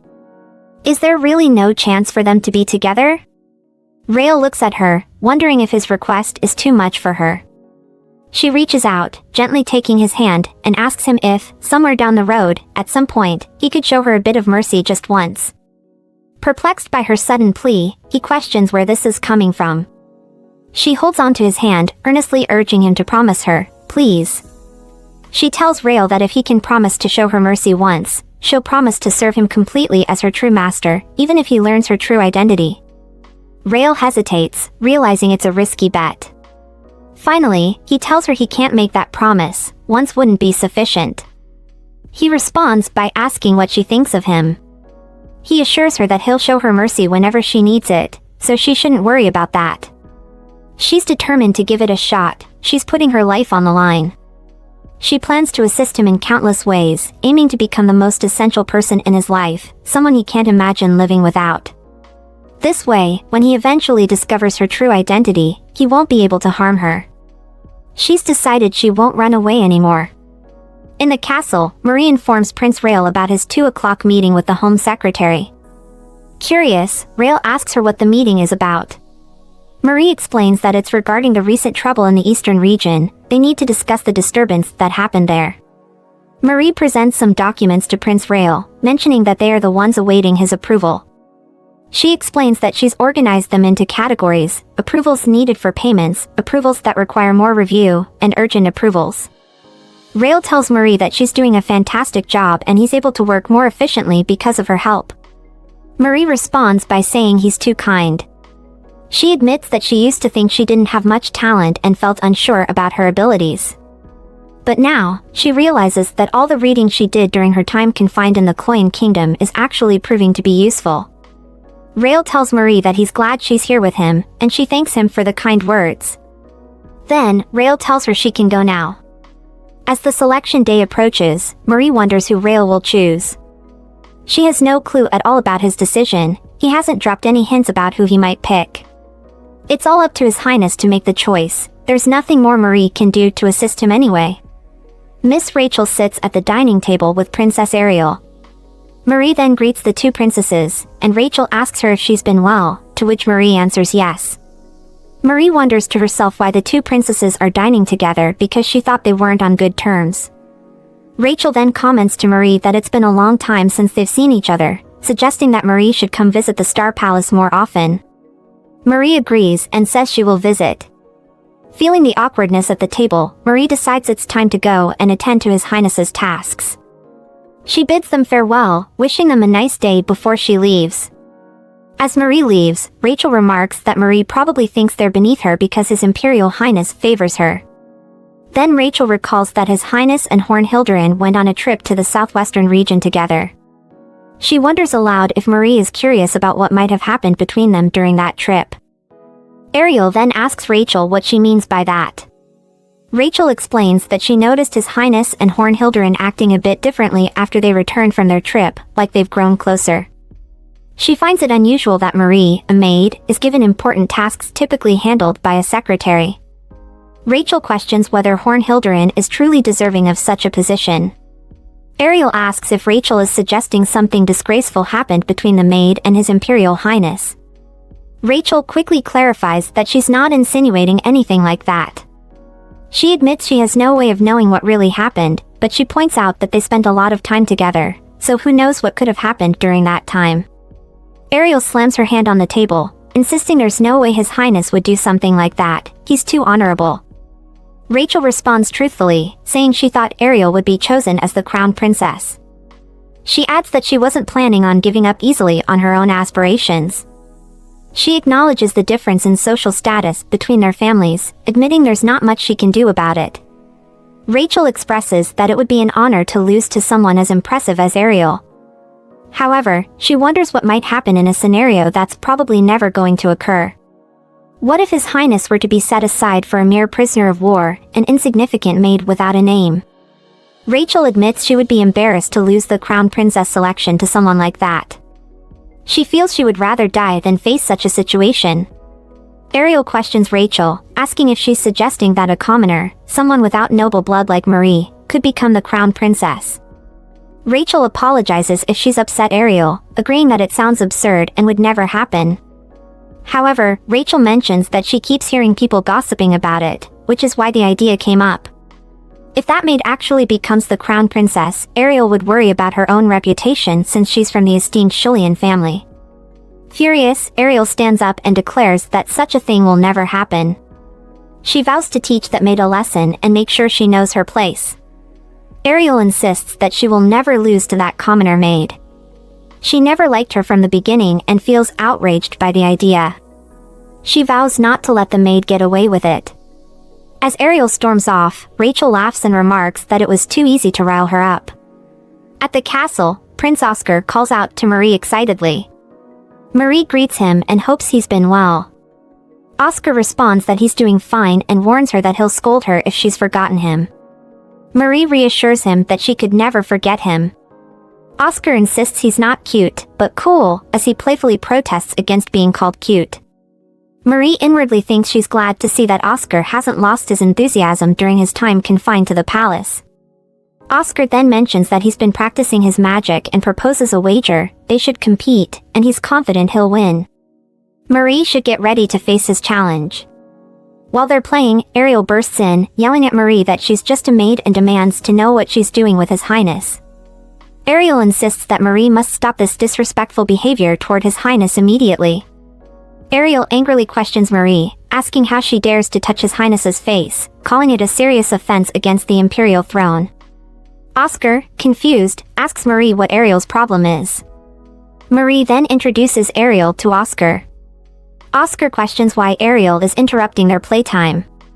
Ariel explains that she stepped in to teach Marie a lesson for her rudeness. Oscar challenges Ariel, asking if she's certain it's Marie who's being rude. He points out that Ariel hasn't even greeted him properly and questions if she believes she's exempt from everyday manners and etiquette just because she comes from a noble family. Ariel apologizes to Oscar and introduces herself, but Oscar asks her why she's here. Ariel explains that she couldn't ignore Marie's rudeness. Oscar questions what rude actions Marie committed, and Ariel responds that Marie committed the unforgivable act of touching his face. Oscar explains that Marie touched his face because he asked her to show him a magic trick. Ariel responds by saying that magic tricks are a lowly hobby enjoyed by commoners and it's against palace decorum for Marie to entertain him with such petty parlor tricks. Oscar asks Ariel if there's an imperial law that forbids royalty from enjoying hobbies that are popular among the people. He suggests that it's actually their duty to experience the culture of the people in order to better understand them as their rulers. More importantly, Oscar is the one who wanted to play magic tricks. He raises his voice, asking Ariel if she's suggesting he's wrong. Ariel, stammering, responds that's not what she meant. Oscar then tells her to apologize for speaking out of turn. Ariel apologizes to Oscar, and he accepts her apology. However, Oscar tells her she can't leave yet, she hasn't finished apologizing. He reminds her that she hasn't apologized to Marie yet. Inwardly, Ariel thinks he wants her to apologize to Marie, whom she regards as beneath her. Oscar tells Ariel that she called Marie lowly, but does she know who Marie is? He explains that Marie is going to be his bride, he plans to marry her when he grows up. Oscar wants Ariel to apologize for insulting Marie. Moments later, in another room, Ariel is very angry. She throws the plate of food and tea she was given, expressing that she won't forgive Marie for what happened. Despite being told to calm down, Ariel remains upset. She instructs Matilda to tell Marie to meet her in the garden. Matilda suggests that Ariel should take some time to calm down first, but Ariel yells back, insisting that she wants Marie brought to her immediately. She wants to talk to Marie right away, thinking to herself that she's going to teach Marie a lesson. At the greenhouse, Ariel asks Matilda when Marie, the maid, will arrive. Matilda replies that she's not certain of the exact time. Marie mentioned she would come after finishing her tasks, so she should be arriving soon. After waiting a while, Ariel becomes impatient and tells Matilda to bring Marie immediately. Just then, Marie enters and greets Ariel. Ariel thinks to herself that Marie is utterly despicable and she's determined to teach her some manners today. Ariel then asks Marie if she knows why she's been called there. Ariel tells Marie that she's heard rumors about Marie disrupting the palace's structure and discipline. As the Dauphine and future crown princess, Ariel says she brought Marie here to remind her of her place. Marie responds with a smile, saying if this is about what happened earlier, she wasn't aware of any issues. Just then, Ariel interrupts Marie, accusing her of trying to avoid responsibility. Ariel claims there are rumors that Marie has seduced the crown prince and influenced his judgment. Ariel insists that if Marie admits her guilt, her punishment will be less severe. Confused by Ariel's accusation, Marie denies ever seducing anyone. Ariel interrupts, accusing Marie of continuing to lie. She slams her hand on the table, insisting that Marie needs to be taught a lesson to see reason. Marie thinks to herself that Ariel isn't listening to her and doesn't have time to discuss these baseless rumors. Despite this, she came because she was told to. Marie apologizes to Ariel and explains that she must leave because His Highness is waiting for her. Ariel responds angrily, feeling insulted by Marie's actions. Marie clarifies that she means no offense but has work to attend to. She apologizes sincerely and promises to return once she's finished with her tasks. As Marie leaves, Ariel expresses her frustration, feeling mistreated because she's supposed to become the crown princess. She declares that she won't let Marie get away with it. Ariel stands up and tries to slap Marie, but Keel intervenes and stops her. He then mentions that he's fortunate he was on his way to visit a friend he hasn't seen in a while because something terrible almost happened. He asks Ariel what she thinks she's doing to his friend. Marie asks Keel what he's doing here, and he inquires if she's okay. Then, Keel questions Ariel about her actions, wondering if she was going to harm his friend. Ariel responds by saying she was going to teach Marie a lesson because Marie was acting disrespectfully towards her. Keel questions if this is how House Shillian teaches lessons. He mentions that Hornhilderin is praised everywhere she goes, and he finds it odd that Ariel is the only one who has seen her acting disrespectfully. Then, Keel turns to Marie and suggests that since she seems to be in a hurry, she should go on ahead. He tells Marie he'd like to speak with Princess Ariel alone, it's a private matter, so she should please go on ahead. After Marie leaves, Keel asks Ariel if she knows which house he's from. House Satan is known by many names, the guardian of the imperial throne, the shield of the empire. But to put it simply, it's a house of warriors with a history of aggression and battles. They don't always show their aggressive nature, except in two cases, when someone or something they care about is threatened, or when they feel uncontrollable rage. Marie is incredibly important to Keel. He doesn't mind which of the Dauphines becomes the crown princess, but he warns Ariel to be careful. He tells her not to even consider harming Marie in any way. Keel emphasizes that if something like this happens again, there will be serious consequences. Ariel wonders to herself if Keel and Marie have always been this close. She's puzzled by how a mere prisoner of war could become friends with someone like him. Later, Matilda informs Ariel that she has a guest, but Ariel tells her to send them away.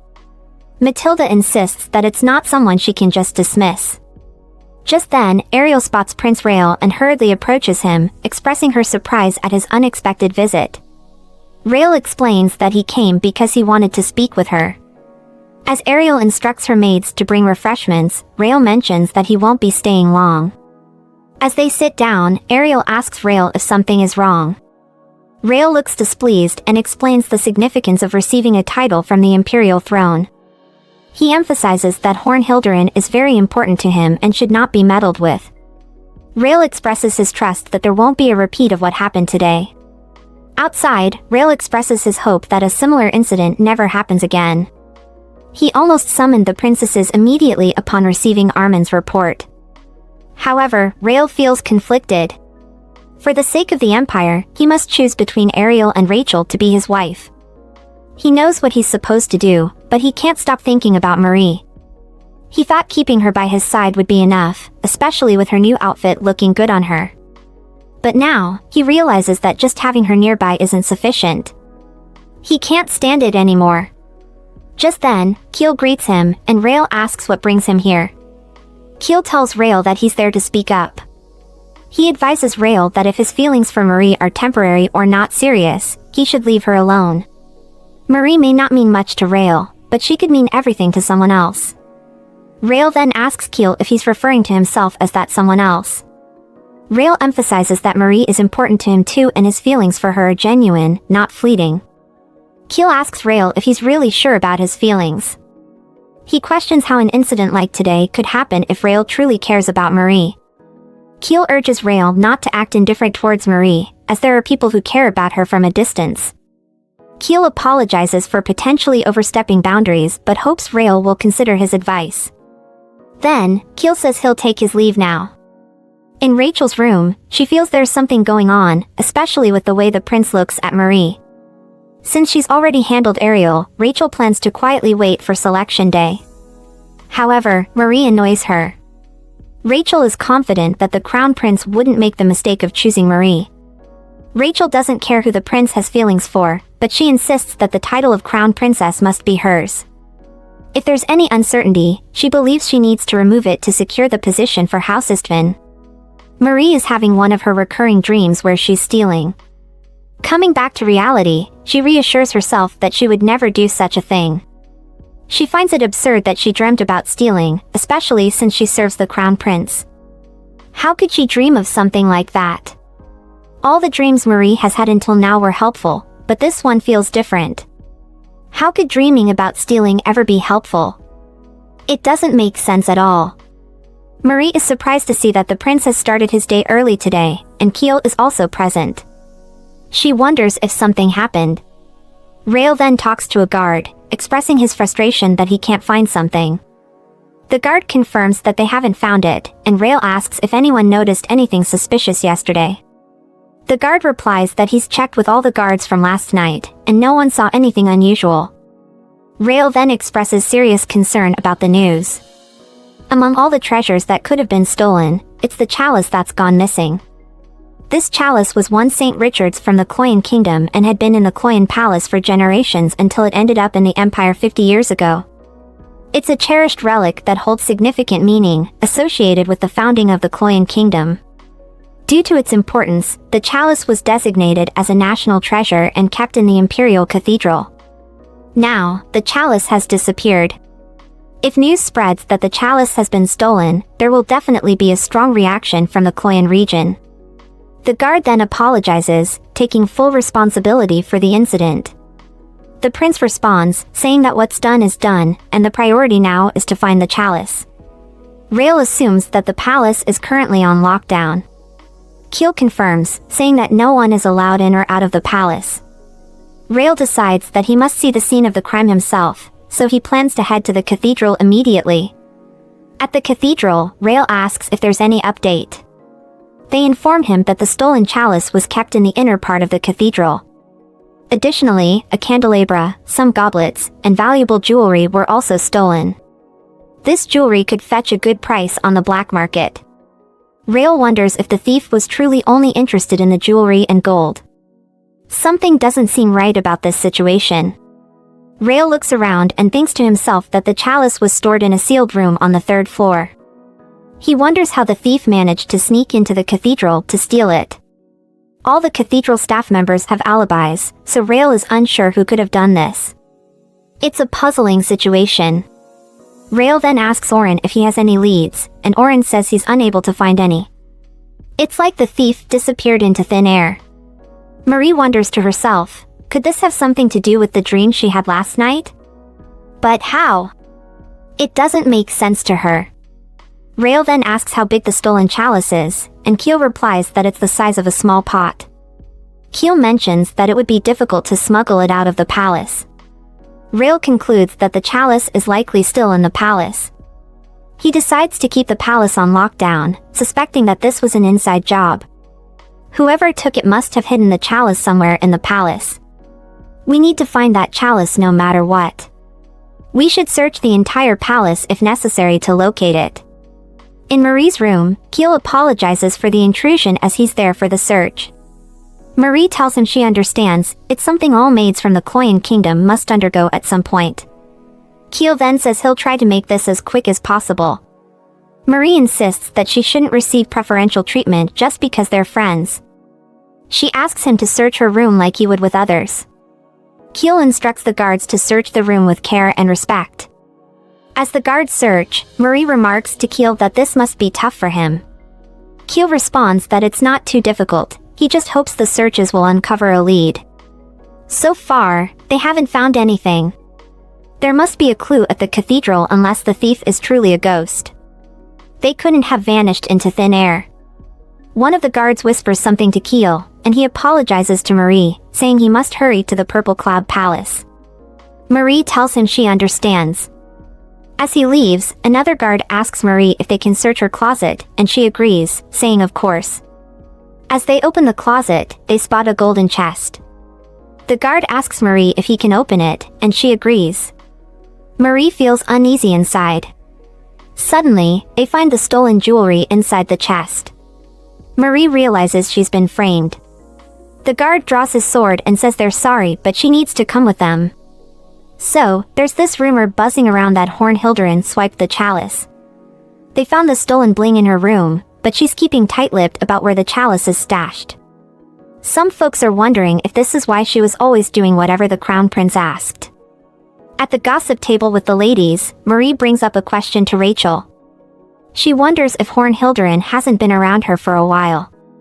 Rachel isn't really sure and admits she had no clue Hornhildren could pull off something like this. Rachel's maid peeks over and asks what she's checking out. Rachel tells her it's the Star Palace staff list. The maid wonders how she's making sense of it because she couldn't figure it out herself. Rachel chuckles and says, "Well, duh, I'm the one supposed to be managing the staff, after all." The maid lets out a sigh and confesses she never imagined Hornhildren would do something like that. She always thought she was a decent person. Rachel, feeling a bit guilty inside, admits to herself that she didn't intend for things to get so out of hand, but now, there's no turning back. Can you believe it? King Johannef III is something else. He orchestrated everything from way out in the West Empire. And, well, Marie getting the boot was probably something she needed to sort out for herself anyway. Since the king only had his eyes on the chalice, she figures he wouldn't really care about Marie. Hey, don't put the blame on Marie for this mess. It's her own fault for grabbing too much of the prince's attention. Later, in the prince's room, Oren asks him what his plan is. He can't just brush this off. Rael responds, saying he's feeling pretty upset right now. Can't he get a break from Oren's non-stop chatter for a minute?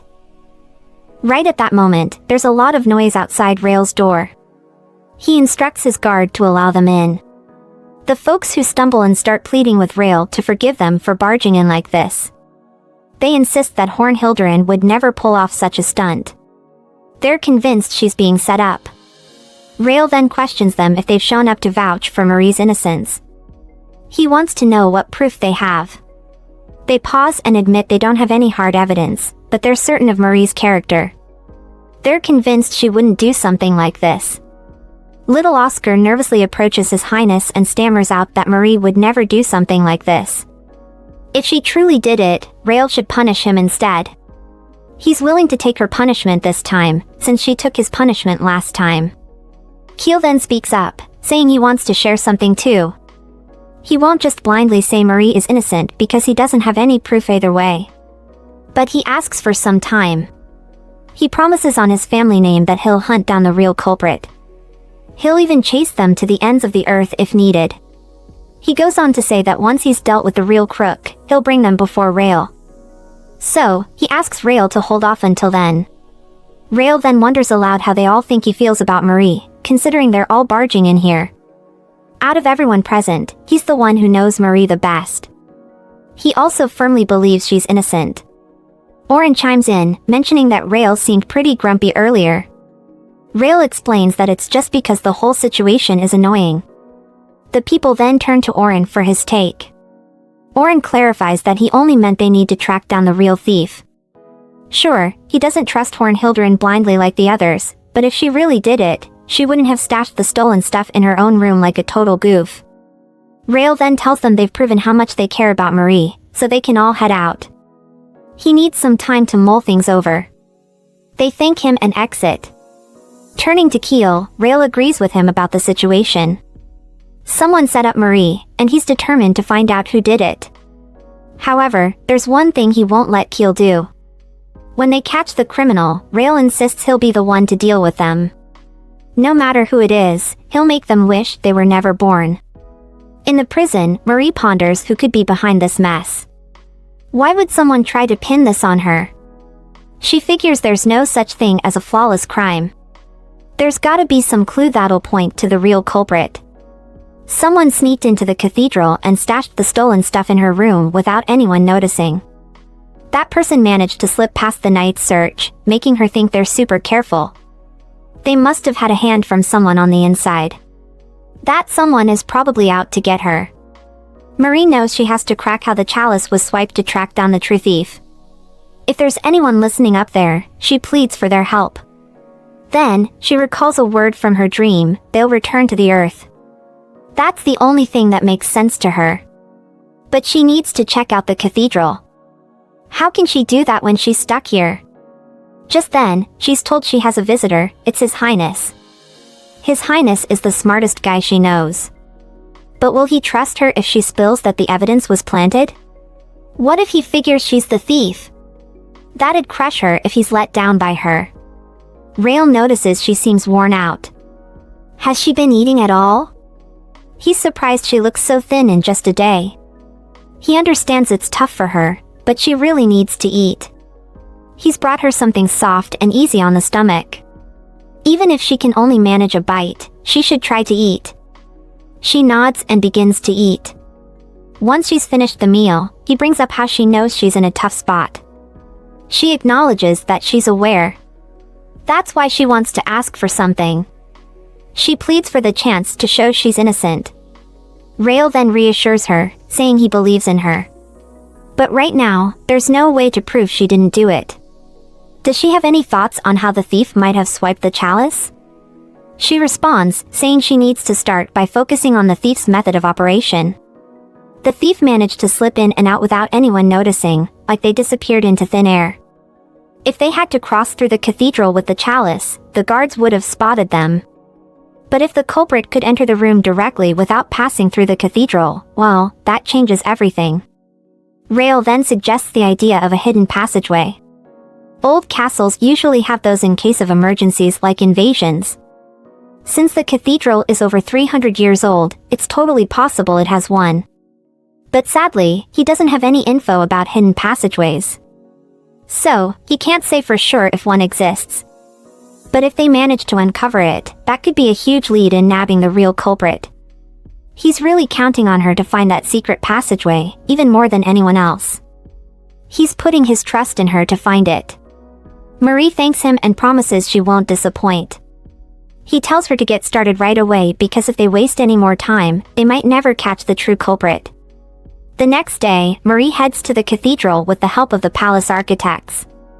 Together, they map out the whole place, draw up a plan of the structure, and take measurements, even of the rooms nearby. The ministers aren't happy about Marie being involved or her temporary freedom. But the crown prince shuts down their protests with one simple statement: he'll take full responsibility. Marie feels the pressure to find the thief, both for herself and for the crown prince. As she examines the map, she notices some empty spots that aren't included in the structural plan. That's gotta be where the hidden passage is. While examining the map, they notice an area big enough for someone to hide. Rail points it out and asks if there should be a column there. The palace architect explains that according to the building structure, no column should be there. Rail then questions if it means the passageway could be there, and the architect agrees, saying it's highly likely. In her mind, Marie thinks that the lever to open the passageway must be nearby. It won't be something obvious, so it has to be hidden around here. She notices a candlestick that's rusted, unlike the others. It seems like someone has pulled it recently. As Marie pulls the candlestick, a passage opens up. They head inside, and Rail notices the passage seems endless. It's clear someone has been through here recently. He wonders who helped them and how they knew about the passage. As they emerge, Rail admits he never imagined there'd be a secret passageway, especially one connecting the cathedral to the garden next to the Lion Palace. It was right under his nose all this time. Marie adds that it's probable the thief hid around here and slipped away while everyone was busy and distracted. In Rachel's room, the guards are checking things out, and Gina, Rachel's maid, starts freaking out. But Rachel tells her to chill out, they're just doing their job. Rachel thinks to herself that she doesn't know how the secret passageway was found, but there's no proof she's involved. If they had been quicker, they might have caught the thief. Sadly, she knows the chalice won't be found anywhere in the palace. Back at Rail's place, he suggests the chalice might have already been swiped from the palace. Marie agrees, saying it's a possibility. Oren adds that the palace is totally locked down right now. Not even a bird could sneak in or out. How could the chalice have been taken? Even a super skilled thief would have a tough time pulling it off. Rail turns to Oren and asks if there's absolutely no way the chalice could have been sneaked out. Marie thinks to herself that it takes one to know one, another thief would understand. If she were a thief, maybe that's exactly how they did it. Oren chimes in, mentioning there's a way to slip out of the palace. The thief could have acted like a worker, maybe someone handling sewage. Even during lockdown, certain folks are allowed in and out, like those dealing with sewage or delivering food supplies. Rail points out that sewage water probably wouldn't have been inspected carefully. Oren agrees, saying even if checks were thorough, people wouldn't usually sift through the waste bucket. If they hid the chalice there and slipped out that way, they could have pulled it off. Rail declares he wants this new lead looked into right away. He instructs both the Imperial and Royal Knights to get moving. He demands that every single person who recently removed sewage from the palace be found and checked on. Outside the palace, Keel asks Prince Rail if he can join the manhunt. Rail agrees, but with one condition: Keel can't come back empty-handed. This is the person who set a trap for Marie, after all. Keel hops onto his horse and reassures Rail not to worry. He vows to never return empty-handed for her sake. In order to uncover who schemed against Marie, he can't let the culprit slip away. Suddenly, Keel spots the culprit running and takes off after him, shouting for him to stop and give himself up.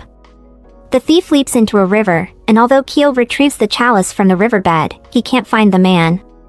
Determined, he declares he'll nab whoever tried to harm her. He's committed to seeing this through to the end. Sitting around a table, some folks chat about the chalice being found and feel ashamed for speaking badly about her. They compare it to past misunderstandings, like the one with the Eastern nation. She's always been dedicated to the Empire. People mention how Hornhilderin is like the guardian angel of the Imperial Palace. It's no surprise the Crown Prince likes her so much. At Rachel's palace, she paces back and forth, nervously biting her nails. She's unsure what to do. Has she been caught, or hasn't she? How could he mess up like this? She even paid him in advance. She trusted him because he was recommended by Johannef III, but it's all turned out to be a sham. She hears that Keelhan is personally leading the investigation. If he discovers she was involved, she might come under suspicion. But there's no evidence against her anywhere. If questioned, she could just play dumb and say she has no idea what they're talking about.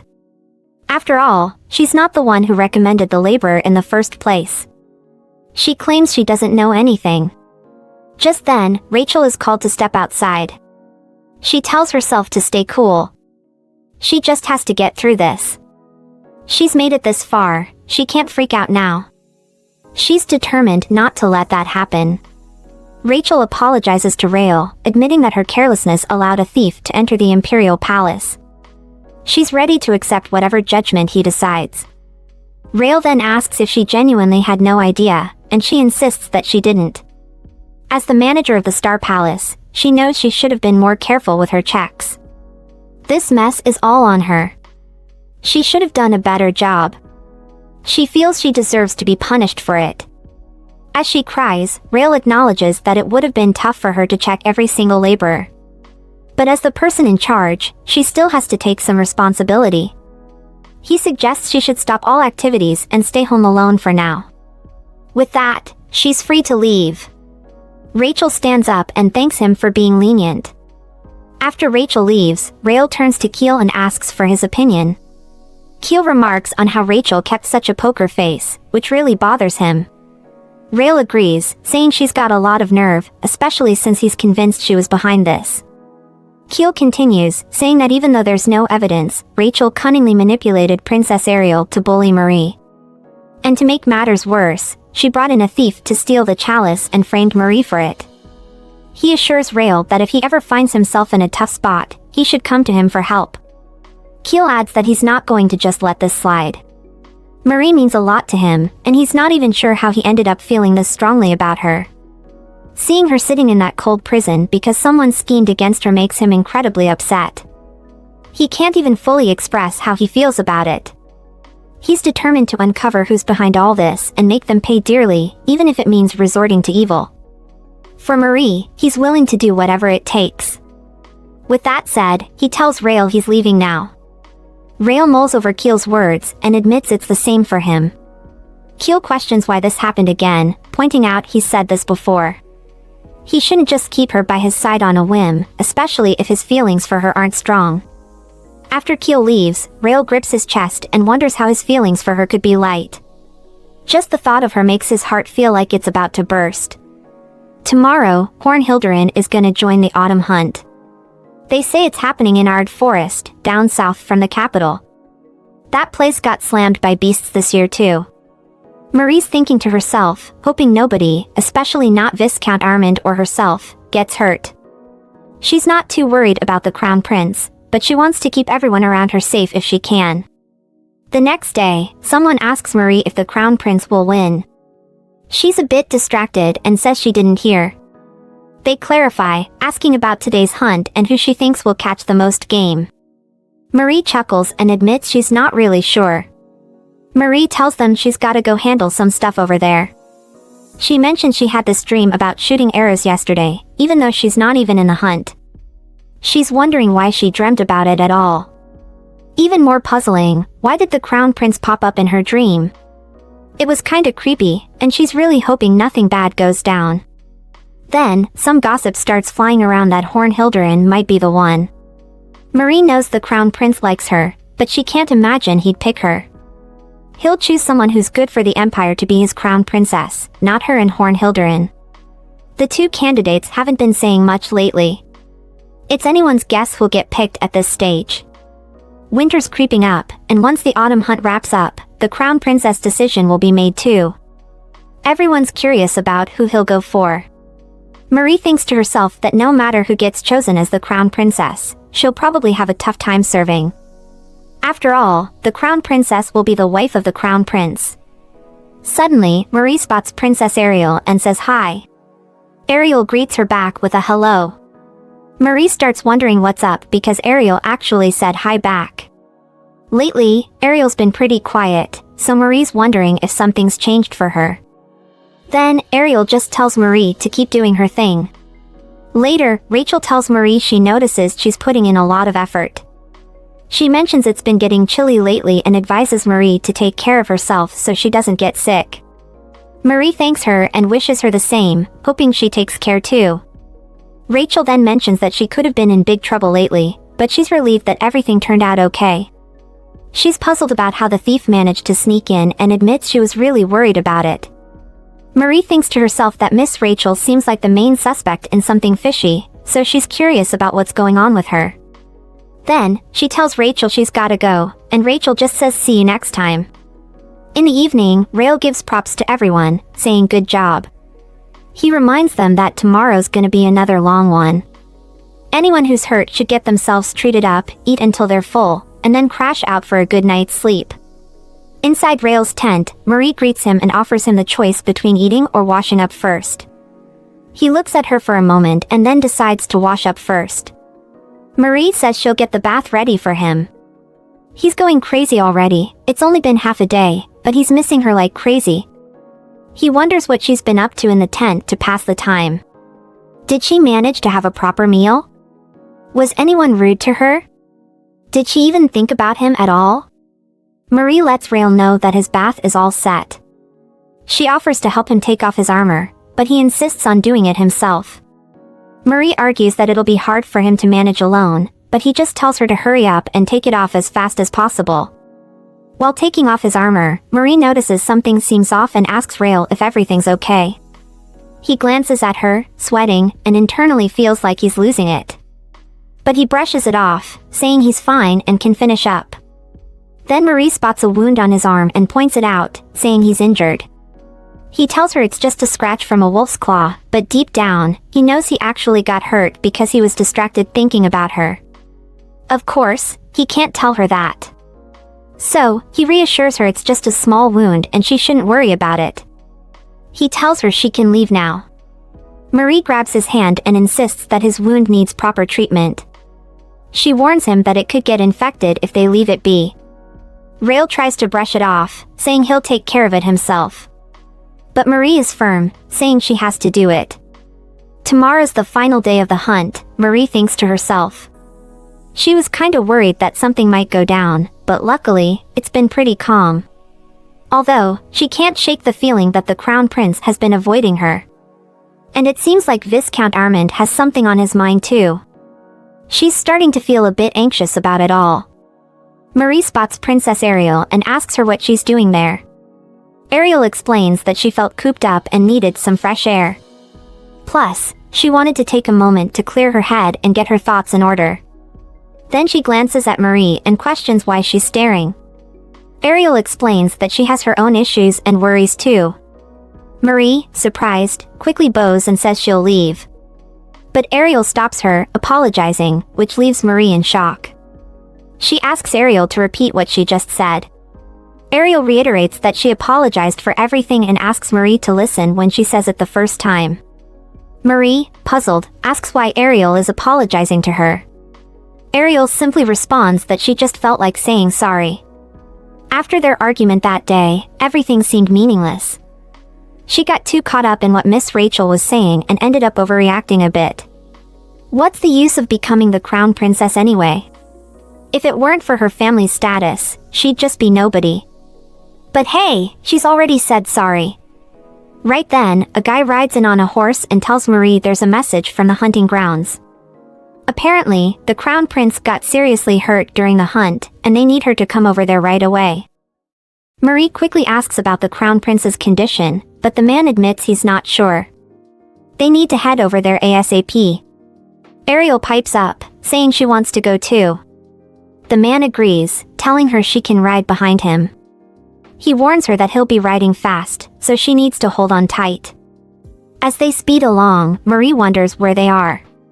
The man tells her they just need to go a bit farther. But inside, Marie's feeling uneasy. The hunt should be in full swing, yet there's not a soul in sight. She can't shake the feeling that something's not right. Are they even going the right way? The man suddenly stops and announces that they've arrived. Marie asks if the crown prince is here, and the man replies that's what he heard. He tells Marie to wait there while he goes to check things out. Despite Marie and Ariel telling him to wait, the man just walks off, leaving them behind. Ariel, looking frightened, questions what's going on. Marie thinks to herself that it's definitely a trap, the crown prince wouldn't summon her like this. Ariel then asks Marie what they should do next, whether they should wait for someone to come. Marie declares that it's too risky to stay here. They need to get back to camp right away. She admits she's not sure how far they are from camp, but they're deep in the forest, so they'll probably encounter a beast on the way back. Still, they have to go. Suddenly, Ariel spots a beast nearby and warns Marie.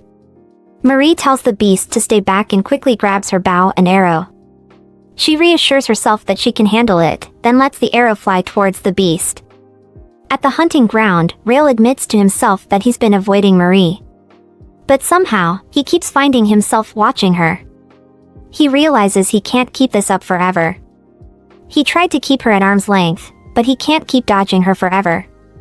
Avoiding her these past few days has been tough enough. He'd do anything for her, whatever she asks. But if she tells him she wants someone else instead of him, could he really let her go? She's made her move, so she's finally shown herself. He's determined to catch her this time. She's heading towards the eastern forest, where the wolf's den is located in the western forest. In the forest, Marie and Ariel run together. Marie quietly admits to herself that she's reached her breaking point. She doesn't feel like she has any strength left to do anything, not even lift a finger, let alone draw an arrow. She wonders if there's any possible way for them to escape. Trembling, she urges herself to keep her focus. Staying focused is the only way she'll make it out alive. Suddenly, she spots another beast and realizes she can't go down like this. She tells herself to muster up one last effort, but her hand shakes as she admits she's completely drained of strength. Marie apologizes to the crown prince, feeling bad for not being able to keep her promise of sticking by his side till the end. Just as the beast lunges at her, Prince Rail suddenly appears, stepping in front and swiftly taking down the beast. Rail quickly calls out Marie's name and hugs her tightly. He asks if she's okay or if she's hurt anywhere, apologizing for being late. He admits he was terrified something might have happened to her and he couldn't bear the thought of living without her. Rail then asks her to forgive him and promises he'll never let her go from now on. Finally, he leans in and kisses her. Rachel is now locked up, remembering when she got arrested. She tells Rail there must be a mistake. Rael responds, saying it seems she doesn't know about the imperial law. It states that those found guilty of lying to the imperial family will have their tongues cut out. Will she keep lying to his face even after seeing who he has locked up? She's only got two options now, either she dies or she lives a life that's even worse than death. Time's running out for her, so he suggests she use it to think about what she's done. Rachel's father angrily calls her a snake and accuses her of disgracing House Istvin. He disowns her, saying she's not his daughter. He demands that she pay back the comfortable life she's had because of the house with her own death. Rachel starts to explain herself, but her father interrupts, saying the crime was committed by someone out of jealousy and has nothing to do with House Istvin. However, since it's obvious that a member of the house committed this awful crime, the criminal will be kicked out of the family, and all her belongings will be taken and given back to the Empire. Now, he's about to pass judgment on the criminal, Rachel. The case about the stolen chalice got dropped because there wasn't enough proof, but it's obvious there was an attempt at murder. Because she targeted Dame Hornhilderin and Ariel Shulian, she tried to kill two noble women. What she did brought shame to the Empire and hurt its reputation. There's no denying it, she committed a serious crime. So, as the Imperial Crown Prince, Rael decides to lock up the criminal for life in a tower. She won't ever be allowed to leave the tower again, and she won't get to see anyone for the rest of her life. In Ariel's spot, she asks Marie why she's there. Marie replies that she heard Ariel step down as a Crown Princess candidate and wonders what made her decide to do that. Ariel responds with surprise, asking if Marie really doesn't know. She thinks it's pretty clear that a decision has already been made. Marie responds by saying she doesn't have that close of a relationship with the Crown Prince. Ariel questions if Marie's seriously going to say that after seeing what happened. She admits that while Marie wasn't the only reason she stepped down, she did have a change of heart. Ariel explains she wants to marry someone who loves her for herself, even if it means she doesn't become the Crown Princess. Princess Ariel seems changed lately, hoping she'll find someone who truly loves her. Then she asks Marie what she plans to do about the Imperial Highness and Marquis Keel. She warns Marie not to act like she doesn't know about their feelings either. Keel, she admits, has made her heart skip a beat more than once. No woman can deny he's a great guy, maybe even too good for her. But she's a prisoner of war, so pursuing him would be foolish. Then Ariel slams her hand on the table and insists that's not true. She's become indispensable to the Imperial Palace already.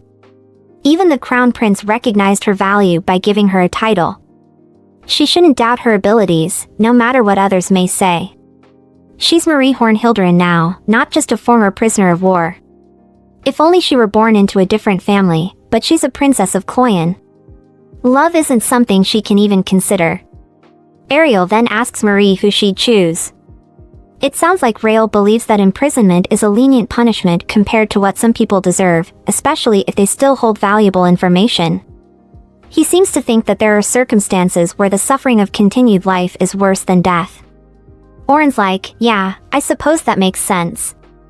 I mean, she did go after Marie, and he never even lost his cool during the Civil War. He's never seen him this angry before. Oren asks Rael about the Crown Princess selection after Princess Ariel steps down. Rael responds that he's decided Marie will become the Crown Princess because he plans to marry her, so he doesn't want to discuss it further. Oren says he gets it, the prince must have thought long and hard before deciding. As his friend, he wants to respect that decision. But as the Crown Prince knows, no matter how much he looks into it, he always hits a dead end. The records are there, but it's like she's a ghost, there's not a single trace of her. Rael explains that Marie told him everything. She worked near a hospital in an area with few people around, so not many knew her there. Oren then doubts her, saying the few deaths in the war might not be what she claims them to be. Rael reassures Oren that he understands his worries, but he trusts Marie just as much as he trusts him. He believes she wouldn't lie to him. Oren then asks about Princess Maurina, reminding Rael that he once said he needed her to gain control of Cloyan for the Empire. Rael admits he did say that, but the importance of Princess Maurina has since diminished. The resistance from the Cloyan region has gotten even stronger. If he were to marry Princess Maurina right now, the people of Cloyan would see it as a slap in the face from the Empire. The only reason they're pushing back against the Empire is because they miss the old days and they're loyal to the previous dynasty. especially the faceless saintess, Princess Maurina, the sole surviving royal. The people of Kloyan are counting on her as the last descendant of their kingdom, and they'll keep rebelling until she shows up. At this rate, it'll take at least 40 years for the Kloyan kingdom to fully join the empire. That's why we need to wipe out all signs of the princess. Just then, Rael is informed that Horn Hilderin has shown up, and he tells them to let her in. Marie greets him and explains that she's here because she has something she wants to tell him. Rael suggests they go for a walk. As they stroll outside, he remarks that Marie seems to have stopped playing hide and seek. She mentioned she had something to say, and he assures her it's okay, whatever it is, she should feel comfortable sharing. Marie then asks him to please reconsider his feelings for her. He's confused and asks what she means. She explains that he's given her the biggest honor of her life by thinking highly of her. But she feels like she's just a regular person and not worthy of his feelings. Rael then questions if she's worried about her status, and she nods. Marie explains that she only got a title because he gave her one, but deep down, she's still just a former prisoner of war. If she were just an ordinary person, maybe she could have been more honest with him. But she believes his feelings for her are toxic. Marie admits she doesn't feel deserving of accepting his feelings. He reassures her, saying she shouldn't worry about her status. To make her his future bride, he just needs to give her a noble title. He explains that all the statues and titles in the empire are granted under his authority. He's the one who decides someone's status, so why does it even matter? Besides, she's already done plenty to rise through the ranks with all she's accomplished for the empire. Marie then asks him to please think about her feelings. She's never seen him as anything more than just a man. She tells him he should let her keep serving him like she's been doing. Rael responds, saying that's fine, but he doesn't just want her to be his princess. He wants all of her, inside and out, including her heart. He tells her she can turn him down if she wants. He doesn't want her to be with him unless it's her own choice. He promises to clear away any obstacles in their path. All she has to do is come with him. He wants her completely, and he's determined to win her heart. In the northern region of the empire, near the Yuft River, Rachel's stomach grumbles. She admits that being imprisoned is better than facing a death sentence, but right now, she's so hungry she thinks she spots bread. She reaches for it eagerly, only to realize it's a rat, and she screams in horror. Raoul enters with a guard, who's carrying bread and water. He greets Rachel, noting it's been a while. She weakly asks for water, her hand shaking. Rael then asks her a straightforward question, does she want to live? If she gives him an answer, he promises to let her spend the rest of her life here in comfort. She asks what the question is, and he responds by asking who put her up to this. Rael notices her hesitation and suggests she doesn't want to answer him. As he's about to leave, she tells him to wait, saying she'll tell him. Then, she reveals that the person behind all of this is the Emperor of the West Empire, Johannef III. Inside the boat, Oren asks Rael what he's going to do about House Istvan colluding with the West. He warns that it's treason, and if they don't take action, things could get even worse. Rael responds by saying he'll brush it aside for the time being. It could have been risky if he hadn't known about it, but things have changed now. He mentions he can use this to his advantage when the time is right and shift the situation in their favor. Oren wonders why they only targeted the chalice. Rael explains it's because of Kloyan. They plan to use the chalice to gain control over Kloyan, which would give the West Empire more power. Kloyan, known as the Faceless Saintess, the angel of the palace, didn't spare Rachel's life out of mercy, but more like false hope. If this brings him closer to her, then it's actually Marie who saved Rachel. His one sinful soul seems to be changing since meeting her. Here's to hoping their future is filled with blessings. On the western border of the East Empire, Johannef asks Raki if his disguise looks convincing. Raki assures him it definitely does. Johannef admits he had no clue magic could be this amazing, he feels like a whole new person. He finds it revolutionary. Raki agrees, saying it's really convincing. Johannef then assures Raki that he understands how much she misses her. He promises to bring her along this time because she's the key to their plan. He refers to her as Princess Maurina, meaning Maria. Johannef asks if the East Empire still doesn't know, and Riki confirms he's making sure the information doesn't reach them.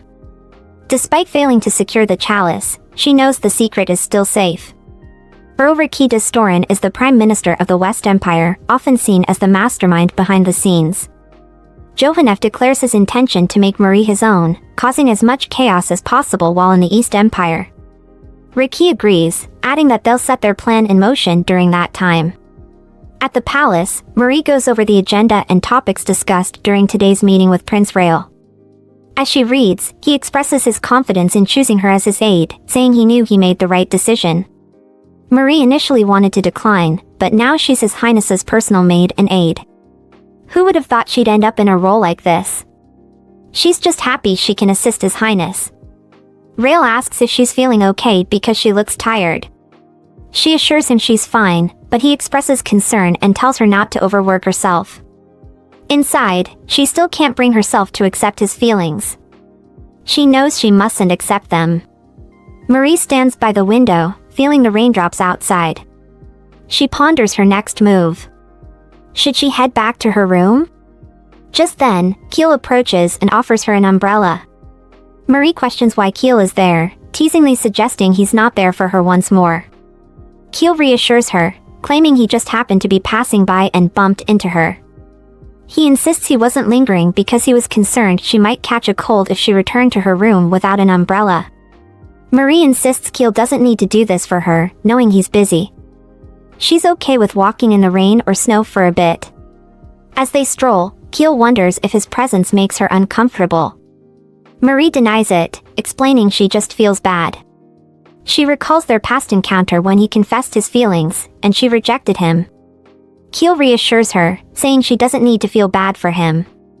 He's just doing this because he enjoys it. He expresses that being able to spend time with her like this brings him joy, so he hopes she doesn't feel uncomfortable. As they arrive at her destination, she starts to thank him, but he interrupts to ask if she'll be attending the New Year's ball. She responds affirmatively, wondering why he's asking. He nervously asks if she'd consider being his partner for the ball, stumbling over his words and trying to play it cool by saying it'd just be nice to go together. He quickly adds that if it makes her uncomfortable, she shouldn't worry about it. Marie agrees to go with him as long as she doesn't cause any trouble. He then kisses her hand and says he'd be extremely honored. In Rael's office, he asks Marie if she'd like to be his partner for the New Year's ball. Surprised, she quickly declines, saying she wouldn't dare and asks him not to ask that of her. He counters by asking who else he would go with, but she insists there are plenty of splendid ladies out there. He tells her to look at him and reassures her that he'll give her more affirmation whenever she needs it. He expresses that there's only one woman he wants, and that's her and only her. Marie's heart races as she tells him she cannot accept his feelings. Rael assures her it's okay, and he won't give up until she opens her heart to him. Marie explains she still can't be his partner for the New Year's ball because she's already promised to go with Keel, so she can't go with him. She apologizes sincerely. On the day of the ball, Marie looks stunning in her dress. She thanks Jane for her help and promises to repay her someday. Then, she meets Keel and apologizes for keeping him waiting. It's her first time dressing up like this, so she took a bit longer than expected. Keel stares at her silently, looking surprised. Marie wonders if she looks odd, but he quickly reassures her, saying she looks amazing. He kisses her hand and tells her it's an honor to escort such a beautiful lady. Marie, feeling grateful, thanks him for accompanying her. They arrive at the ball, and when Keel and Marie are announced, there's a surprise in the room. Then, they announce the arrival of Prince Rael. When Rael sees Marie with Keel, she wonders what she should do. Keel smiles at her, but Rael passes by angrily to his seat, declaring the ball should begin. Now they're announcing Hornhilderen to play the piano. After Marie finishes playing, some ladies come up to her and say they were moved by her performance. They tell her it was incredible and ask if they can listen to her play again next time. Ariel walks over to Marie and compliments her on her fantastic performance. Marie thanks her for the kind words. Ariel adds that it was the best performance she's ever seen, incredibly moving. She wonders why Marie hits such a marvelous talent. Then, she invites Marie to a tea party at her house, asking if she'd like to come if she has the time. Marie agrees, saying she'd love to go, and Ariel promises to send her an invitation so she should make sure to come. Marie thanks her for the invitation. As Ariel walks away, Keel comments that it seems she's become quite close with Princess Ariel. He then compliments her performance and she thanks him. Inwardly, she wonders if she's really gotten closer with Ariel. After surviving the incident on the hunting grounds together, their relationship did take a turn. Keel then asks her if they could dance, and she declines, saying it's not happening because she knows he'll get stepped on a lot. Keel asks if that's why she's hesitating. He reassures her that there's no need to worry about getting her foot stepped on, that only happens when the person leading the dance is inexperienced. He insists he's a better dancer than her, so she doesn't have to worry. Plus, they danced together at the masquerade ball, so she's already aware of his skills. Marie expresses her concern about stepping on his feet, and he responds by saying she can step on his feet anytime, so she shouldn't worry. He encourages her to just follow his lead and dance comfortably. As Rael watches Marie dancing with Keel, he feels furious. He wonders why she's smiling so brightly when he's willing to dance with her too. He wishes Keel would step away and stop standing so close to her. After the dance, Marie thanks Keel and tells him she had a lot of fun. Keel responds that he's glad to hear that and suggests they take a break and then dance again. Just then, Rael walks over to them, and they greet him. As Rael looks at them angrily, Keel asks him if something is wrong and if he has something he'd like to say. Rael says Keel should step aside because he has nothing to say to him. Keel responds that Marie is here as his partner, and he believes this is something within his capacity. Marie interrupts them and says she's fine, and Rael should go ahead and speak. She adds that she awaits his command, not wanting them to be the center of attention. Rael apologizes and says he simply came to ask her for a dance. He asks if she won't dance with him, and for the record, no is not an accepted answer. Everyone is buzzing about Marie. She played the piano like an angel and danced with the most handsome men in the room, including the Emperor himself. There's a rumor that the Emperor has developed feelings for her, especially after asking her to dance. If she becomes the crown princess, what will happen to her status? While dancing with Rael, Marie thinks to herself that she can't believe she's dancing with the crown prince. What if she accidentally steps on his foot? Rael reassures her that it's okay, he doesn't mind whatever she does, so she should just relax and dance comfortably.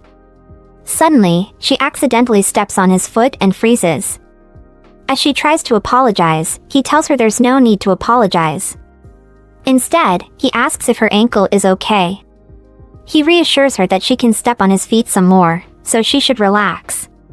Marie promises that she'll make sure not to step on them again. Marie stays super focused as Rael twirls her around. Suddenly, she misses her steps and squeezes his hand while stammering out an apology. He just laughs and says she might be a bad dancer. She promises to practice more, and he suggests they practice together since she'll only be dancing with him from now on. As they hug, he suggests they stay like that for a moment. After a while, Keel tells Marie that he's mentioned before that he wants all of her. That's why he's been waiting, even though she keeps pushing him away. He doesn't want just an empty jewelry box, he wants her to be filled with feelings for him. However, he's realized today that he doesn't have as much patience as he thought. He's worried that if he keeps waiting, he'll go mad and end up claiming her for himself without even realizing it. So, she shouldn't keep him waiting for too long, he asks. Marie ponders if she should just run away, but she quickly dismisses the idea as dangerous. She struggles with accepting their feelings when they don't know her true identity. It feels like deceiving them. She wonders what to do because she can't keep avoiding situations like this. Marie refuses to give up, she's determined to find a solution. Despite the cold, she decides to head inside. While walking, she accidentally bumps into Johannef. After apologizing, he asks if she's hurt. She reassures him she's okay but feels something oddly familiar about him. Marie apologizes for messing up his suit, offering to find him a replacement, but he brushes it off, saying it's not a big deal. He was actually on his way back to his quarters anyway, and meeting her was more important than his clothes.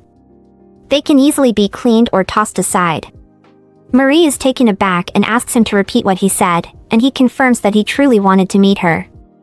Marie wonders why, and he explains that he saw her play the piano at the ball and became her biggest fan.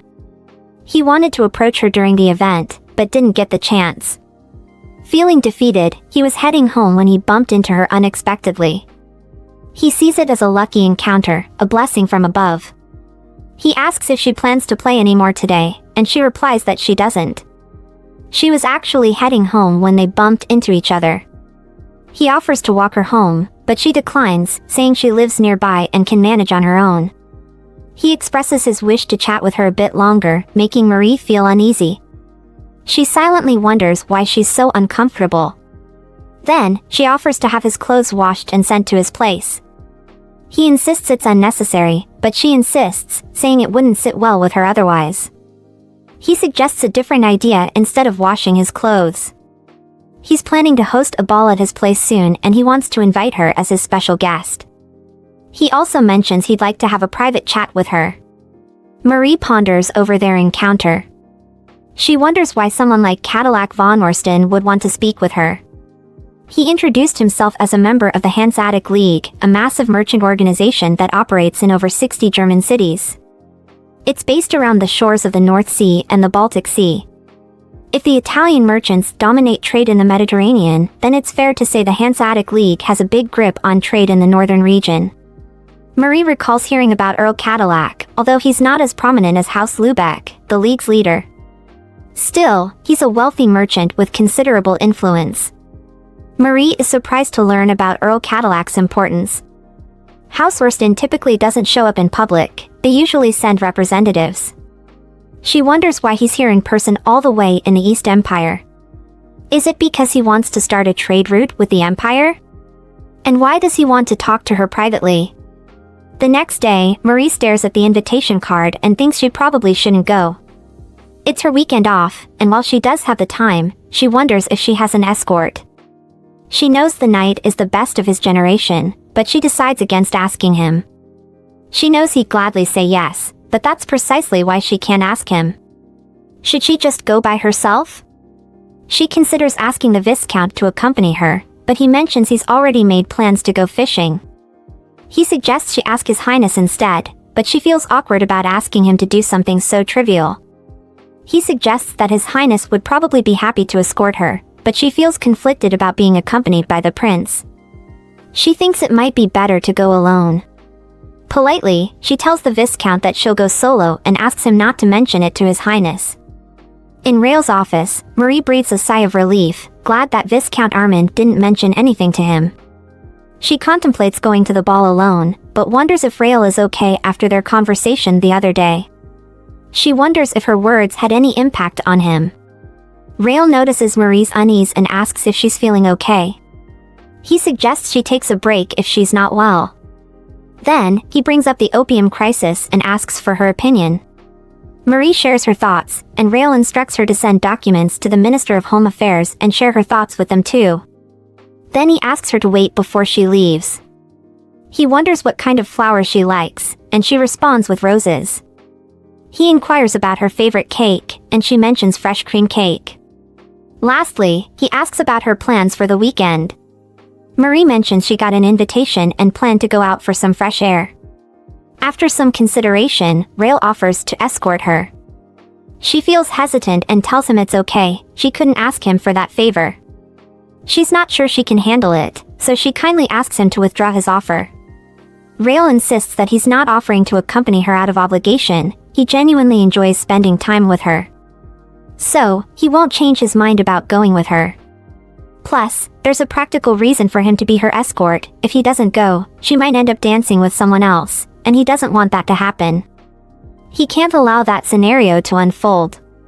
He's curious if Marie's gotten better at dancing since last time. The day of the ball has come, and Marie ended up going with Rael. It's quite an honor for her, but since she can't return his feelings, it's a bit awkward. Rael notices that Marie's face seems a bit pale and asks if she's feeling tired. Marie suggests that he takes a quick nap since the journey to the ball will be a bit long. Rael reassures her that she doesn't need to worry about taking care of him during the journey and tells her to get some rest instead. Marie looks a bit uneasy and asks if she can say something.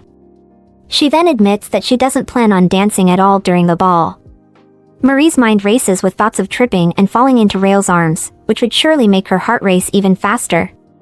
Rael, noticing her hesitation, kindly reassures her that he won't pressure her into anything she's uncomfortable with.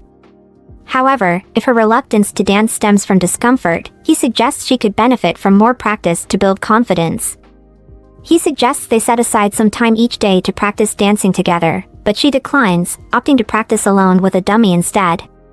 Upon their arrival, Marie admires the grandeur of the place, realizing that this is how the leader of the Hanseatic League lives. Johannef strolls in and remarks that he's been eagerly awaiting Marie's arrival. With a polite nod, he greets Rael, introducing himself as Cadillac von Orsten. He expresses his sincere pleasure at having Rael grace his home with his presence. Rael acknowledges that Johannef is affiliated with the Hanseatic League, to which Johannef nods in confirmation. Rael brings up the point that he doesn't recall their empire ever having any trading connections with House Orsten. He thought Champagne was the main trading partner. Johannef nods, agreeing with Rael's observation. He explains that indeed, things are going to shift now. Johannef had been planning to request a meeting with Rael in the near future to discuss these changes and potential partnerships. As Prince Rael and Marie step into the room, a buzz of excitement fills the air. People start to whisper and talk animatedly about them, speculating and sharing their thoughts with one another. Rael motions to Marie to watch her step as they find their seats. Just as they settle in, a man named Yaham from the eastern region comes over. He introduces himself, expressing how honored he is to meet Rael, the Imperial Highness of the Empire. Earl Stoya gives a compliment to Rael and Marie, calling them a lovely pair. Rael smiles and agrees, saying he's happy Earl Stoya thinks so, as they do look good together. After Earl Stoya leaves, Marie leans in and quietly asks Rael what he meant by that. Rael elaborates, saying he agreed with Earl Stoya's observation because he believes they complement each other well. Marie nods, understanding his point. Just as they settle in, Johannef strides over and inquires about Rael's enjoyment of the ball. Rael responds positively, mentioning that the atmosphere isn't too bad, considering the circumstances. Johannef expresses gratitude for Rael's understanding. Marie senses something oddly familiar about Johannef, like they've crossed paths before. When Rael notices her deep in thought, he inquires about her musings. She responds by saying she's still trying to piece it together, not wanting to jump to conclusions without more evidence. Sitting at the dinner table, Johannef proudly presents the lavish spread he's prepared for their esteemed guests, urging them to indulge in his culinary creations. Rael protests, remarking on the excessiveness of the feast, but Johannef insists it's his humble gesture of respect for both Rael and Hornhilderin. Rael makes it clear that he prefers directness, suggesting that Johannef likely requested their presence for a reason. Johannef acknowledges this, mentioning his connection to the Orsten family and the Hanseatic League, expressing his interest in proposing a trade deal. Later that evening, after the party ended and everyone had gone home, Johannef remarks to Marie that she looks even more beautiful now. He admits she looks more stunning than the last time they saw her. He feels tempted to get distracted, thinking he might actually develop feelings for her. His advisor suggests that he should follow his heart, as it would benefit the plan if the princess were to be with him.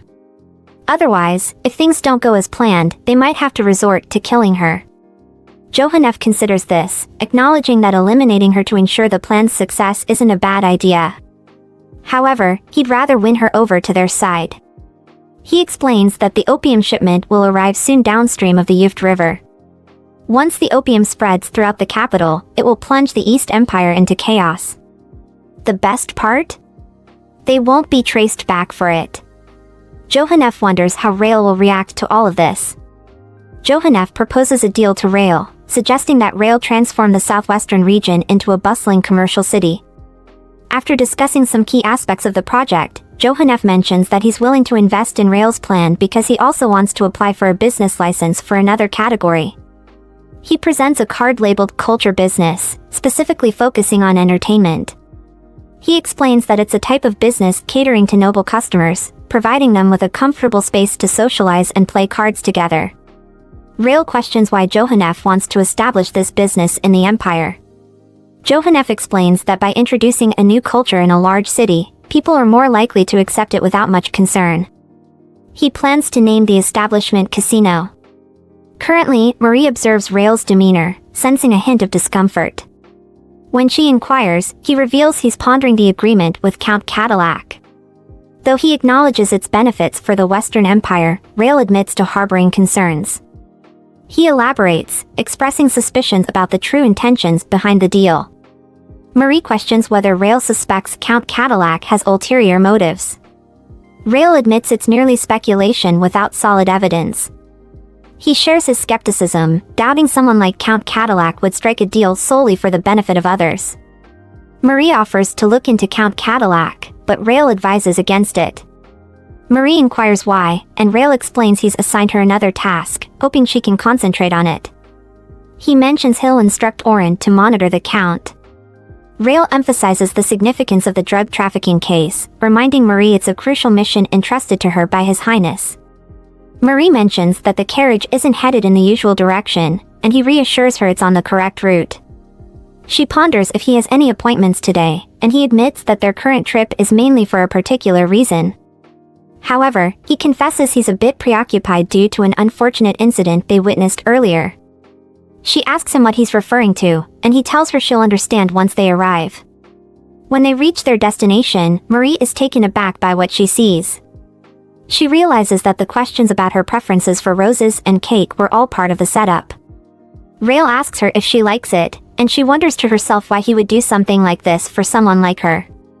Rael holds out a jewelry box and a flower, admitting he's not used to giving gifts, so he's unsure if she'll like what he got. With a smile, he presents them to her, wishing her a happy birthday. He adds that he wants to do more for her, but he's always been a bit clumsy when it comes to these things. Having her by his side makes him incredibly happy. He marvels at her elegance, thinking about how fortunate he is to have crossed paths with her. He expresses gratitude for her existence in the world and for the moments she spends with him. He believes she is blessed by God and considers her the most important person in his life. Back at the palace, Marie appears lost in thought. Rael notices and tells her to take a break. He's concerned about her well-being. She tries to resist, but he insists. As she exits, he discusses with Viscount Armand about Marie's reaction to the surprise he arranged for her last night. Viscount Armand suggests that perhaps Marie is just exhausted from working so hard, but he doubts she didn't like the surprise. He reassures Rael not to worry, believing that Marie will eventually open her heart and accept his love. In her room, Marie wrestles with her thoughts. She realizes she can't keep pretending and hiding the truth. As the last princess of the Cloyan Kingdom, she's a threat and an enemy to him. She can't continue acting like she doesn't understand his feelings. Leaving him yesterday was the right decision. It's the best choice for her and everyone else. Marie decides her first step is to head to the port and find a ship that can take her to a place where no one knows her. The next day, she visits the ship port to look into the drug trafficking case. She also speaks with the captain about a secret favor she needs, discussing how she can make her getaway. Marie convinces herself that leaving was the right thing for everyone, even though Rael is concerned about her troubled expression. She brushes it off, saying it's nothing. Then she asks if she can request something. She wants to invite him to dinner tonight. She assures him it's no big deal, she just wants to thank him.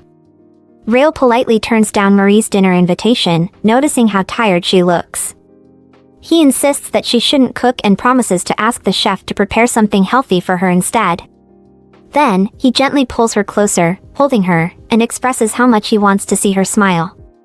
He admits that it worries him when she looks upset.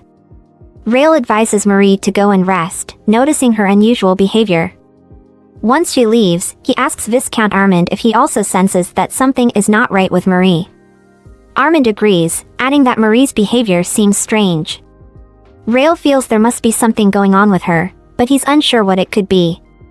He then instructs Armand to embark on a stealth mission tonight to investigate further. In her room, Marie gets ready to leave. She accidentally drops the necklace that Rael gave her as a birthday present.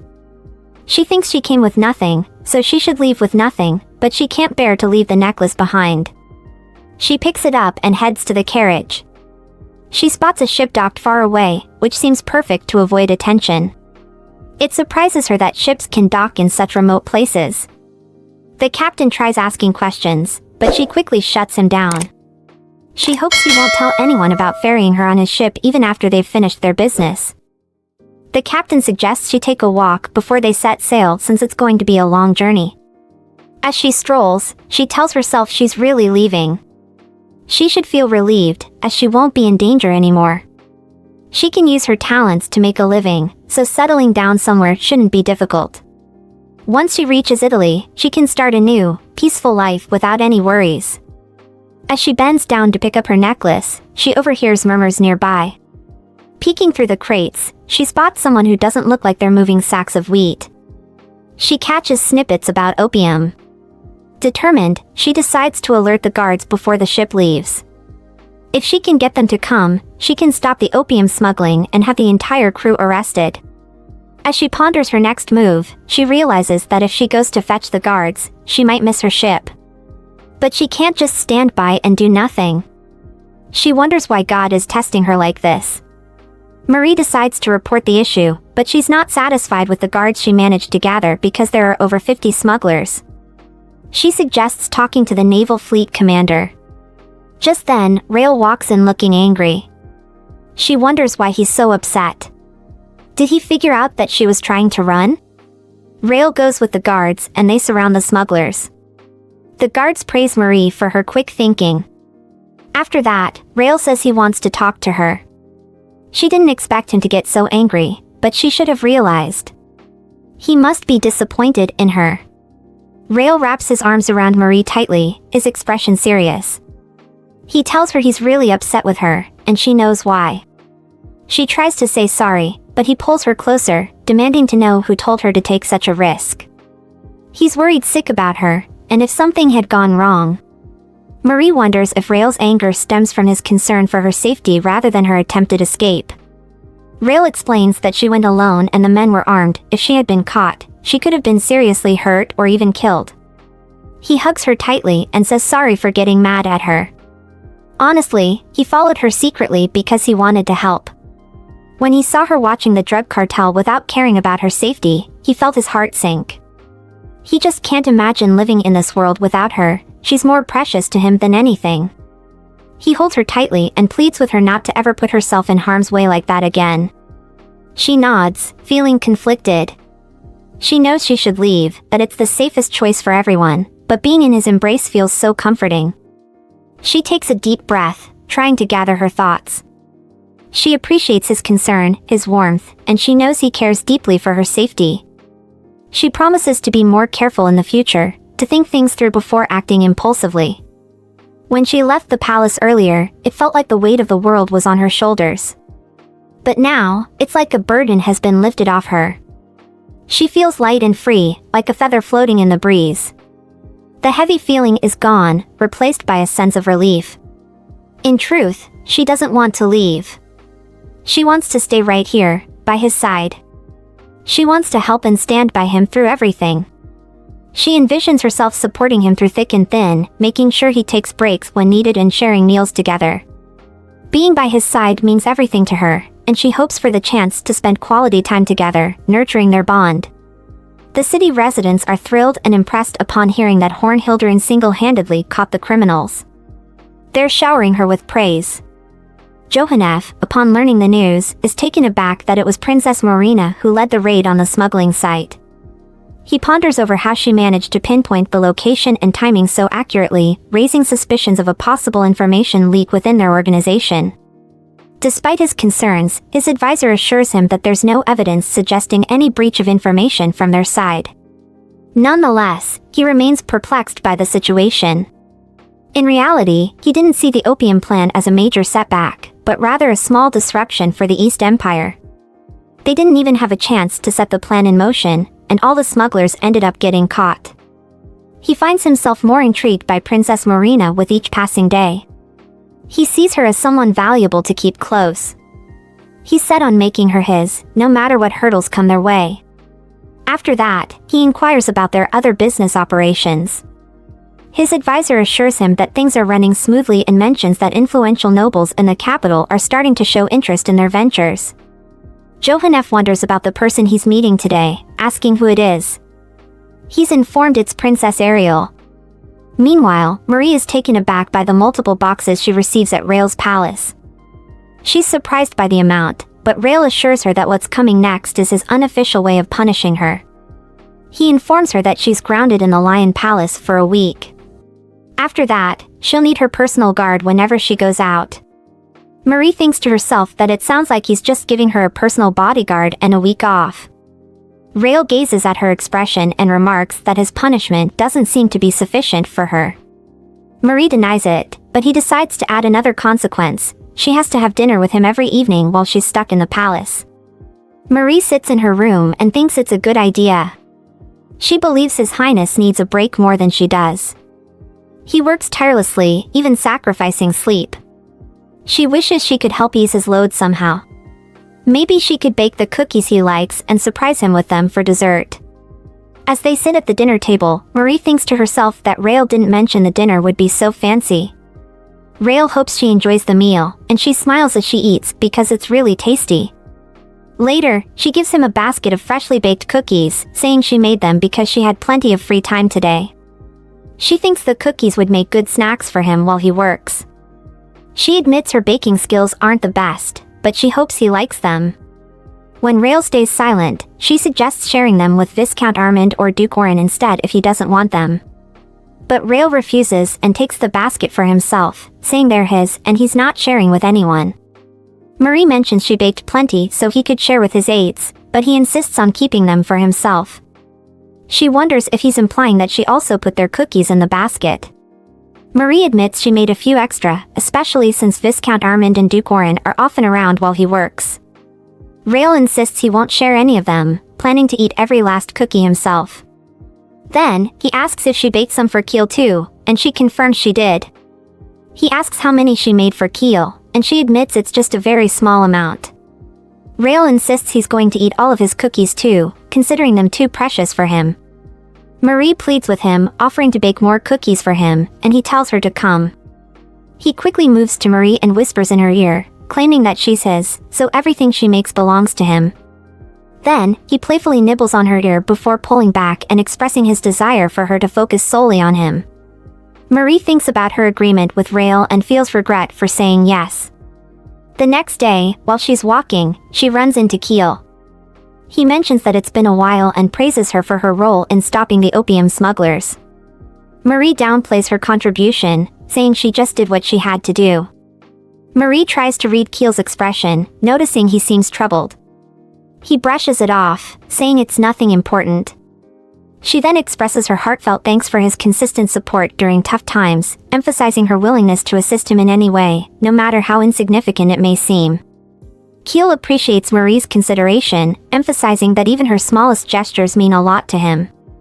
He reflects on the support she's given him and suggests spending the day together, mentioning he has something important to talk about and values her company. Marie hesitates, unsure if she should leave the palace since she's supposed to stay put. However, she decides to follow Kiel anyway. At the gate, the guard insists on her personal guard accompanying her, but Kiel steps in, saying he'll be her protector. He questions if there's anyone better suited to watch over her than himself. They stroll out of the palace, and Marie wonders where they're headed. Kiel assures her they don't have a specific destination in mind. He just wants to enjoy the day with her, doing things he's always wanted to do together. It's a simple wish of his. They wander around, visiting various places. After watching a performance, Kiel checks in with Marie about how she found it. She responds enthusiastically, saying it was incredibly entertaining. They share some jokes, and then Marie expresses her concern about Kiel's well-being. He reassures her that he's fine and just wants to savor their time together. He treasures their moments together, so he suggests they move on to the next place. After a moment of hesitation, Kiel finally opens up to Marie. He tells her about some family issues he's been dealing with lately. His parents have been pressuring him to enter an arranged marriage for the sake of their family's reputation and stability. He feels trapped and doesn't know how to handle the situation. Marie listens attentively, offering words of comfort and support. She assures him that he's not alone and that she'll help him figure things out together.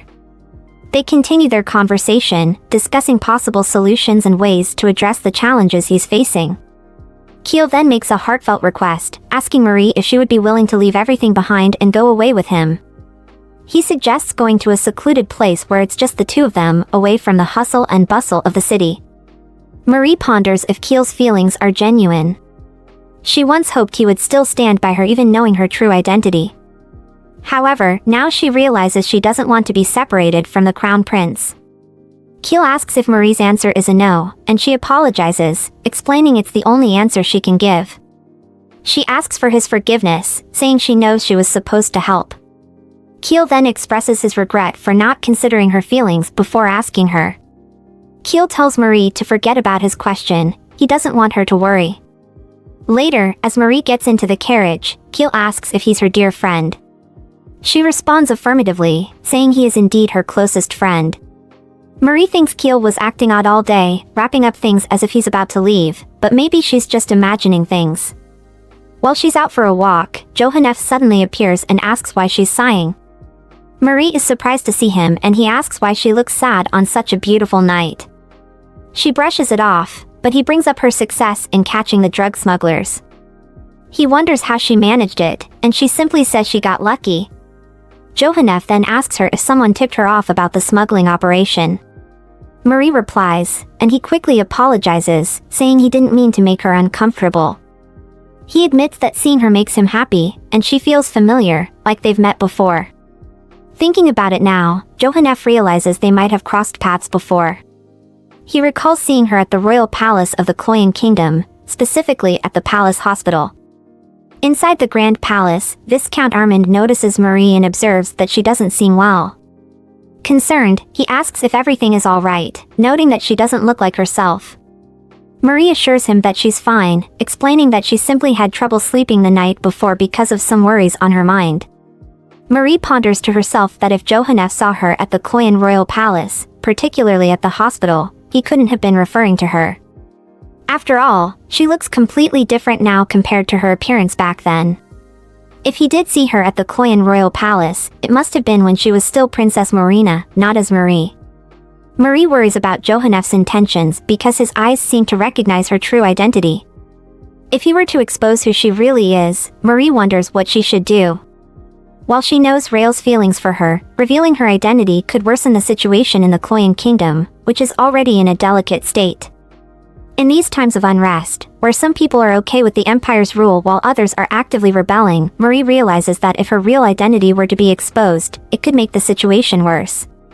She needs to come up with a plan to prevent Earl Cadillac from spilling the beans about who she truly is. It's a delicate situation that requires careful handling. Marie suspects that Earl Cadillac is aware of her vulnerability, but he hasn't directly mentioned it yet. She believes he must have some hidden agenda. To navigate this situation, she realizes she needs to figure out what Earl wants and then assess how she can fulfill his requests.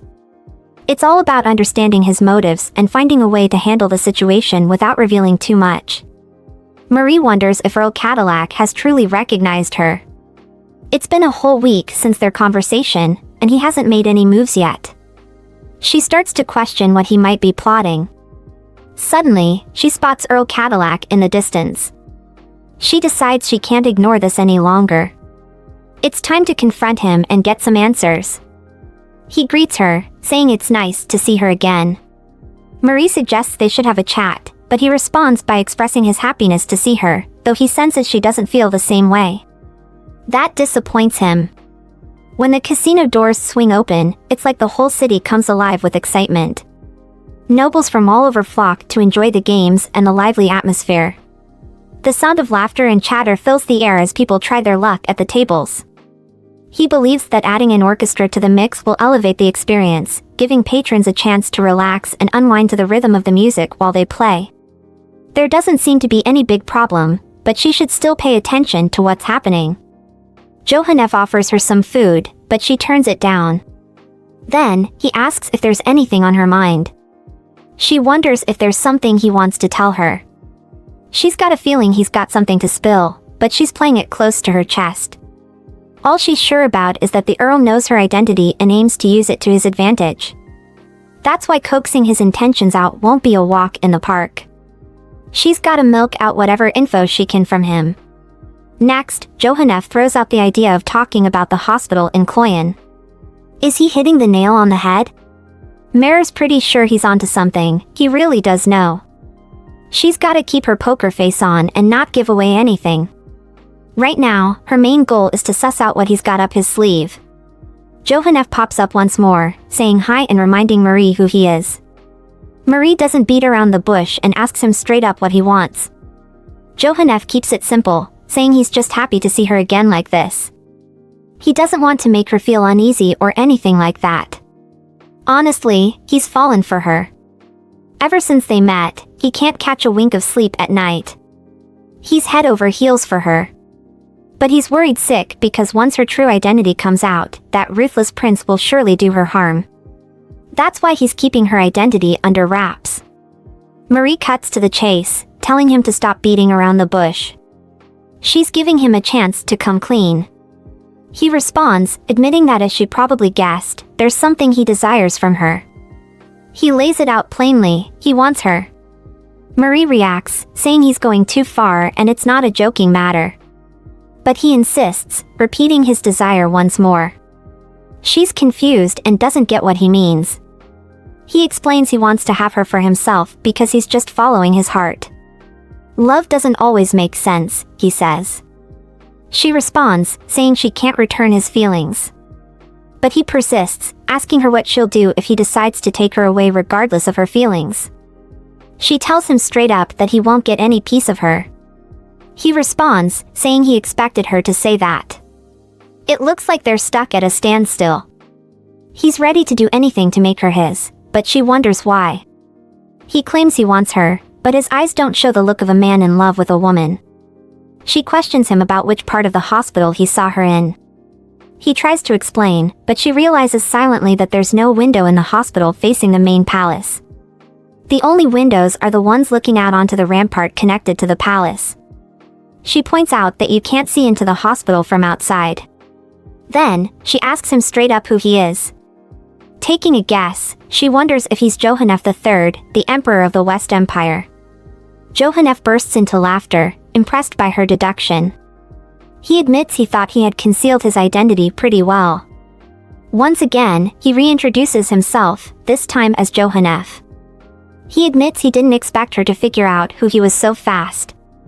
He reassures her he didn't mean to put her in harm's way. Marie wonders why he pretended to be someone else and came to the East Empire. He clarifies that he didn't pretend to be someone else, he actually owns House Orston.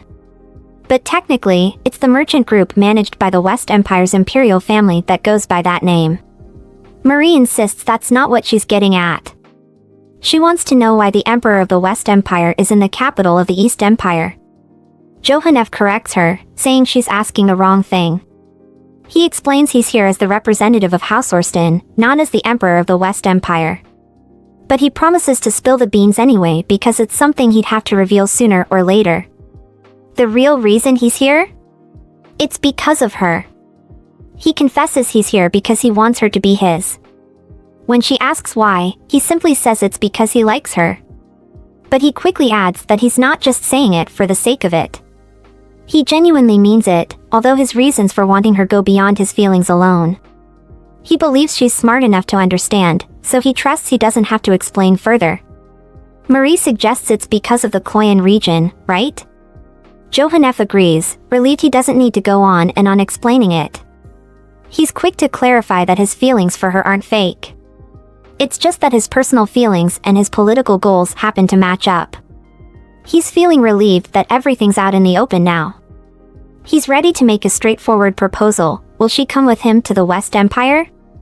There, she won't have to stress about her identity being exposed like she does here in the East Empire. In fact, everyone will treat her like the royal she truly is.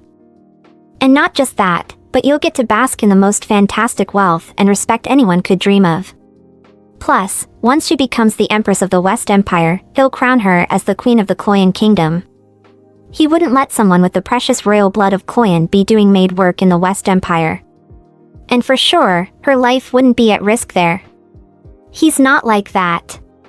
He genuinely desires her, beyond all the political stuff.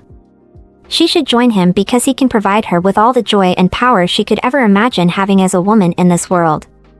If she goes along with Johannef III, she won't have to stress about her true identity getting exposed. And like he said, she could have all that power, riches, and respect.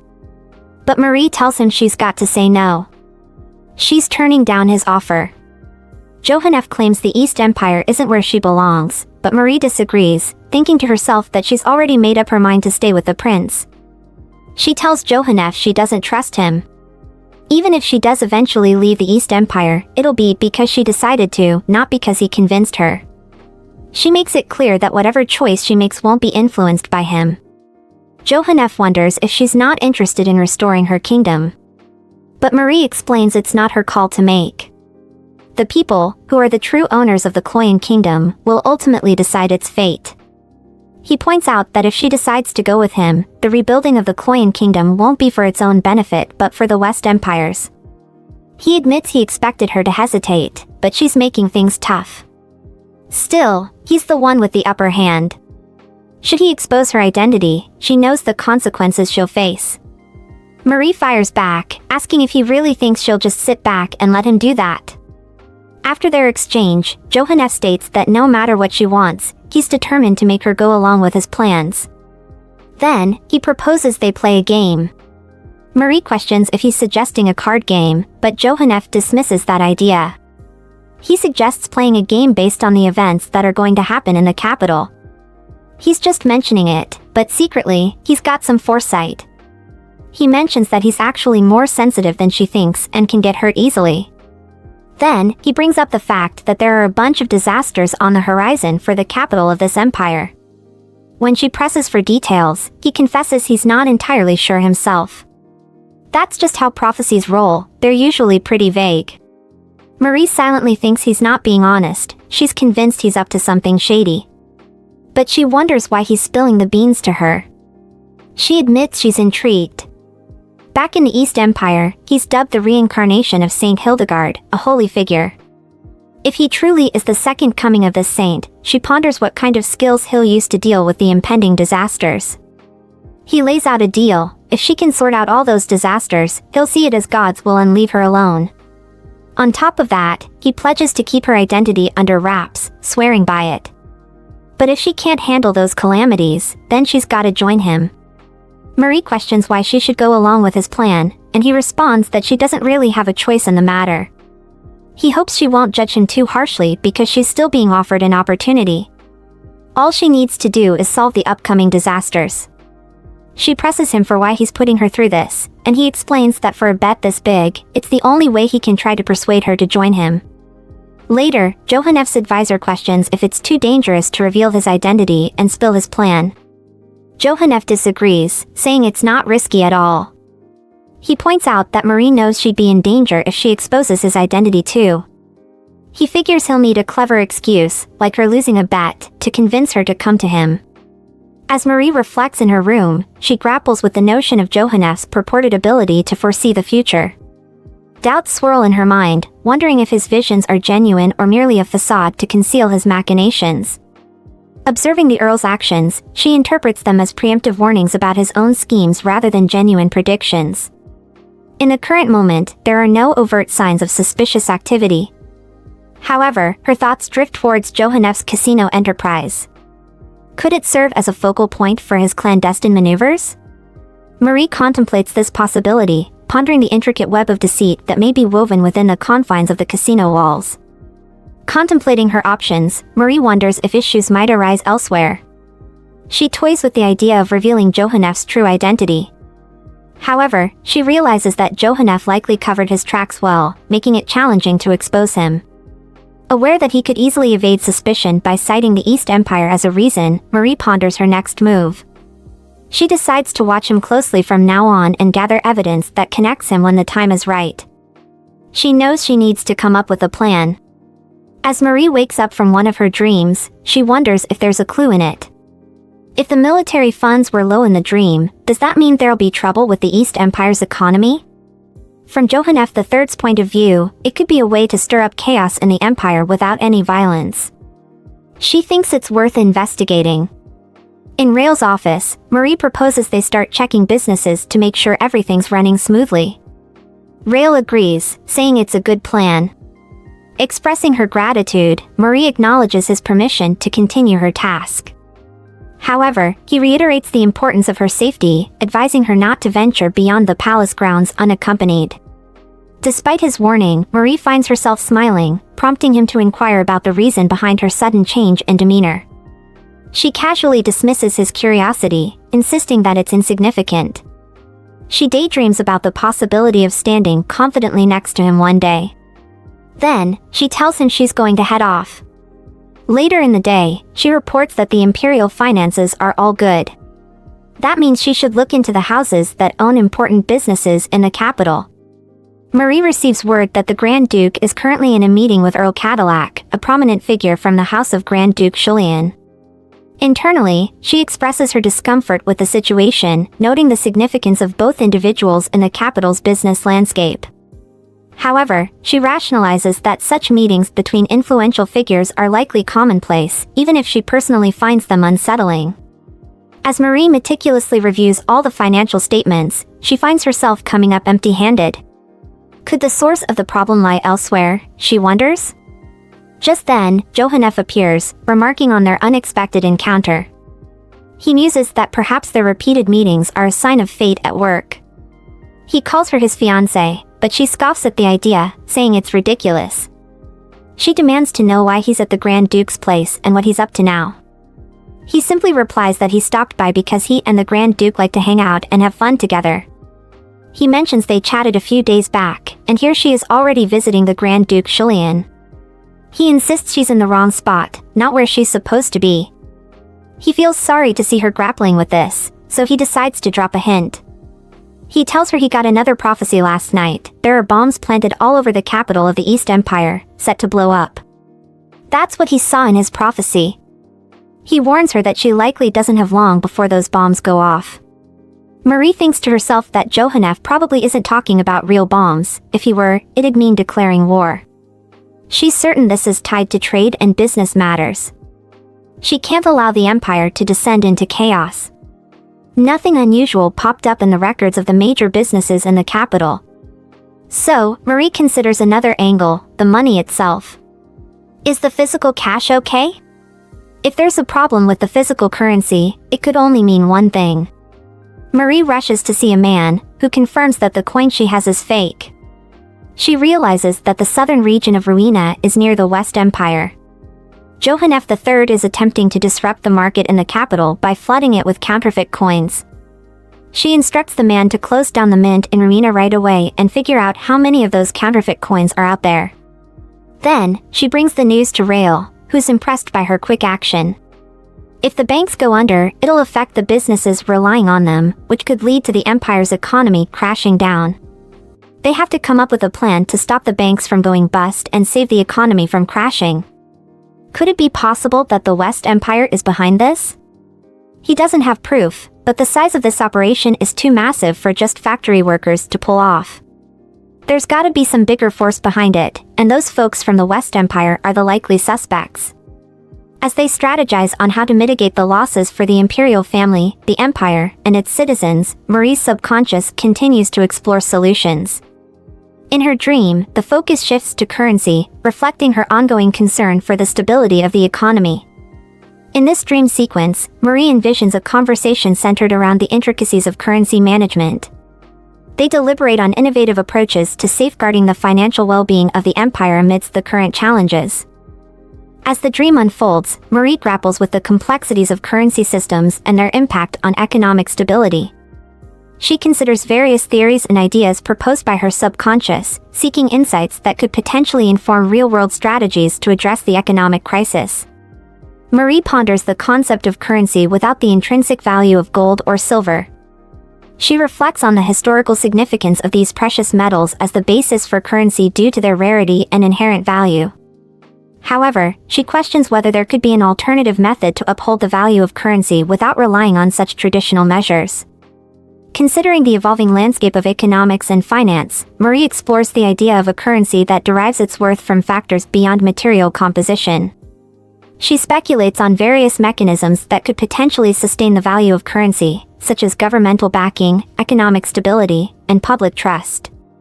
Contemplating the role of trust in modern economies, Marie wonders if a currency guaranteed by the authority of the emperor or government could instill confidence and maintain its value, even in the absence of precious metals. She muses on the possibility of leveraging social and political institutions to establish and uphold the value of currency in a changing economic landscape. Rael asks Oren if he's got any suggestions yet, but nothing comes up. Marie quickly considers and thinks to herself, what if the currency is backed by the emperor himself? Then, people would trust and use it, even if it's not made of silver or gold. As Rael continues talking, she interrupts, saying she has an idea. When citizens turn in the counterfeit coins, instead of giving them gold and silver coins, what if they receive a new currency in exchange? Rael objects, saying nobody will accept something as money if it doesn't hold value. Marie suggests, what if it's currency stamped with the emperor's seal? Rael nods enthusiastically, fully endorsing Marie's ingenious plan as he recognizes its brilliance. He marvels at her ingenuity, secretly impressed by her remarkable insight despite her humble background as a maid. Oren, on the other hand, can't help but feel a twinge of suspicion at Marie's exceptional abilities, wondering if there's more to her than meets the eye. Meanwhile, word spreads like wildfire about the new currency, with people across the empire singing Marie's praises for her role in its discovery. They express admiration for her intelligence and resourcefulness, even suggesting that she would make a perfect match for His Highness. The buzz surrounding Marie continues to grow, with whispers of her potential to bring about positive change in the empire swirling among the populace. Marie is relieved they've resolved the counterfeit coin problem smoothly, but she senses it's not over yet. She feels the pressure to keep everyone safe. Can she handle it well? Suddenly, Rael surprises her with a hug from behind, apologizing if he startled her. Then, he wonders why she was sighing. Marie listens intently as Rael pours out his heart, expressing a depth of care and concern that touches her deeply. She feels a warm sense of reassurance enveloping her as he speaks, knowing that he is genuinely committed to supporting her through thick and thin. With each word he utters, she feels a weight lifting off her shoulders, replaced by a sense of comfort and security in his presence. As he continues to speak, Marie can't help but feel a surge of gratitude towards him, grateful for his steadfast presence in her life. She finds herself opening up to him in ways she never thought possible, sharing her fears and worries with him without reservation. In that moment, Marie realizes the true depth of their connection, the unbreakable bond that ties them together through life's trials and tribulations. With Rael by her side, she knows that she can face anything that comes her way with courage and resilience, knowing that he will always be there to catch her if she falls. Marie expresses her heartfelt gratitude, acknowledging Rael's unwavering support and understanding. She reassures him that she values his offer to be there for her whenever she needs it. Reflecting on his recent decision to shed his mask, Rael delves into the profound significance it held during the tumultuous period of the Civil War. He shares how the mask served as a tangible representation of his determination and resolve in the face of adversity, a shield against the haunting memories of past mistakes. Even as peace settled over the land, he clung to the mask, viewing it as a constant reminder of the need for atonement and redemption. However, in Marie's presence, he finds a newfound sense of peace and solace, a beacon of hope guiding him towards forgiveness and self-acceptance. Opening up to Marie, he reveals the weight of his past actions, admitting to causing considerable bloodshed. The mask became his symbol of penance, a vow never to repeat his past mistakes. It served as a shield against the guilt that haunted him. Reflecting on their interactions, he acknowledges Marie's influence in his journey toward healing, although the precise reasons elude him. When he's with her, he feels calmer than ever before. The errors he made in the past are still there, but she brings him peace. She's had a positive impact on him, and he wishes she'll be with him always. Marie's dream about gambling sparks a curious thought. Intrigued by her newfound talent, she decides to test her skills with a deck of cards. As the game progresses, she surprises herself with her proficiency. The realization dawns upon her, could this newfound ability be a sign of events unfolding at the casino? With this thought lingering in her mind, Marie contemplates the implications of her skill and its potential connection to the casino's future happenings. Ariel tells Rael that her father disappeared since last night. Rael scolds him for running off, calling him foolish. They both realize that the wealthy and influential houses crucial to the empire's economy have gone bankrupt. Marie thinks to herself that it's all Johannef's doing. This is the second disaster he mentioned. The collapse of these wealthy houses is vital to the stability of the empire's economy. The sudden bankruptcy of multiple wealthy houses raises questions about Johannef's strategy.